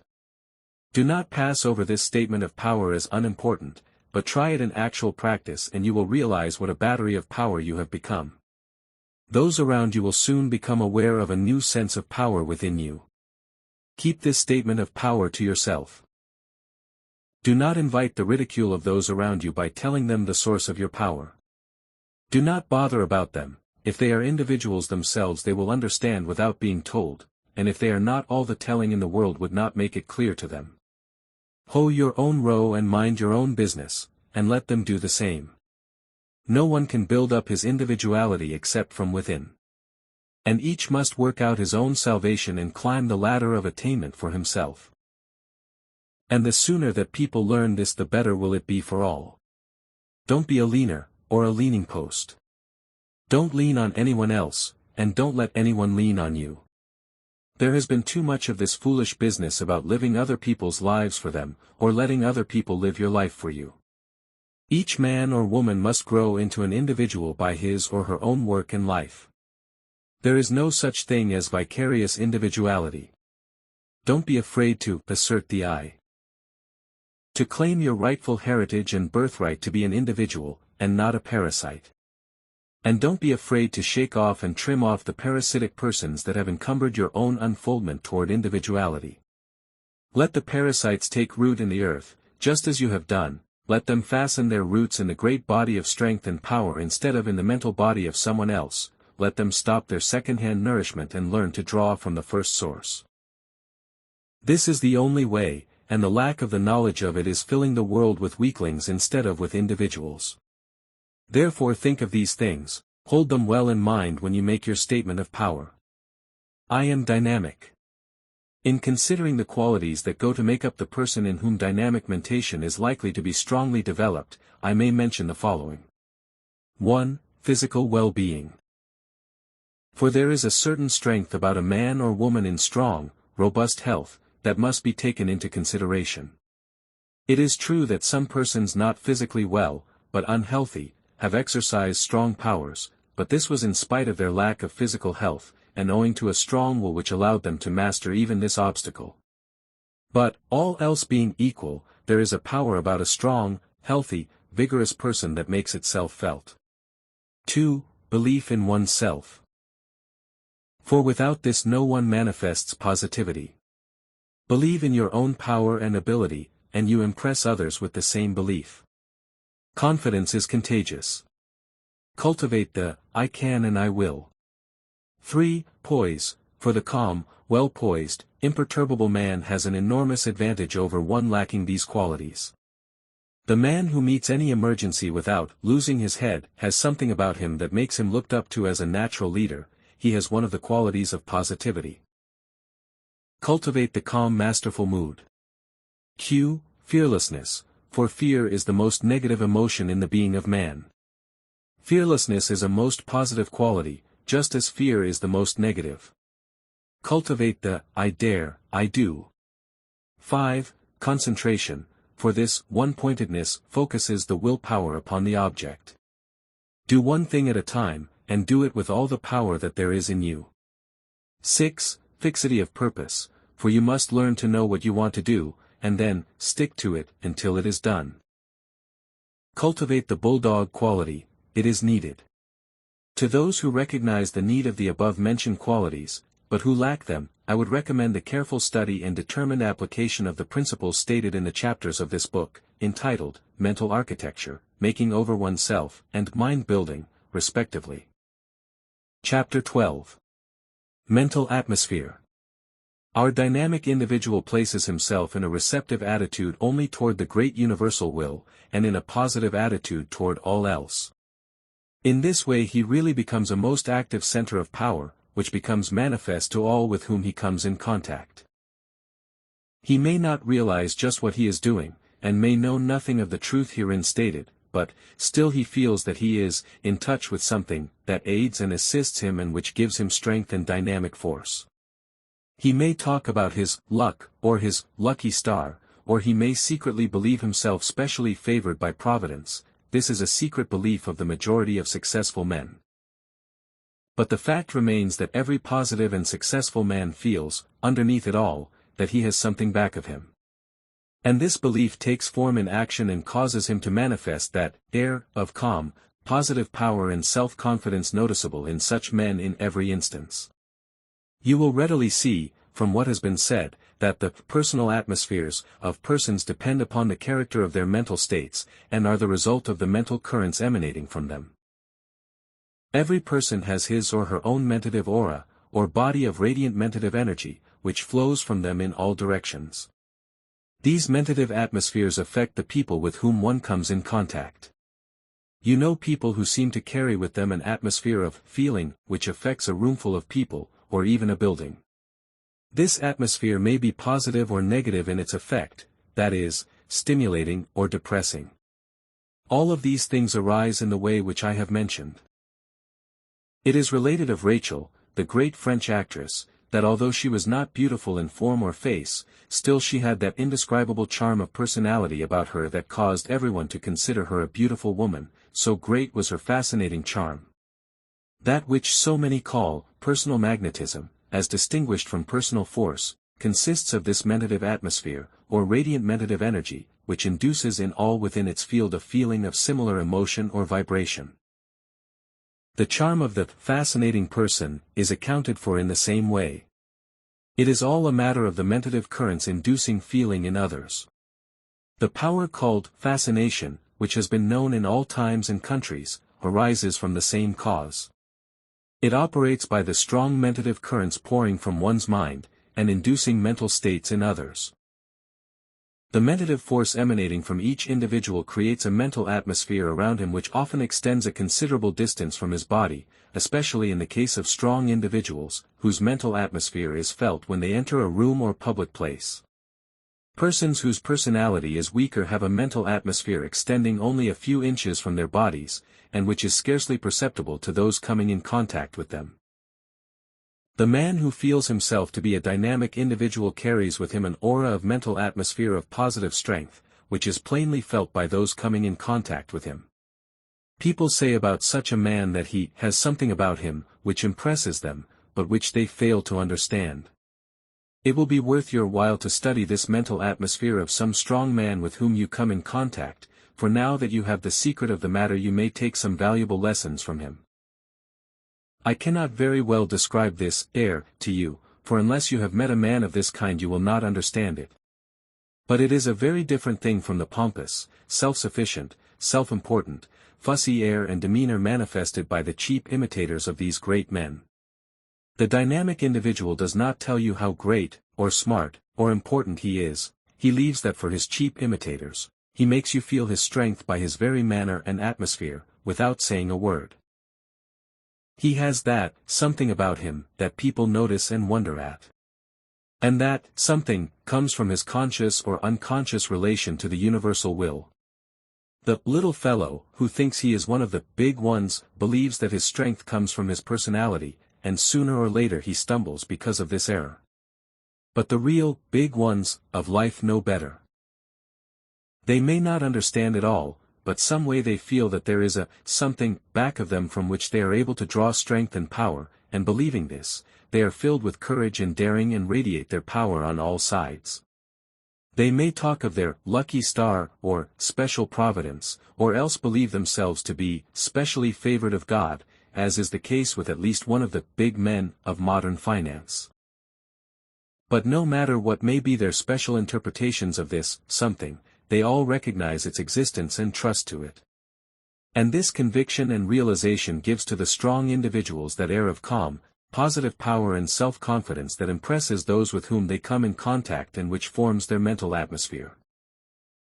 And in giving you instructions in the art of building for yourselves a positive mental atmosphere, I can do no better than to refer you back to first principles and again bid you to realize that you are a dynamic focus, a center of power, in the great universal will, having the dual attribute of willpower and desire force. In short, that you are a living dynamo. If you will but get this realization firmly fixed in your mind, you will automatically create for yourself a most positive mental atmosphere that will be felt by all with whom you come in contact. So first, last and all the time build up this realization. Say to yourself, I am dynamic. Then think it out, dream it out, act it out. And, of course, always realize what all this means. You are the channel through which is pouring the universal willpower, and in the degree that you allow the current to so flow through you, so will be the power you are able to manifest. When you wish to manifest a special degree of power, just let this statement, I am dynamic, flame out in vivid letters in your mind. When you feel that you are being approached by some other person of strong will, whom you do not wish to influence you, just bring this statement into effect, and you will actually see the effect of it upon the other person. He will feel your strong mental atmosphere and will cease trying to affect you. And even when there is no special need for making the statement of power, it will be well for you to keep it burning bright within you, for by so doing you strengthen your realization, and your mental atmosphere reflects the inner mental state. So much for the general mental atmosphere. As we proceed, we shall see that the dynamic individual creates special mental atmosphere around him by his mental states, depending upon his will or desire at the time. Not only does his will and desire affect other persons directly by means of mental currents, but mentative induction is also set up by the mental atmosphere, without any special effort on his part. In this place I wish to call your attention to the importance of always maintaining your positivity as a means of mental training. Do not allow yourself to become negative to others, even where there is nothing lost by so doing, for by this neglect you create a negative habit which will cause you trouble to overcome later. If a person comes into your presence and his personality seems likely to dominate or overpower yours, by all means interpose a mental resistance right then and there. It is not necessary for you to manifest the same in words, for that would make you ridiculous in many cases. Nor is it necessary for you to give any special physical expression to your mental state. Simply look the person in the eye, carelessly and without any special effort, at the same time making the mental statement, I am dynamic, and you will find that your positivity will rise until it is equal with his, and your feeling of negativity will disappear. In exceptional cases you may add mentally, I am more dynamic than you. It will be well for you to practice the creation of special mental atmospheres in order to establish the habit and thus render it easier to avail yourself of the same on special occasions. Opportunities of all kinds will present themselves to you in everyday life. The gist of the matter is to surround yourself with a mental aura of such a nature that people will act toward you as you wish them to do. A few examples may help you to get a clearer idea of what I mean, so I herewith give you the same. I know a lady, living in Chicago, who was constantly complaining that people were always running over her, on State Street, the crowded retail street of the great western metropolis. She said that they were always crowding her off the sidewalk and pushing, bumping and jostling her in a most annoying manner. She asked me for instructions as to what thought she should use to prevent individuals from so acting. I answered that I did not think it was necessary to consider the separate individuals in the case, but that she should treat the crowd as a whole, by means of a protective mental atmosphere. I then advised her to build up a mental atmosphere around this statement, people respect my rights, they will not unduly impose on me in the street, I deny the power of the crowd to impose on me. And she followed this advice, and in a short time had built up a protective mental atmosphere which acted almost magically upon the crowd, who stepped aside and gave her a full right of way on the pavement. She would simply go on her way calmly, serenely, and undisturbed, and the crowd let her alone. I must add that I think that the original trouble arose from a subconscious dislike of crowds and an extreme shrinking from people, the result being that this dislike acted almost as does fear, and really attracted to her the interference of people. The new mental atmosphere dispelled the old one and gave her an additional positivity besides. In this connection I would call your attention to that remarkable psychological fact that fear acts as an attracting force, in a negative way. If you want a thing very much you attract it to you, and if you fear it very much you do likewise. This apparent contradiction has bothered many students of the subject, but it seems very plain to me. I think the explanation is that in both cases a vivid mental picture is held, and the attraction results along the line of visualization, which always tends to materialize the mental image. Another case, from actual experience. Another lady, also a resident of Chicago, complained that the clerks in the great department stores would not treat her courteously, but would keep her waiting without paying her any attention, and in other ways would treat her like a human doormat. She said she would not have minded this so much if other women were treated likewise, but that while she was ignored others would receive the greatest attention, the clerks falling over themselves to wait upon them. I told her that she had gradually built up around her a mental atmosphere of expectancy, that she had fallen into the habit of expecting such treatment, and consequently she got what she expected. I think that in the beginning she had manifested a timid, humble, meek, worm of the dust state of mind when she entered the big stores, which somewhat overawed her. And then, after this drew upon her the neglect of the clerks, who seem very ready to wipe their feet on human doormats, she grew to regularly expect the shabby treatment. It was not a matter of dress, or anything of that kind, for she dressed well, and, for that matter, I know women who dress poorly who never get any such treatment, for they understand the underlying mental laws too well for that. It was simply a matter of a negative mental atmosphere. I told her to brace up and create a new mental atmosphere, around this general statement: the clerks like me, they like to wait on me, they give me every attention, they do this because they like me, and also because I insist upon it as my right. The charm worked in a short time, and now the good lady reports that the clerks not only treat her well but even take the trouble to call her attention to desirable selections, special bargains, and all the rest of it. The cure was perfect. I call your attention to the above statement. Please note that the first part of it operated along the lines of desire force, and the latter part along the lines of willpower. The statement of the first mentioned lady, the one who objected to street crowding, was altogether along the lines of willpower. I ask the students to study and analyze each of these cases, because by so doing they will be able to apply the principles in cases coming under their own observation, and also in their own cases. I once directed a lady who complained that she was unpopular, and that nobody loved her, etc., etc., to apply a similar method. She created a new mental atmosphere around her along the lines of the general statement: people like me, they find me attractive. They love me, and like to be in my company. After a time she reported that from a state of wallflowerdom she had become quite a favorite, and in fact was at a loss to adjust herself to the changed conditions, finding somewhat of an embarrassment of likings and lovings. This was a case of desire force pure and simple. Now do not imagine for a moment that in the above cases, and hundreds of others known to me personally, the desired result was obtained merely from repeating, parrot-like, or like a phonograph, the words of the statement. This talk of the power of mere words, and all the rest of such talk, has wearied me greatly.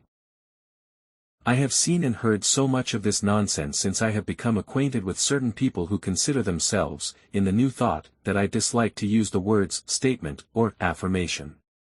These people have imagined that by the mere repetition of words they could work miracles. Pshaw! What nonsense! They remind me of the Chinese, and certain other people who write long prayers on slips of paper and allow them to flutter in the breeze, hoping that the gods will accept their prayers at face value while the prayer makers are amusing themselves elsewhere. Sometimes they attach little bells to the prayers in order to attract the attention of the gods. Others paste the prayers on water wheels, turned by the streams, thereby claiming credit for a prayer at each turn of the wheel. Cheap praying that. Oh, don't laugh, some of you are just as foolish. You have been making your statements and affirmations in the same spirit, and now feel disappointed because nothing happened. Of course nothing happened, how could it be otherwise? I have said over and over again, and now say it over again another time, that the words of themselves are nothing, the real virtue lies in the feeling behind the words. If there is no feeling there is no result. In order to get the results you must erect the framework of words, and then build around it the structure of feeling, and expectation, and visualization. That's the way to do it. The words are merely the skeleton, the flesh and blood are the feelings and materialized visualizations. The ladies mentioned above, whom I have used as typical cases to illustrate the principle, did not rest content with words, for I wouldn't allow them to do so. I kept after them, insisting upon their using the proper mental exercises and methods. That's what did the work. And now I shall give you the same instruction and directions that I gave them, adapt them to your own cases and you will be likewise successful. The kernel of the process of creating the mental atmosphere lies in what is called visualization. Visualization is simply the creation of a strong mental image of the thing desired, the perfecting it each day until it becomes almost as clear as an existing material thing. Then the visualization tends to materialize itself, that is, it begins to build around itself actual material conditions corresponding with the mental framework. The statement of words is the pattern around which the visualized mental images form themselves. And the mental image is the framework around which the actual material conditions form themselves. The lady above mentioned made her mental image of the street conduct of the crowd, and the people unconsciously felt it and built themselves around it. So in the case of the lady in the department store, and the others mentioned, the mental image manifested itself as a mental atmosphere, and gradually materialized. The thing to do in visualizing is to bring the positive imagination to see and feel the thing as actually existent. Then by constant practice and meditation the mental atmosphere becomes formed, and the rest is all a matter of time. See yourself as you wish to be. See others as you wish them to be. See conditions as you wish them to be.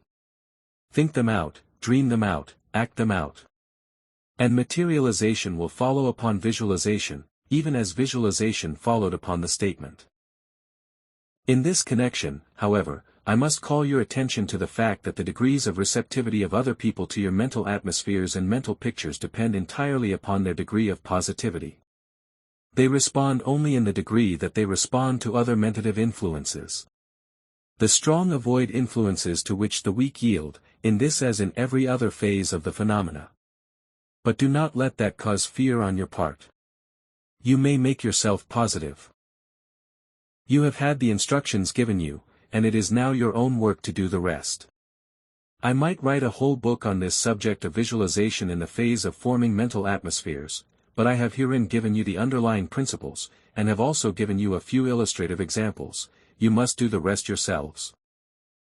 If you have carefully read this book, and have studied between the lines as well as the lines themselves, you will have grasped the little details of the matter which will not be apparent to those who have not done so. Each will find in this book that for which he or she is ready, and not a bit more. I think the careful students among you will readily understand just what I mean by this. If you do not understand, then I cannot help you out, and you must wait until you unfold in understanding. But I would say that a rereading of this work is advisable, several rereadings, in fact. Each time that you reread it you will find something new that you had previously overlooked, and each reading will discover many hidden meanings now suddenly made plain. The man who wishes to be successful in his dealings with his fellow men must surround himself with a positive mental atmosphere. He must create an atmosphere of self-reliance and positivity that will overcome the negativity of those with whom he comes in contact. This positive mental atmosphere is that subtle influence that emanates from the strong men of affairs, and which affects, influences, and controls people to a greater degree than the flow of words which many affect, believing it to be the key of success. When you come in contact with one having a mental atmosphere of this kind you are affected by it, consciously and unconsciously.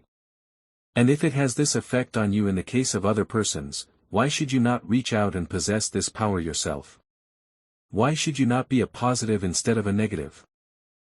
The directions and exercises given in this chapter, coupled with the instruction given in other chapters of the book, should enable you to develop around yourself a most positive mental atmosphere, that will make you a power. But it all depends upon yourself. You must exercise your will and desire, just as you would do were they muscles that you wish to develop. The rule operates in the mental as well as in the physical world. In addition to the exercises given in preceding chapters, would suggest that the following may prove useful to some of you, in special cases, in forming the positive mental atmosphere. I shall merely give you the verbal framework, and you must build around it the mental picture, which in turn produces the mental atmosphere. But, remember, even in practicing these exercises, never lose sight of the main statement of power: I am dynamic. For that statement will impart life, vitality, and energy to the other mental images and statements. Here are the statements referred to, the verbal framework around which you are to build your mental picture that you wish to materialize on the objective plane. You will find them useful in many cases. Mental framework. 1. I surround myself with an atmosphere of success. 2. I am positive. I have a strong will.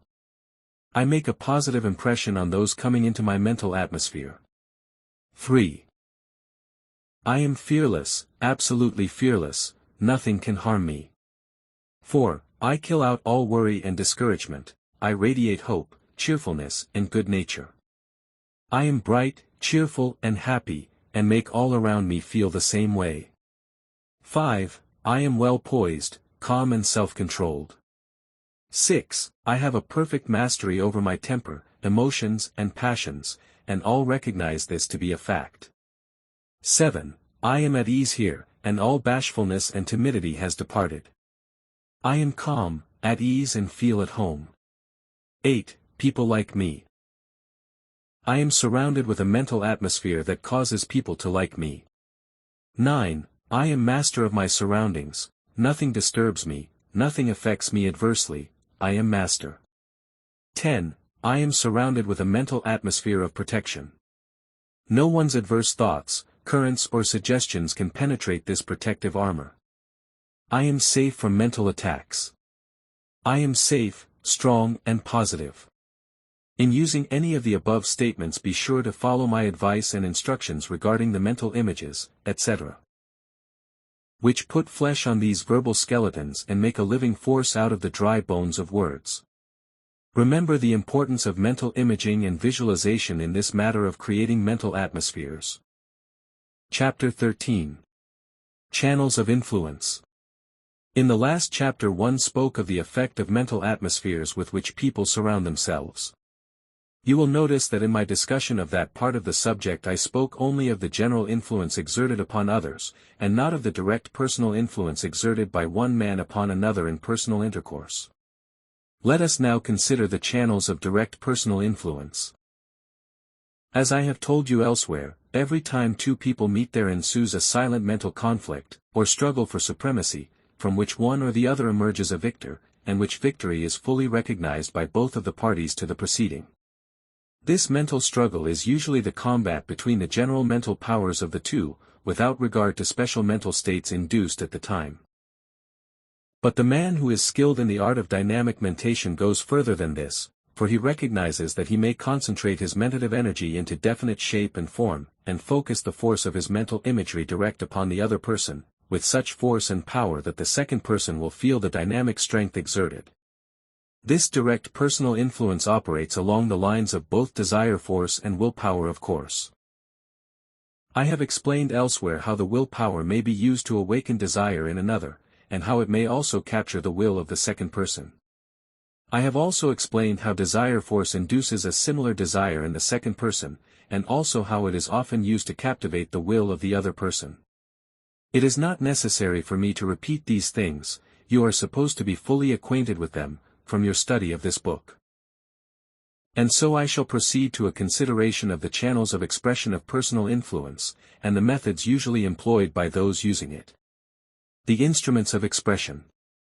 These channels of influence may be classified as follows. 1. Suggestive channels, consisting of a. the suggestive manner, and b. the suggestive tone, and c. the suggestive word. 2. The instrument of the eye. 3. The instrument of the touch.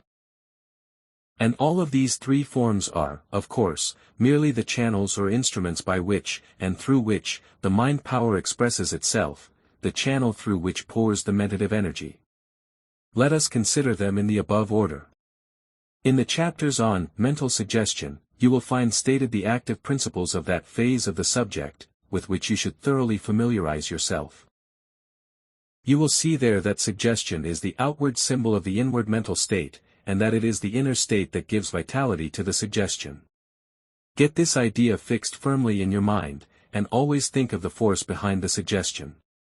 I have explained to you, also, that when one receives a suggestion through a physical agent, there is induced in him the mental state corresponding to the one originating that physical suggestion. For example, if you feel yourself filled with confidence, energy and fearlessness, your outward appearance will reflect that inner state, and the outer appearance will become a suggestion to others. These others will instinctively feel that your inner state is as I have stated. And, this being so, a physical suggestion made stronger than usual will produce a deeper impression on others than would any ordinary suggestion. In view of the above, you will see why it is that those familiar with the subject deem it important to cultivate the suggestive channel instruments. Beginning with A, the suggestive manner, you will see why it is that we are impressed with the manner of a man who manifests energy, self-confidence, and power in every motion. And also, why we have confidence in a man whose manner indicates that he is a person used to being trusted by others, accustomed to having confidence reposed in him. And so I might mention hundreds of examples tending to show that if a man's manner conveys the impression that he is used to being treated in a certain way, and that he is accustomed to acting in a certain way, we are very apt to accept the suggestion of manner, and fall into line with the rest of people. And if the man happens to be a good actor, we may be imposed upon and fooled by his suggestive manner. Not only does this law hold good in the case of the manner and appearance of success, strength, confidence, etc., but it also operates along the lines of the appearance and manner of failure, weakness, and distrust. Do you not know of cases wherein you have felt that certain persons were not worthy of confidence, or were not to be depended upon where strength of character was required, or were not likely to succeed? Of course you have, and you acted upon the suggestion, too. In illustrating this point, I have frequently used the illustration of the two dogs, the one carrying himself in a manner betokening self-respect and an ability to prevent and resent undue liberties, and the other carrying his tail between his legs, in a manner and appearance indicating that he expected to be kicked and cuffed. The first dog is almost invariably treated with respect, even by the most mischievous youngsters, while the second one almost always invites to himself the kicks, tin cans, and brick bats of the young hoodlums of the neighborhood. And this illustration is as true in the case of people as in the case of dogs. Better take the hint. But, you may say, how is one to acquire the proper suggestive manner? My answer is that there is but one sure way, and that is to begin to think out the part, visualize it, and act it out.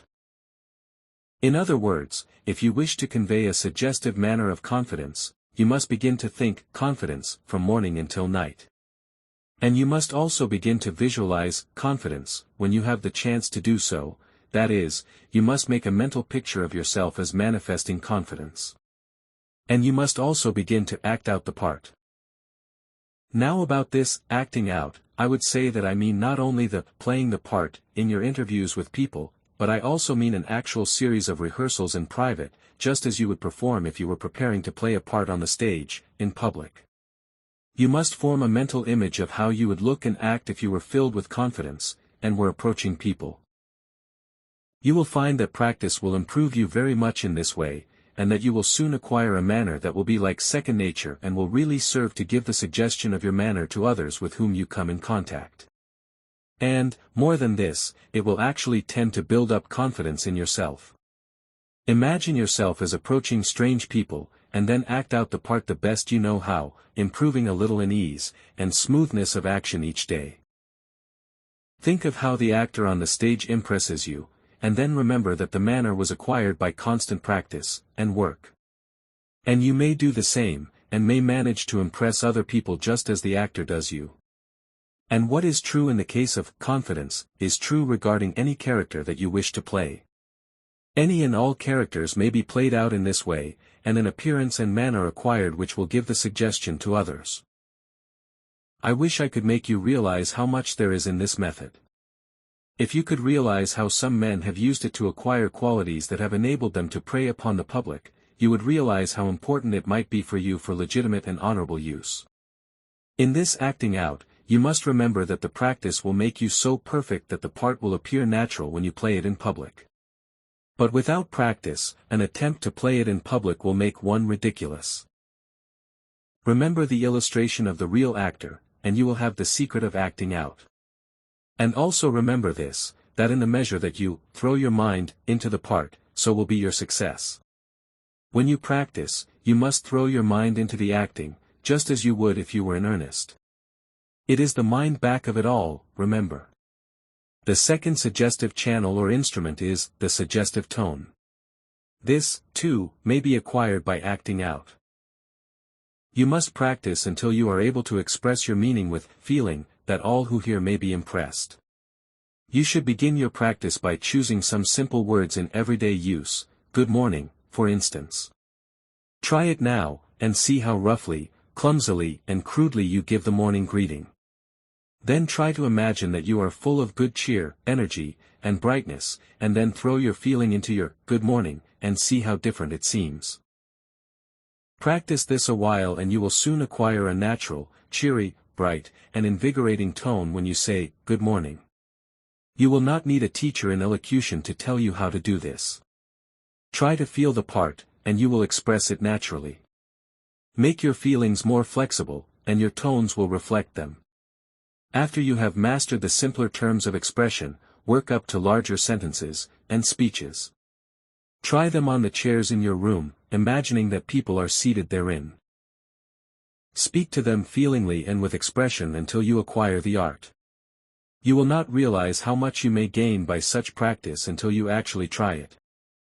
I wish that you could hear the testimony of some people who have acquired this art. There is nothing more important in personal influence than a good suggestive tone. Think of the people whom you know, and then remember what an influence their voices have on you. Not only the quality of the voice, but the tone.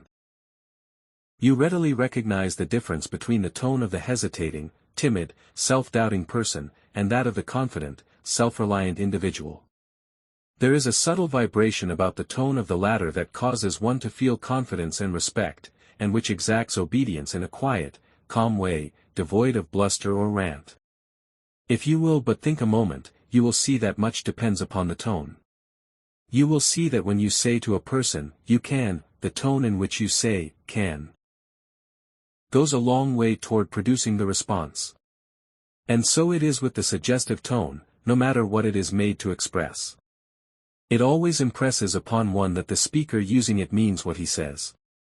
And that is why many public men practice year after year in mastering this instrument of influence, the suggestive tone. Again would I refer you to the example of the actor, see how he manages to throw feeling into his tone. And you may do likewise, if you will but practice in earnest, and throw your mind into the work. Think of the thing you wish to express, visualize it, and then act it out in your tone. You will be surprised at the rapid progress that you will make. Remember always, though, the tone is but the instrument of expression of the mind back of it. Many people make the mistake of speaking with the muscles instead of with their nerves, as one writer has expressed it. In other words, they seem to throw muscular force into their tones, instead of nervous energy, and in so doing they make a great mistake, for the former has a dull, non-penetrating effect, whereas the latter vibrates subtly and reaches the feeling part of one's mind. Feel, feel, feel, when you wish to speak impressively, and your tones will reflect the same, and induce a corresponding feeling in others. The voice is a mighty indicator of the mental state within. Excepting the eye, no outward form of expression of character responds so quickly and fully to the inner mental state as the voice. The voice and eye are the two principal outward avenues of expression of the mental states within, and both register the subtle changes and degrees of the inner state. If you will stop to think for a moment and consider the different voices of the people you know, you will see that in nearly every case the voice gives one a clue to the character or prevailing mental states of the speaker. Not alone the quality of the voice but the tone. Every reader knows the difference between the tones of the hesitating, timid, self-doubting person, and that of the confident, self-reliant individual. In the tone of the latter there is noticeable that peculiar something that denotes power and authority, and inspires attention, interest and respect, without need of vulgar self-assertion or blustering speech. Let us listen to the tones of our dynamic individual. First, it is under the control of his will. It is loud or soft, as he wills it to be, it never runs away from him. If the person to whom he is talking raises his voice to a strident pitch, our individual does not follow suit.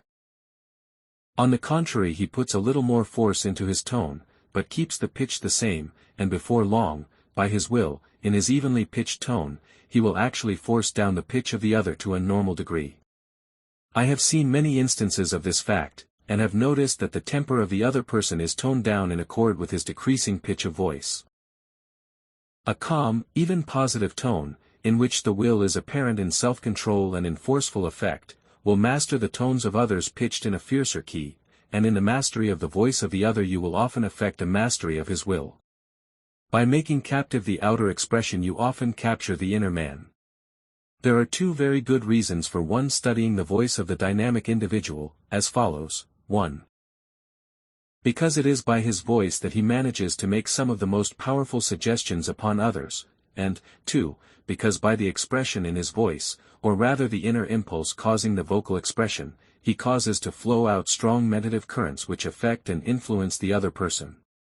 So in its inner, and outer, aspects the cultivation of the voice is quite desirable.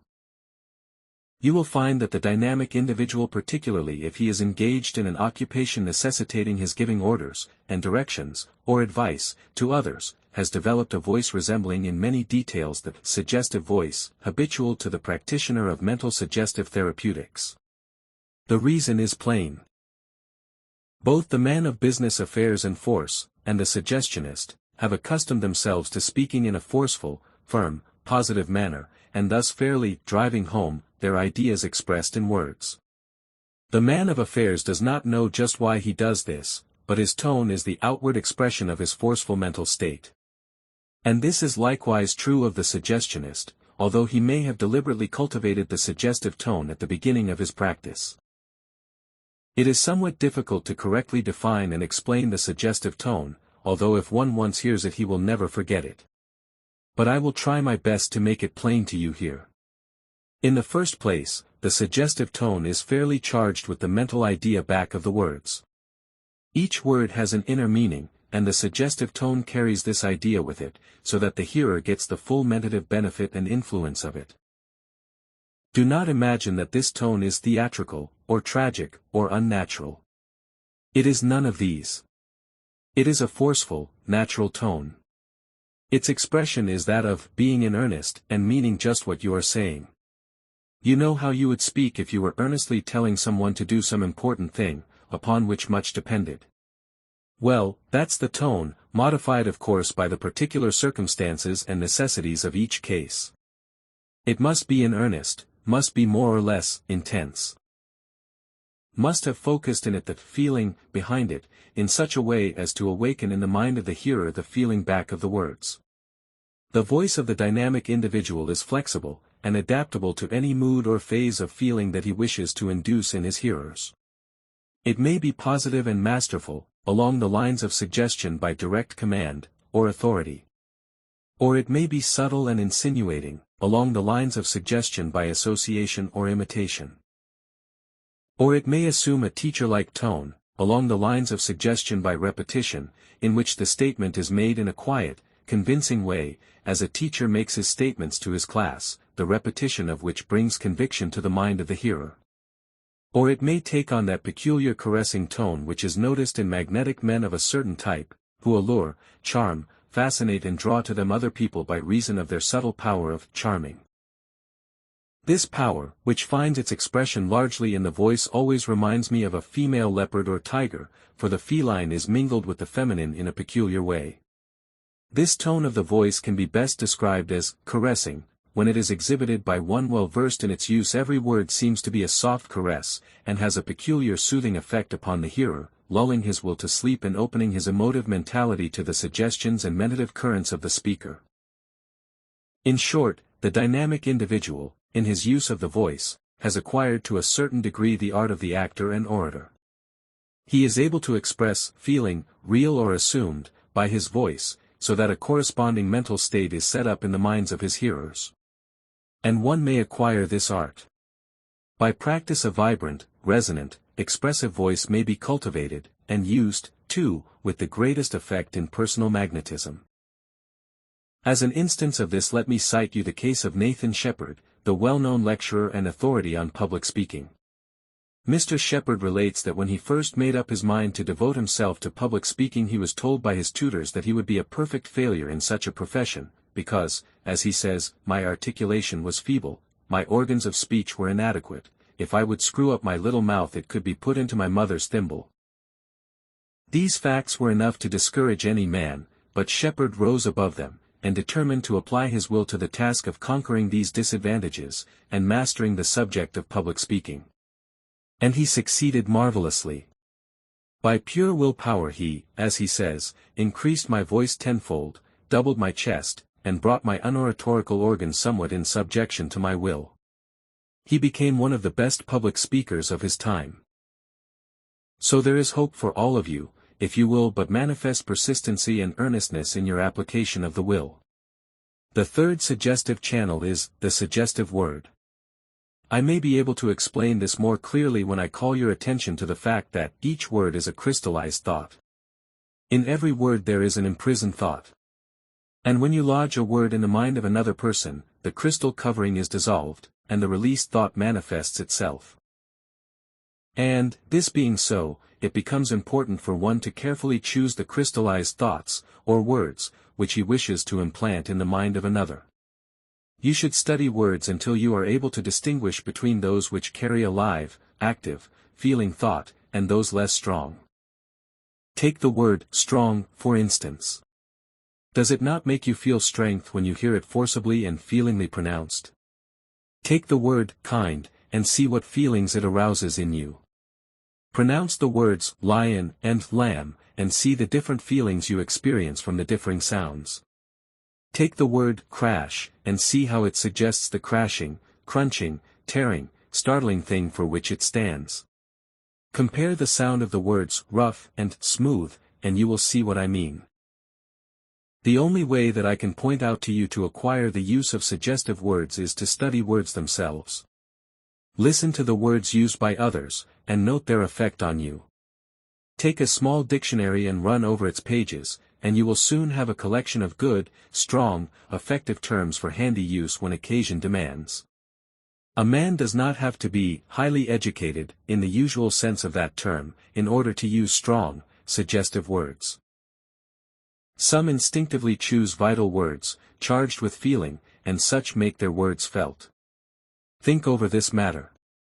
In the use of all the three suggestive instruments, or channels, remember that the object is to make others feel the mental state you are expressing.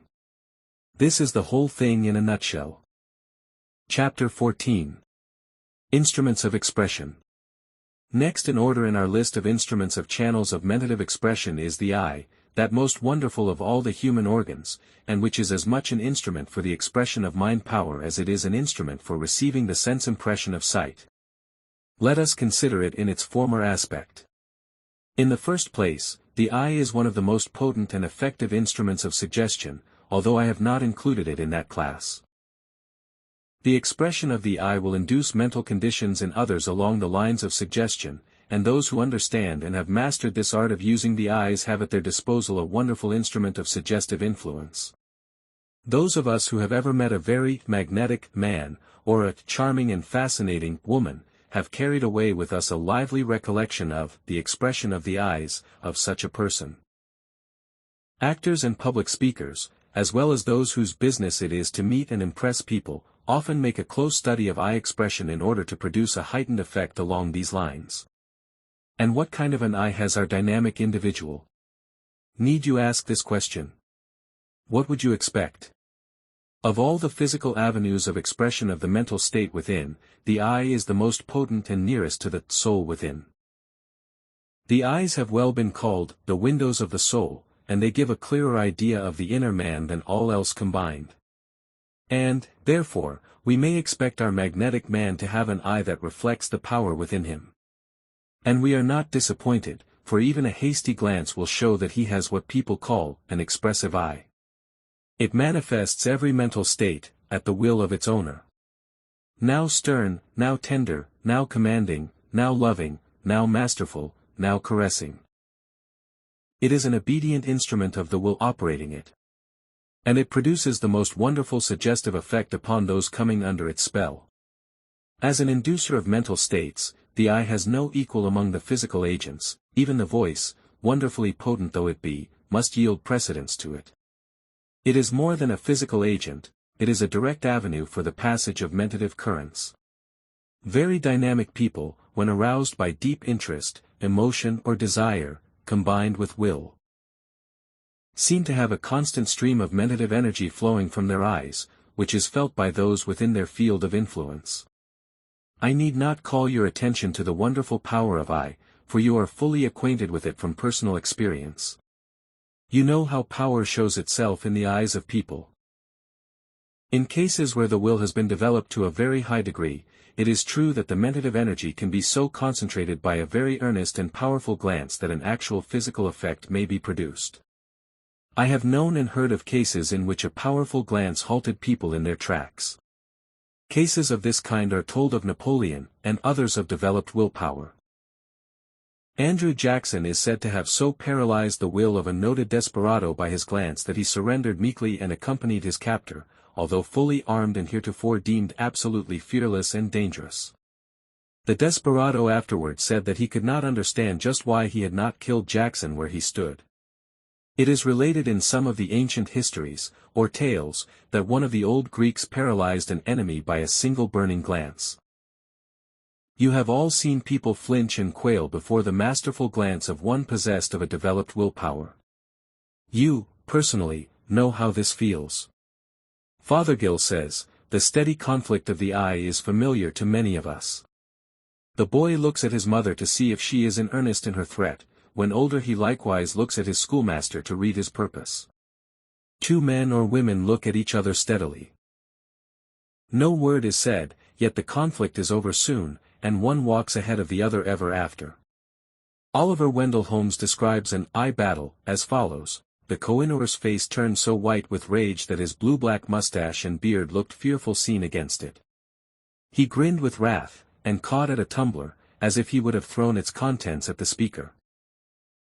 The young Maryland affixed his clear, steady eye upon him and laid his hand on his arm, carelessly almost, but the jewel felt it was held so that he could not move it. It was of no use. The youth was his master in muscle, and in that deadly Indian hug in which men wrestle with their eyes, over in 5 seconds, but breaks one of their two backs, and is good for 80 years and 10, one trial enough, settles the whole matter. Just as when two feathered songsters of the barnyard, game and dunghill, come together. After a jump or two at each other, and a few sharp kicks, there is an end of it, and it is, après-vous, monsieur, with the beaten party in all the social relations for all the rest of his days. The following rules for the cultivation of eye expression were obtained from one of the leading authorities in this line in America. I herewith give them in detail, for those who may desire to practice them. I know of none better for the purpose. Exercises in eye expression. Begin by studying your eyes in a mirror. You will see that in the center of the eyeball there is a black spot. This is called the pupil of the eye. The larger circle surrounding the pupil is called the iris. The white of the eye surrounds the iris. The upper eyelid moving over the eyeball produces a variety of expressions, each giving to the face a totally different appearance, or expression of suggestive meaning. All recognize the meaning of these different expressions, but very few of us understand the mechanism producing the impression. Standing before your mirror, study these various expressions. The following exercises may help you. 1. Hold the upper lid in such a position that its edge rests halfway between the pupil and top of the iris. This gives an expression of calmness. 2. Rest the edge of the upper eyelid at the top of the pupil. This gives an expression of indifference. 3. The edge of the eyelid resting at the top of the iris gives an expression of strong interest. 4. The edge of the eyelid resting halfway over the pupil gives an expression of deep thought. 5. The edge of the eyelid resting just above the edge of the iris, and thus showing a narrow strip of white between the edge of the lid and the edge of the iris, gives an expression of emotional activity. 6. The above position, exaggerated so as to show as much of the white as possible between the edge of the iris and the edge of the lid, will give an expression of emotional excitement. Practice the above expressions and positions. With a little practice, nearly everyone may easily acquire the art of expression in the first 4 exercises, but the last 2 are more difficult of acquirement. The last exercise, emotional excitement, especially, is found to be quite difficult of attainment, and but a small percentage are able to produce the expression without considerable practice.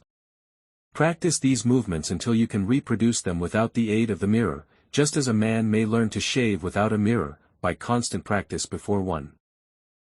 The exercises will not only enable you to express the different mental states easily and freely, but will also tend to strengthen the muscles and nerves of the eyes themselves, providing that you proceed gradually and do not overtask the eyes at the beginning. Do not scowl, or contract the brows in the practices. A few minutes at a time is all that you should use in practicing. When you have mastered the above exercises, especially nos.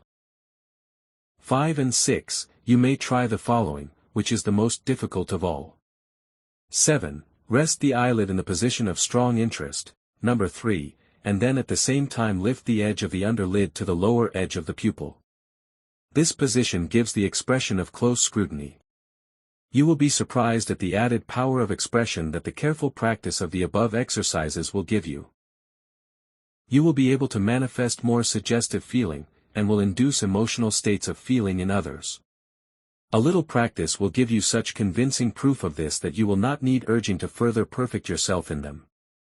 The expressions of emotional activity and emotional excitement especially will produce a startling result if used on appropriate occasions when you wish to exhibit the appearance of the deepest emotional excitement and force.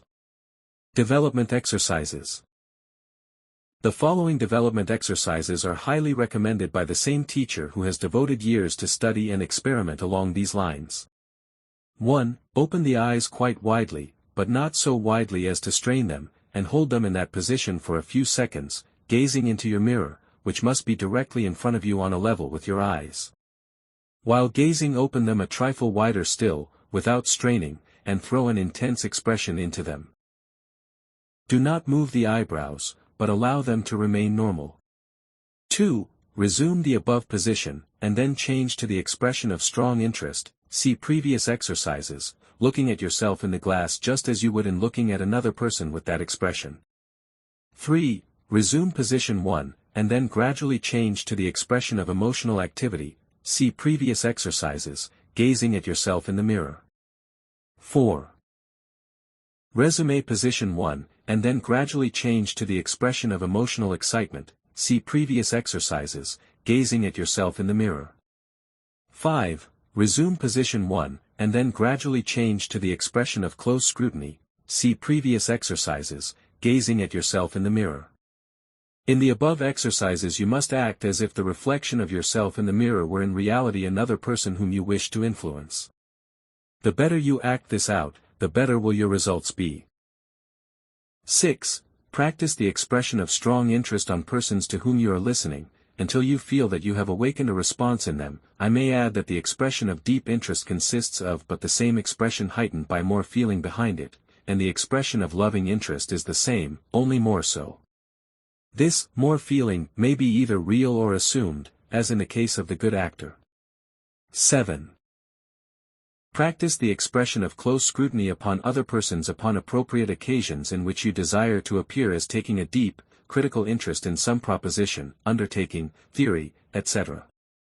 Many persons have built up a reputation for being good listeners and keen observers by this practice.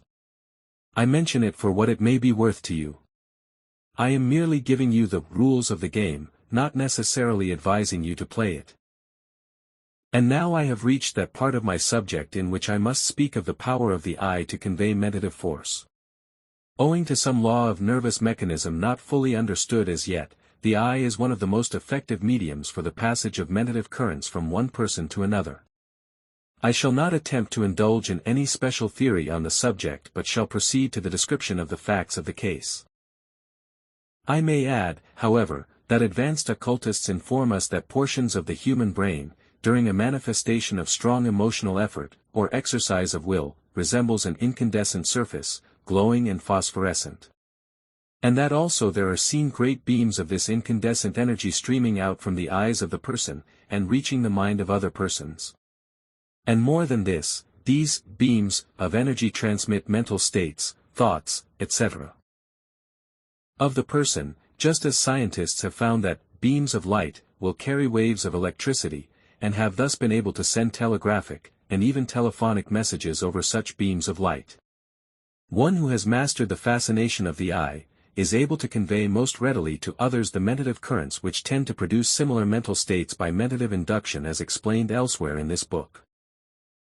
If you will but remember the above illustration of the beam of light, along which the electric and magnetic currents travel, and will form a mental picture of these mentative beams from the eye, you will understand the process much better, and you will at the same time tend to give to your own mentative beams a substantial reality, along the lines of visualization. That is, when you wish to use these mentative beams, you should imagine them as actually existing in full force and reality. This will have a tendency to give them a material reality, and thus render them a highly efficient medium for the passage of your mentative currents. And now, right here is the best place to instruct you in the proper use of the eye in what has been called the magnetic gaze, but which would be more properly styled the dynamic gaze. There has been much nonsense written on this subject, and in some of my own earlier writings I gave directions along these lines which I am now able to replace with more approved methods, and later discoveries coming from the study and experimentation of myself and others along these lines. I am willing to improve upon my own methods as well as upon those of others. I have no false pride upon this subject, and if tomorrow I find that I can improve upon my work of today, I shall do so and give my students the benefit of the change, instead of stubbornly sticking to it, just because I had once stated a theory, fact, or result. There is no standing still in scientific work. He who stands still really goes backward. The former instructions regarding the magnetic gaze told the student to concentrate his gaze at the root of the nose of the other person, that is, right between his two eyes. Now this was all very well, but there is a far better plan. This focusing the gaze between the eyes of the other person really results in crossing your gaze, and thus robbing it of a portion of the direct electromagnetic power that it possesses. You may prove this by holding up a pencil before your eyes, and focusing your eyes upon it as you draw it nearer and nearer to your eyes. The nearer you get to the pencil, or to the other person, the more will your gaze be crossed, and the effect impaired. A gaze from a pair of crossed eyes is not nearly so dynamic as one from a pair of straight eyes, giving out a direct, forceful impression. The new, dynamic gaze is performed as follows. You do not focus your gaze at a point between the two eyes of the other person, but, instead, you gaze directly and straightly into his two eyes with your two eyes. You will find this difficult and tiring, if you perform it in the ordinary way, and herein lies the secret. Instead of focusing your eyes upon his, as if you really wish to see the color of his eyes, you must so focus your eyes that you are really gazing through him, as if he were transparent and you wish to see something beyond him. A little practice before a mirror will show you what I mean better than I can explain it to you in words. Practice at gazing through objects will aid you in acquiring this gaze. Try for instance focusing your eyes upon the wall opposite you as you raise your eyes from this page.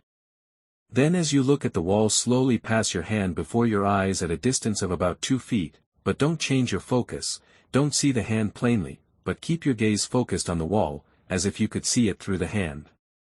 This gaze must not consist of a blank, vacant, stupid stare, but must be intense and earnest. Practice on objects as above stated, and with your mirror, will aid you in perfecting the gaze. It will help you if you have some friend with whom you can practice it. The other person will not be aware that you are not seeing him, and are gazing through him. To him it will appear that you are giving him a very deep, intense, steady, earnest glance. He will see your pupils dilate, as they always do when looking at a distant object, and your expression will be one of calm, serene power. And another important point about this gaze is that you may maintain it a long time without tiring the eyes, and without the eyes watering or blinking. You may outstare another person, or animal, in this way, without fatigue, while the other's eyes grow tired and weak. So much is this true that the results of my own investigation of the subject have convinced me that the animals who manifest fascination really focus their eyes beyond the object in just this way. If ever you get a chance to observe an animal fascinating another, you will see that I am right in this theory. This gazing through the other person is accomplished by a certain accommodation of the eye, as oculists and opticians call it, and while you in performing it you cannot examine distinctly, or see distinctly the eyes of the other person, because your focus is different.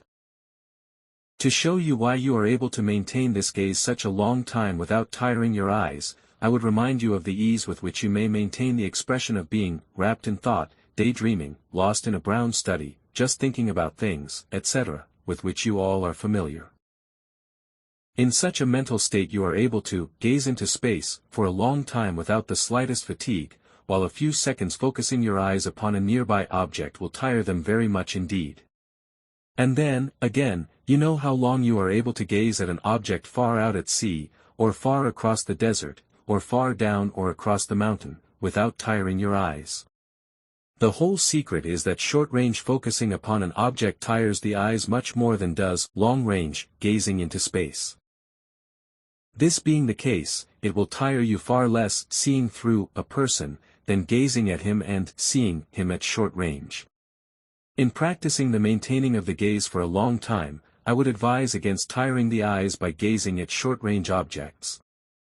Better practice at gazing at distant objects until you are able to maintain the gaze a long time, as you will be able to do after a little practice. In fact, I advise you to practice the gazing into space, because proficiency in that will enable you to perfect the dynamic gaze. After you have practiced this gazing through method a bit, you will be able to look at an object a couple of feet away, and gaze right through it, that is, you will not consciously see it objectively, although apparently staring hard at it. Avoid all exercises tiring to the eyes, and proceed slowly working from trifling successes to more important ones. You will be surprised how a little intelligent practice along these lines will give you a penetrating glance, firm, earnest, and full of magnetism and fascination, without the slightest sense of strain, fatigue or effort. You have long wished for such an expression, here it is for you. Chapter 15. Using the Mentative Instruments.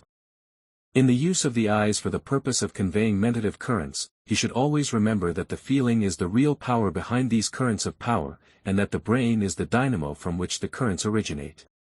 The brain, you know, is the great transformer, or converter of the mentative energy, and acts just as does a dynamo in the direction of sending forth great waves of power.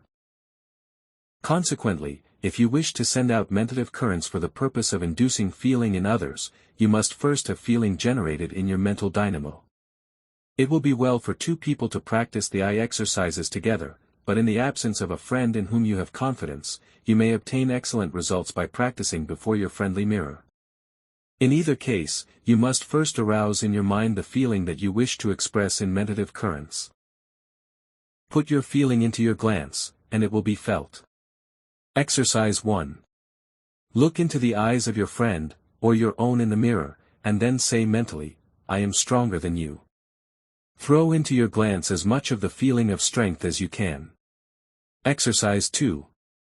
Say mentally, "I am more positive than you, I am outgazing you," throwing as much positivity as possible into your gaze, the same being inspired, of course, by our feeling.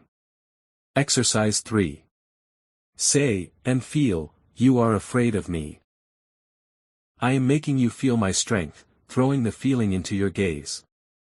After you have acquired the faculty of making your strength felt by above exercises, you may use the same upon other people when the occasion renders it advisable. If you are addressed by some person whom you think is trying to master you mentatively, or whose strong influence you wish to ward off, you may use the above method on him. As a rule, the person who is doing the talking has a slight advantage over the listener, all else being equal. The speaker is the more positive because he is expressing more power. But you may counteract this, if you are the listener, by simply sending him a glance, accompanied by the feeling of, I scatter your force into bits, you cannot affect me. In resisting an attack of this sort, keep your mouth closed, with the jaws tight, for this bite denotes strength and firmness, and brings into play the parts of the brain manifesting these qualities, and thus charges your mentative currents with these feelings. At the same time gaze firmly and steadily into the eyes of the other, using the dynamic gaze. I would bid you remember that the person standing has an advantage over the one sitting. Avoid the sitting position when the other person is standing, do not give him this advantage, but take it yourself if you can. In speaking to persons and requesting them to do something, you should accompany the verbal request by a mental command. For instance, if you say, you will do this for me, won't you? This is the suggestive form of questioning. Remember, you should accompany the question with the command, made mentally, with the proper glance, you shall do this. If you are the person requested to do something that you do not wish to do, you should answer, no, I do not care to do this, or I do not see my way clear to do it, or I am unable to oblige you, etc., etc., but at the same time you must send the mental answer, with its accompanying glance, I will not do it, and you cannot make me. A well-known teacher along these lines several years ago, taught his pupils to gaze into the eyes of persons whom they wished to affect, at the same time saying mentally, I am looking at you. I am looking through your eyes into your brain. My willpower is stronger than yours. You are under my control. I will compel you to do what I wish. You must do what I say. You shall do this. Do it at once. It will readily be seen that this will generate a powerful mentative current, if there is a sufficiently strong feeling, will and desire, behind it. But right here I shall give you an antidote for this kind of influence. In all cases where you are attacked mentally in this way you may dissolve the force by a positive denial. The positive denial is the powerful force that scatters into tiny bits the force directed against one. It is a destructive agent, just as is the positive statement a constructive or creative one. One who understands the scientific use of this destructive force may undo the mentative work of others, to a surprising degree. By a strong, positive denial, you may scatter and disintegrate any mentative influence directed against you. This formula will give you a general idea of it. Suppose that you are repelling a statement such as given above. In that case you should say mentally, accompanying it with the proper glance, with feeling back of it, I deny positively your power over me. I deny it out of existence.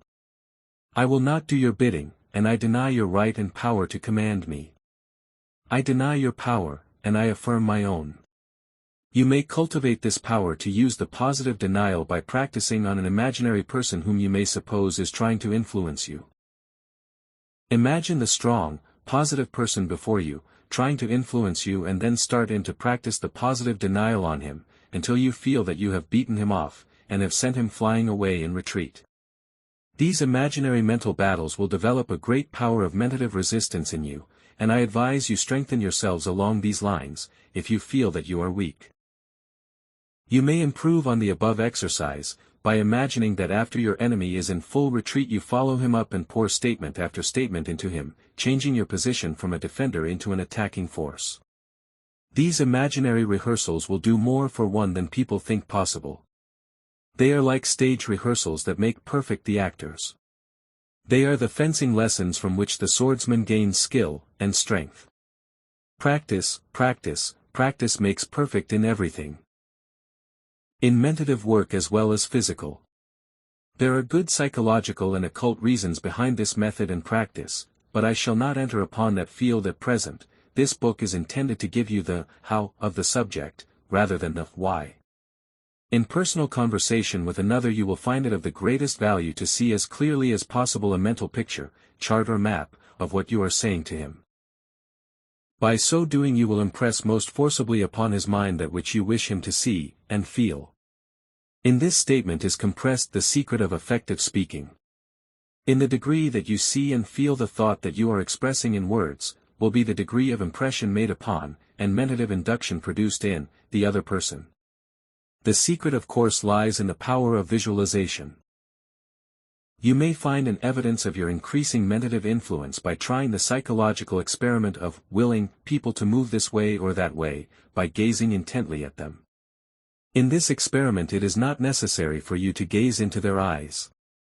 Gazing at their back, preferably at the upper part of the neck, at the base of the brain, will answer.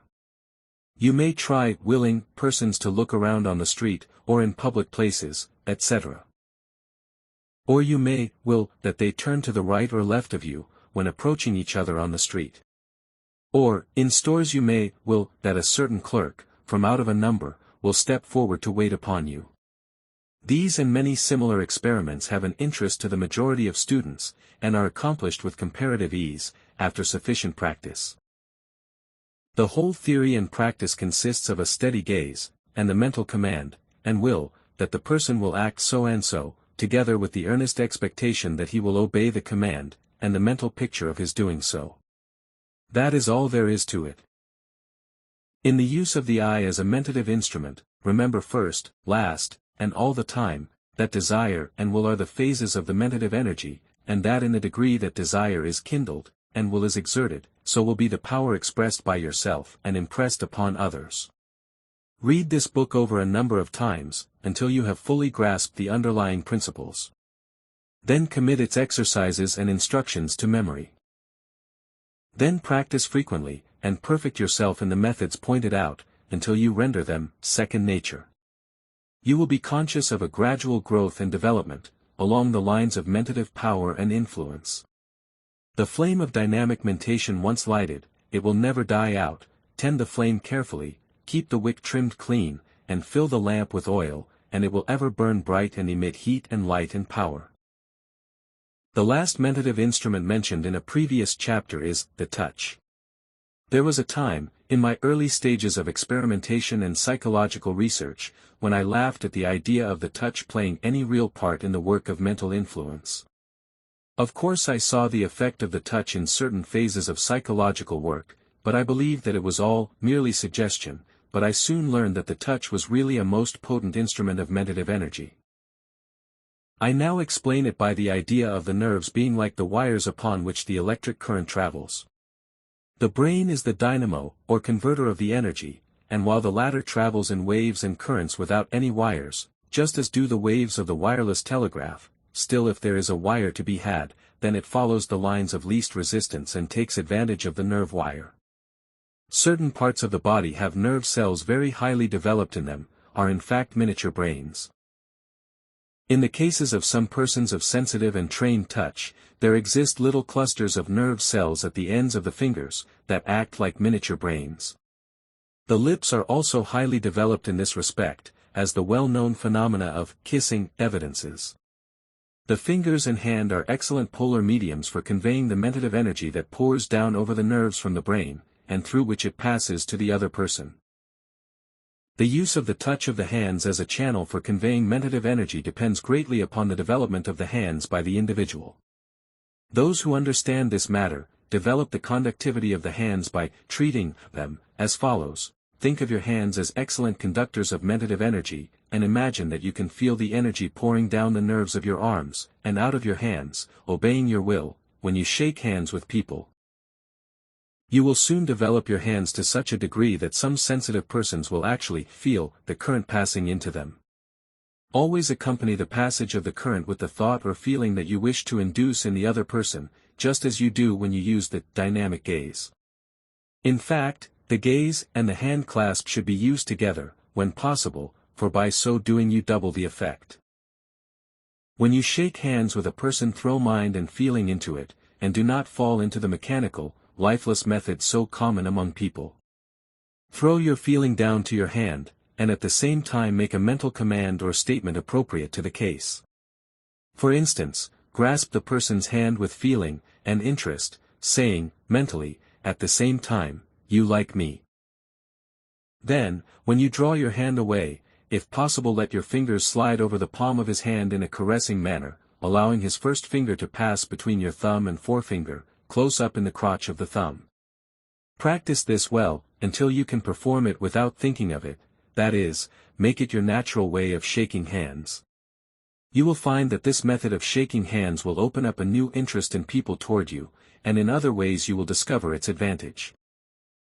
You never knew a fascinating person who did not have a good hand clasp. It is a part of the fascinating personality.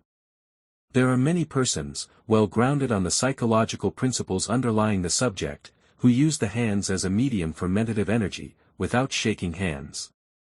For instance, they sit near the other person and place their hands so that their fingers will point toward him, at the same time willing that the current flow through the fingers and toward the other. They also use their hands in conversation so as to have the tips of their fingers pointing toward the other. This last plan becomes highly effective when used with the appropriate gestures, for it is akin to the mesmeric pass of the hands. In this connection I would say beware of the person who is always trying to put his hands on you, beware of the pawing over process. Avoid it in the ordinary way, if possible, or else deliberately practice the positive denial toward the person, holding the idea and mental statement that, I deny the power of your magnetism, I scatter it by my denial. In concluding this chapter, I would especially caution young women, and older ones for that matter, against allowing men to be familiar with them in the direction of holding hands or similar practices. Not only does this familiarity breed contempt, but there are good psychological reasons why the practice is to be condemned. You have seen what part the hands play in magnetizing, as it is called, and is it not clearly discernible how one may use the hands in this petting, and all that sort of thing, in order to psychologically affect another person? I am not speaking now of the caresses indulged in by honorable true lovers, for all the talk in the world would not change that sort of thing. But I am alluding to the indiscriminate pawing over, on the part of strange men that some young girls allow. There is a danger in this sort of thing, and I want you to know it. If you have daughters, or young female relatives, warn them against this thing, and tell them the reason why. And the same thing is true of the man who is always patting other men on the shoulder, or resting his arm around them, or else, taking hold of them, in a friendly caressing way during a conversation. Such men may not know the psychology of the thing, but they have found out that this sort of patting up makes other men more impressible, and amenable to their influence, and so they practice it. Make them stop it either by moving away, or by positive denial. Now, once more, remember the power of this positive denial as a disperser, and disintegrator of adverse influence. If this book taught you nothing else, it would still be worthwhile to you because of this one point of instruction. For this positive denial is a mentative armor that will protect you, a mentative sword that will defend you, a mentative lightning flash that will clear the mental atmosphere. Learn the secret of positive statement, and positive denial, and you are clad in an invulnerable armor and are armed with the weapon of power, and so you may, like the warrior bold, go gaily to the fray.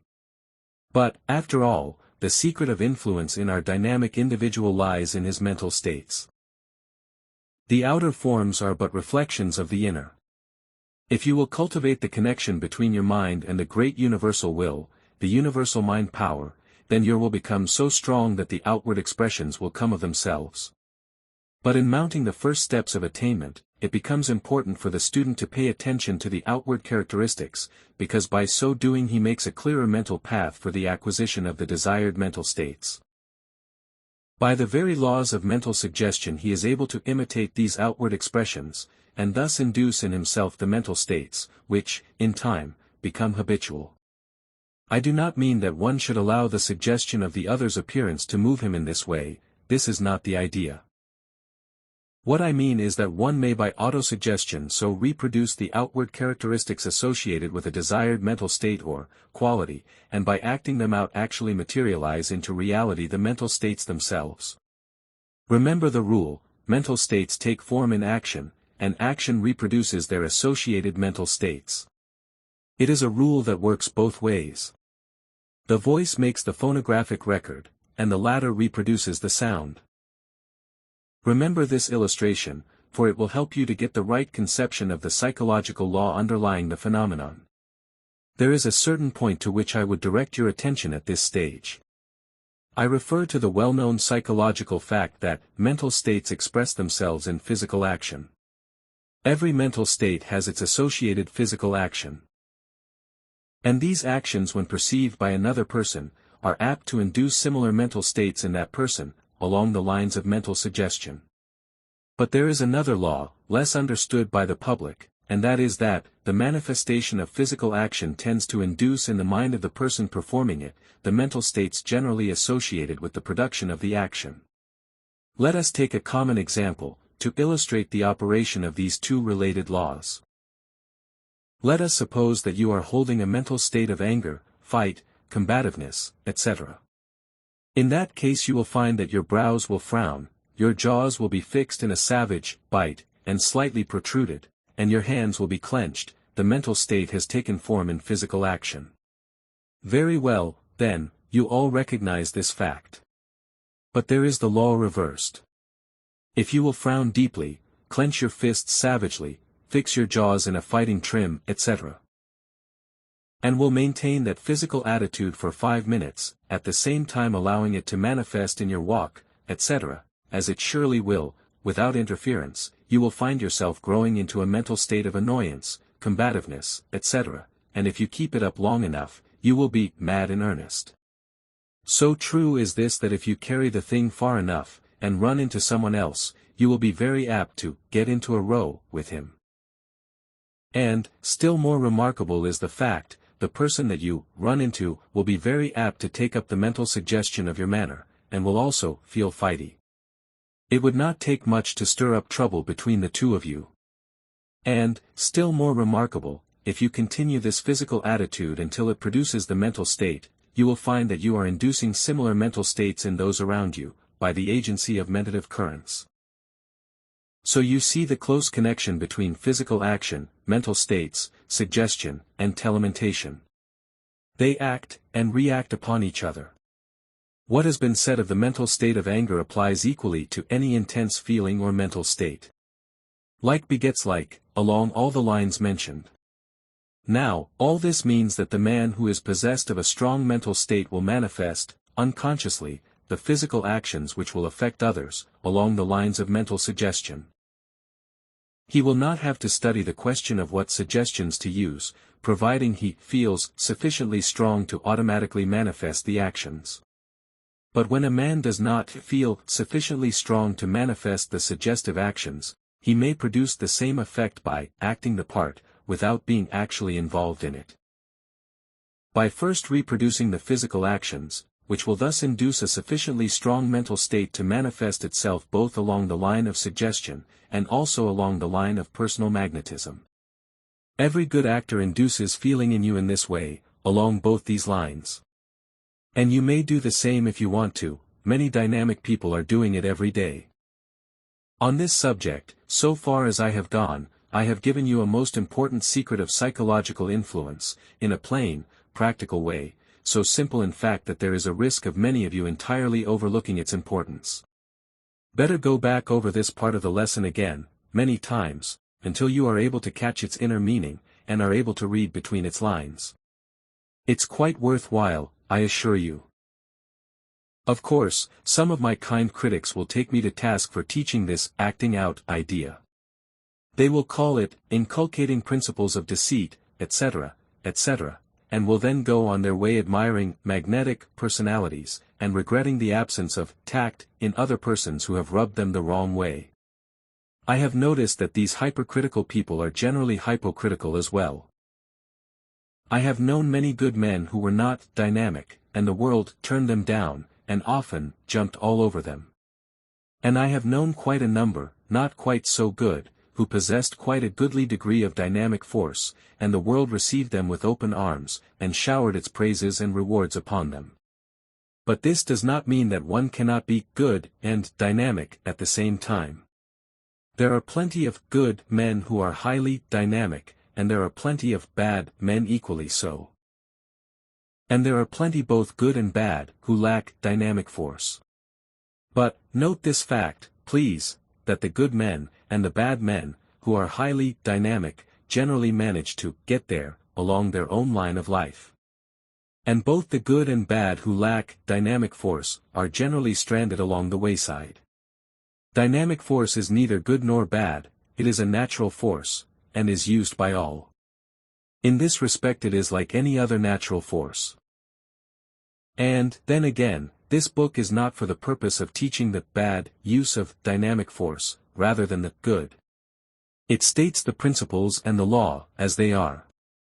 It is true that the bad man may take advantage of the law and use it for bad purposes, but so may the good man take advantage of it and make himself a greater power for good. Dynamic force is just as effective in the preacher as it is in the confidence man. And just as effective in the salesman and businessman, and everyday person, as it is in either the preacher or the confidence man. It is a natural quality, and has nothing to do with good and bad any more than has elocution, oratorical ability, or personal appearance. If the good folk prefer to leave this important subject for the bad folk, that is their own concern, not mine. Personally, I feel like the old preacher, who was remonstrated with by some hidebound old parishioner regarding certain musical innovations that had been introduced in the church service.